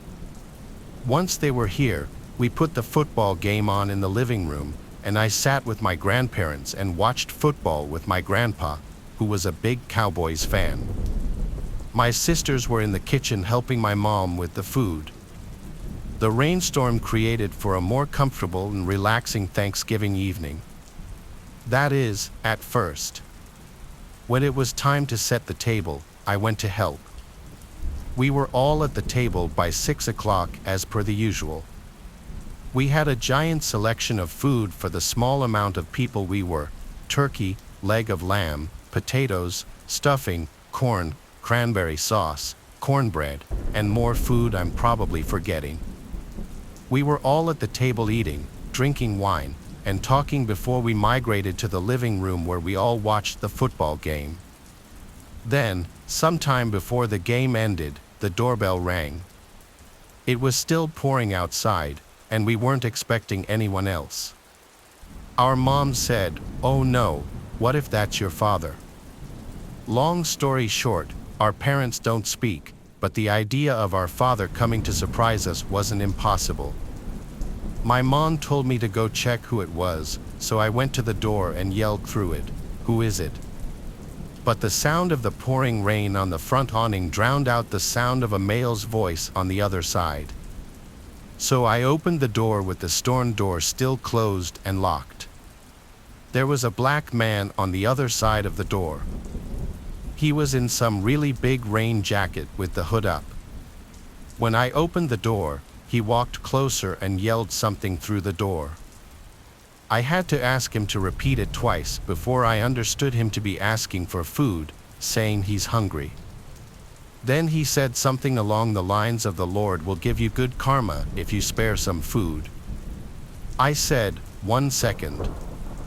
I went to the living room and told my mom there's a possible homeless or just very hungry man asking for food at the front door. My mom said, "Close the door," while my grandma said, "Give him some food." I said I'll make a little paper plate of food for him from the leftovers.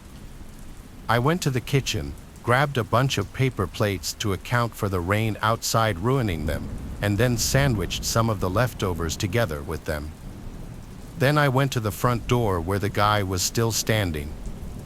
I held up the plate to show him, and he tried opening the door. I yelled, "Wait, it's locked," but I already was wary now after he tried opening the door. Regrettably, I still unlocked the door, and the second I started to push it open, he pulled it open with force and tried pushing his way through me. I instantly threw the food and held him back, yelling for my sisters to come help me. As Nancy came to help shut the door, I saw 2 more guys rushing up the front walkway to the door. I managed to push the man out enough to clear the door, and I helped my sister slam it shut. The second it was locked, I ran to the backyard door to make sure it was locked. I was the only able-bodied man in the house, and I felt like it was on me to protect the house. My family was in hysterics as we were brainstorming what to do. Not so shockingly, we settled for calling the police. My mom called while I kept going from window to window looking outside. It was hard to see out through the pouring rain, but through the backyard window, I saw a couple of men running through the grass to the back door. I'd imagine they tried opening the back door and failed, and then I saw them running through the grass again back to the gate. Then they were gone. When the police got here, the food that I dropped onto the front stoop was still just sitting there all scattered on the porch. Not that it wasn't obvious that those guys didn't come for the food, but it's something worth mentioning. Our Thanksgiving was almost turned into a complete nightmare if it weren't for my and my sister's quick reactions. I know my grandma had her heart in the right place wanting to help the seemingly needy, and I was influenced by her, but unfortunately, we live in a world where sometimes trying to do the right thing could bite you in the ass. We installed the doorbell camera soon after. Since this incident, I've always been leery of truck drivers. Back in 2013, I had just started an education, and after the first school period, I had to find an internship to progress. At the time, it proved almost impossible to get one, so while I was looking, I decided to take another job just to ensure we had food on the table. After searching for a while, I found out a friend of my fiance's family had his own handicap bus company, a kind of taxi service for wheelchair users or otherwise disabled people, and he needed someone to cover the night shift since it was a bus that had to be on call at least 22 hours a day. Seeing that I'm quite the owl, I immediately told him that I'd be happy to take the job, and after I got the needed license, I was hired. The job was pretty basic: pick up and drop them off where they needed to go, and sometimes use a machine to get wheelchairs up or down some stairs. When there were no trips, I drove to a designated area and did whatever while waiting. I quickly found a truck stop in the area where I could park and catch some Z's. There was a gas station where I could buy coffee in the early hours of the shift. On the other side of the gas station's parking lot, on the opposite side of the truck stop, there was a rundown restaurant with a motel connected to it. To avoid disturbing the sleeping truckers if I got a trip in the middle of the night, I usually parked on the restaurant side. After parking there every night for a while, I noticed one particular room had a lot of people coming and going. In the beginning, I thought nothing of it. Then, one night at the end of summer, while I was half asleep with the windows slightly open, I suddenly heard yelling coming from the motel. A dude came tumbling out of the room and started running. A few seconds later, a big guy came running after him with something in his hand that I could not make out. I thought it was none of my business and went back to my half-sleeping waiting stage. Not much time passed, and my phone went off. I had a trip an hour's drive away, so I turned on the bus and was leaving the parking lot when I saw the big guy coming around the corner. The rest of the night I had back-to-back trips, so I didn't park until I got home. The day after, I didn't get a return to home zone until 2 o'clock or 3 a.m. When I arrived at the parking lot, the area where I used to park had fist-sized rocks strewn all over the place. Not connecting the dots at the time, I just parked a few spots over and started waiting. I fell asleep pretty fast but was jerked back into reality when a car right in front of my bus honked its horn, flashed the high beams, and revved its engine. I thought it was just some idiot who noticed me sleeping and found it funny to try to scare me, so I jumped out of the bus, about to tell him to screw off. But instead of driving off or stopping, the driver made the start brake motion with the car, indicating that I was the one who should screw off. Then I connected the dots. Not wanting to seem like a pushover, I stood still and stared at the car, not that I could actually see anything with the high beams almost blinding me. After what seemed like a really long time, but must not have been more than 30 seconds, the car drove off. After that, I decided to park near the trucks from then on. A month or so passed, and nothing had happened since the car episode. I figured that nothing more would happen if I just kept parking by the trucks. Then, one night, I had a long 12-hour shift on a Sunday, and I didn't have time to eat dinner before work that day. During the first half of my shift, I had back-to-back trips with no time to eat. So when I got a return to home zone, I quickly parked in the far end of the almost empty truck stop and got ready to eat my now very late dinner that my fiancée packed for me. I wanted to watch some TV on my phone while eating, so I sat with my back against the driver's side door and got comfy. While turning my back to the door, I accidentally hit the door lock with my elbow, but that was my luck. As I was sitting there scrolling Netflix on my phone, I suddenly felt the bus rock and heard the clack of the door handle behind me smack back into position. I quickly turned and saw a dude with a hood over his head quickly crouching and proceeding to lay down on the ground and crawl under the bus with a big kitchen knife in his right hand. I quickly got up and made sure the other two doors were locked. Then I looked in all directions to see if I could spot him. He was still under the bus, and I was sure as hell not jumping out this time since the knife made his intentions pretty clear. I turned on the engine, turned on the spots on the back of the bus, and looked around to see if it had scared him off. Lucky for me, it did. I saw him run off into a bushy, woody area at the end of the truck stop. I never parked at that truck stop again after that night, and I made sure all doors were locked every time I was parked. In the year 2015, I frequently used the app Uber because I wasn't able to drive for 12 months due to some DUI charges. Just a stupid mistake overall. There's this nightclub bar in my town that I would sometimes go to on the weekends with my friends. Sometimes I would get a ride home with a designated driver if we had one, and sometimes we would catch an Uber. This night, I wasn't feeling too great, so I left a little early. It was somewhere between 2 o'clock and 3 o'clock in the morning. It was way too cold to walk home, so I called for an Uber. A guy nearby named Jack popped up. I got to be honest, he was a little creepy looking. He was older, didn't really smile in his picture, and he had a grayish goatee with a black beanie cap on. He was only 2 miles away, so I didn't really care. It said he had a Chevy Malibu, which sounded nice, so I requested he come pick me up. I waited on the bench outside the club next to the bouncer, who stood still like a statue, hands folded together.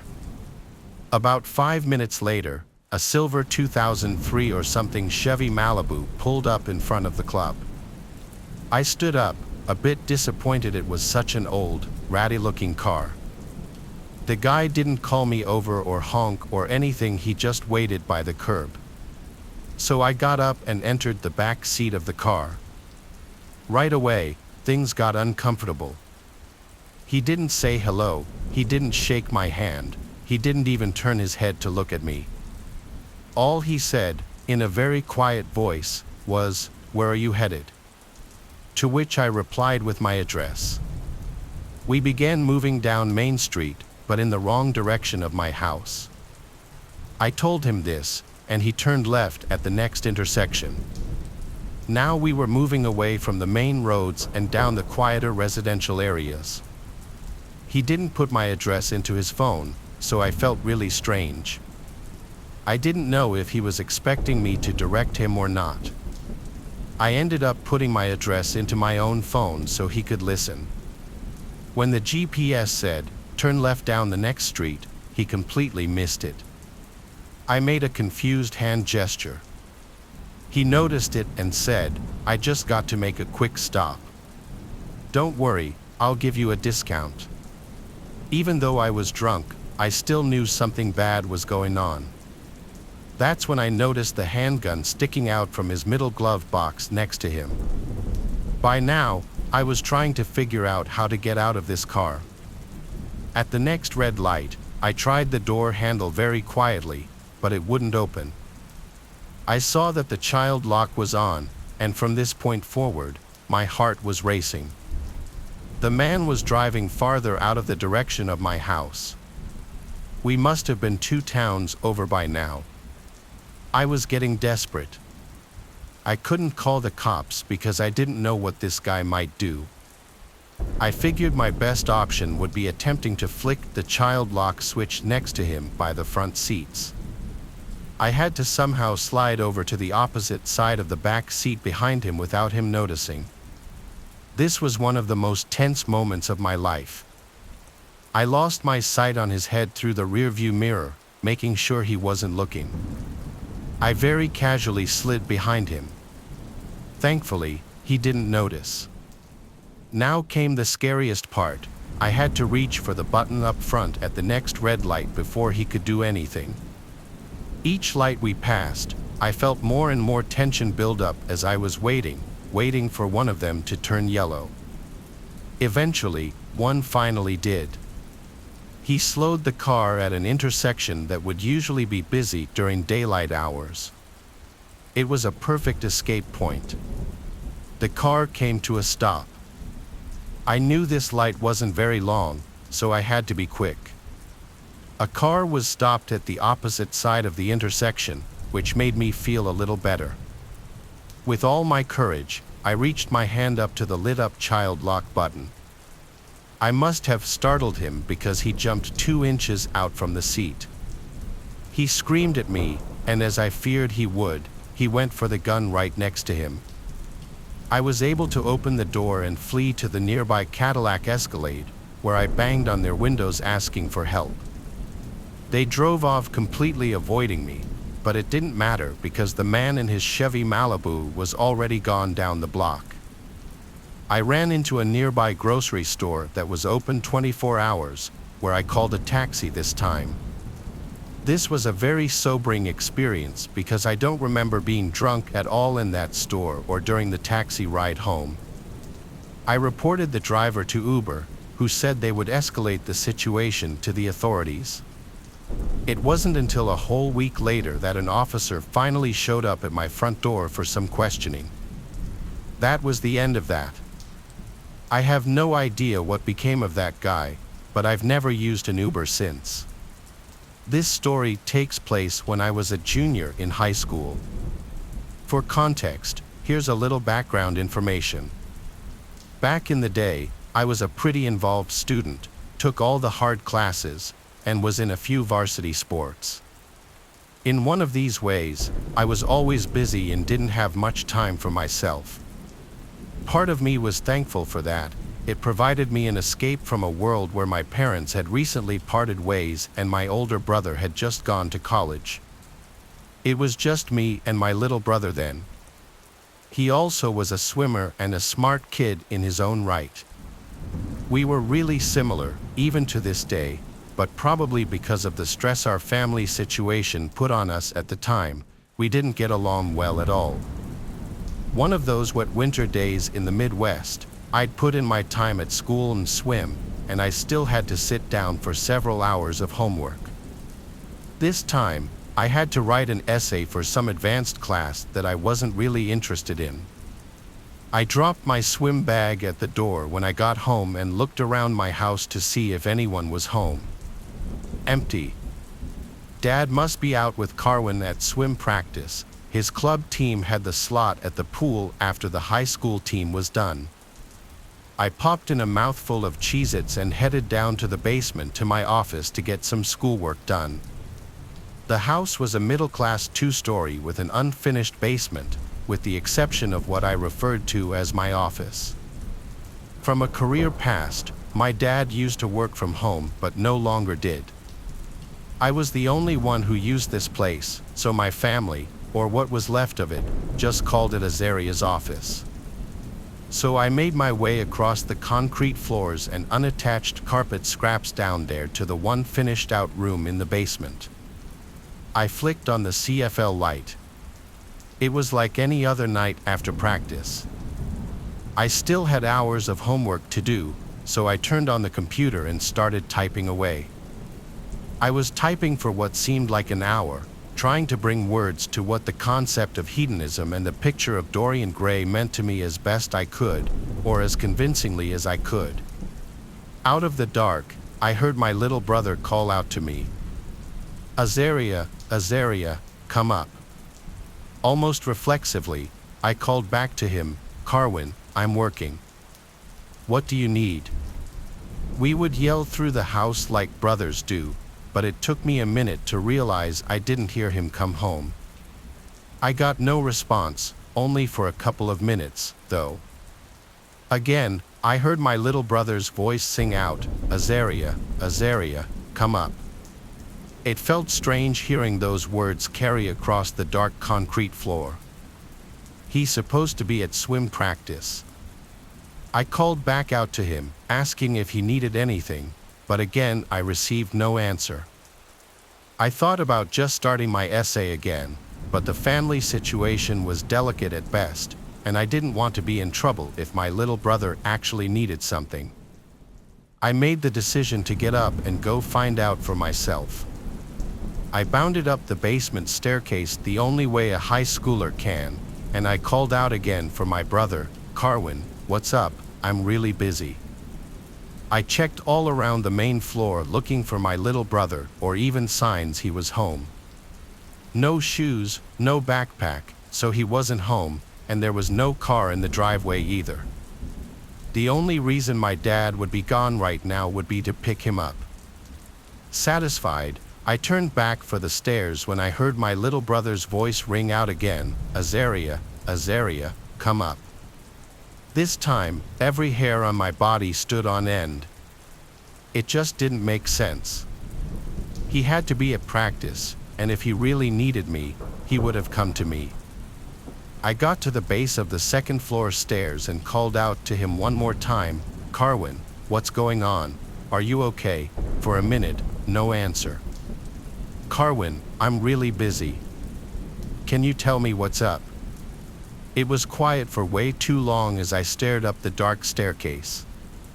Logically, I had no reason to believe anyone was up there until I heard Carwin's voice calmly speak this time, and not call out in his sing-song way those same 4 words, "Azaria, Azaria, come up." "What?" I asked under my breath. I couldn't comprehend the situation. I did a quick inventory of any probable scenario: break-in, wrong voice, a prank. I would have seen something at this point. It had to be Carwin, and maybe helping him would make me a good brother, so I began up the stairs. My heart pounded with each step, and I was about to make the landing to the dark 2nd floor when I heard the buzz of the garage door motor. I ran back down the stairs and looked out the window. It was my father's sedan, and he and my little brother got out. I stumbled from the window to the hall where they would enter, and I felt my heart almost stop beating. I collapsed on the floor and just started to cry uncontrollably. This is something that happened back in the year 2004. I'm a female and was 24 years old at the time. I had just recently joined a bowling league because I have always enjoyed bowling. I was okay, but after the first time bowling with the team, I realized that I needed more practice. So, there was this kind of small bowling alley pretty close to where I lived. I remember that one night I asked a few friends if they wanted to go with me, but they were not able to. Instead of not going, I decided to bowl by myself to get the practice. That night, I went to the alley. It was not that busy, and like I said, the place was kind of small and also old. I got the lane on the very far right end of the alley, which was nice because it felt more private. I set my stuff on one of the several chairs they had right in front of the lanes. Nobody was bowling at any of probably the next 5 lanes to my left. So, I bowled a few games and was getting some good practice in. I'd been there for almost an hour when I turned around after bowling one time and suddenly realized that there was a man sitting at my lane. He was in one of the seats, not far away from my stuff at all. The man was sort of large, bald, and had a goatee, and from just his chin, the hair was really long. He also had several tattoos. I did not know where he had come from. He appeared to just be watching me bowl. I thought that maybe he would say something to me, but he did not. He just kept sitting there. So, I just kept bowling. It was awkward, to say the least, but I only had several more frames before I was done, and then I would be leaving. The man just kept sitting there the entire time. I thought about saying something to him, like asking him what he was doing, but I didn't. So, before long, I was done bowling. I went and sat in a seat just 2 away from him and changed out of my bowling shoes. Then I got my stuff. In that entire time, the man still did not say anything. After that, I went up to return the bowling shoes. The man did not get up when I did. After I had returned the shoes, I looked back to the lane that I bowled at, and the man was now gone. I figured that he left, and then I headed for the exit. There was a parking lot on the side of the building, which is where I had parked. I walked over to the side door, and there were 2 sets of doors. When I went through the first one, I noticed the man was standing in the small area between the next set of doors. I got a bad feeling when I saw him. I walked past and then out the doors and into the parking lot. Moments later, I heard the door open again. I knew that the man was now leaving, and I wondered if he was following me. There were several cars scattered around the parking lot. It was not well lit and pretty dark outside. The town was pretty quiet as well, but there were some other places nearby. So, as I was walking to my car, I heard footsteps behind me, and they sounded somewhat fast. I was going to my vehicle, but I just had a bad feeling about it. Just going with my instincts, I changed directions and did not go to my car anymore. I walked more towards the front of the parking lot where there was a sidewalk. When I turned, I heard the guy turning behind me. I walked to the sidewalk and then started going down it. I didn't know where I was going at first, but I saw that this bar was open just down the street. So, I started heading in that direction. The man behind me followed the entire way. However, luckily, he did not catch up to me but maintained a distance. It was very obvious that he was following me, though. So, I kept going down the sidewalk and was able to make it to the bar. I had only been there once before, so I didn't know it that well, and I didn't know anybody inside. But I went inside, and there were a good number of other people around, so I felt safer. The man went inside as well, though. I stood around near the bar, and the man stood at the other end of it. I then walked towards the bathrooms. I was going to go into the women's restroom and call one of my friends. Luckily, I did have my cell phone with me. However, when I reached the hallway where the restrooms were, I noticed that they had a back exit. So, I decided to just leave through there.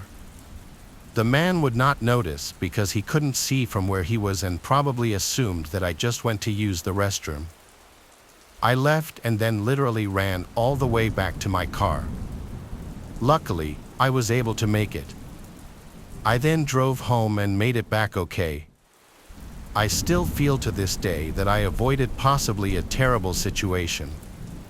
I don't know who that guy was, but I know for a fact that he was following me. I went to that same bowling alley several more times and never saw him there again.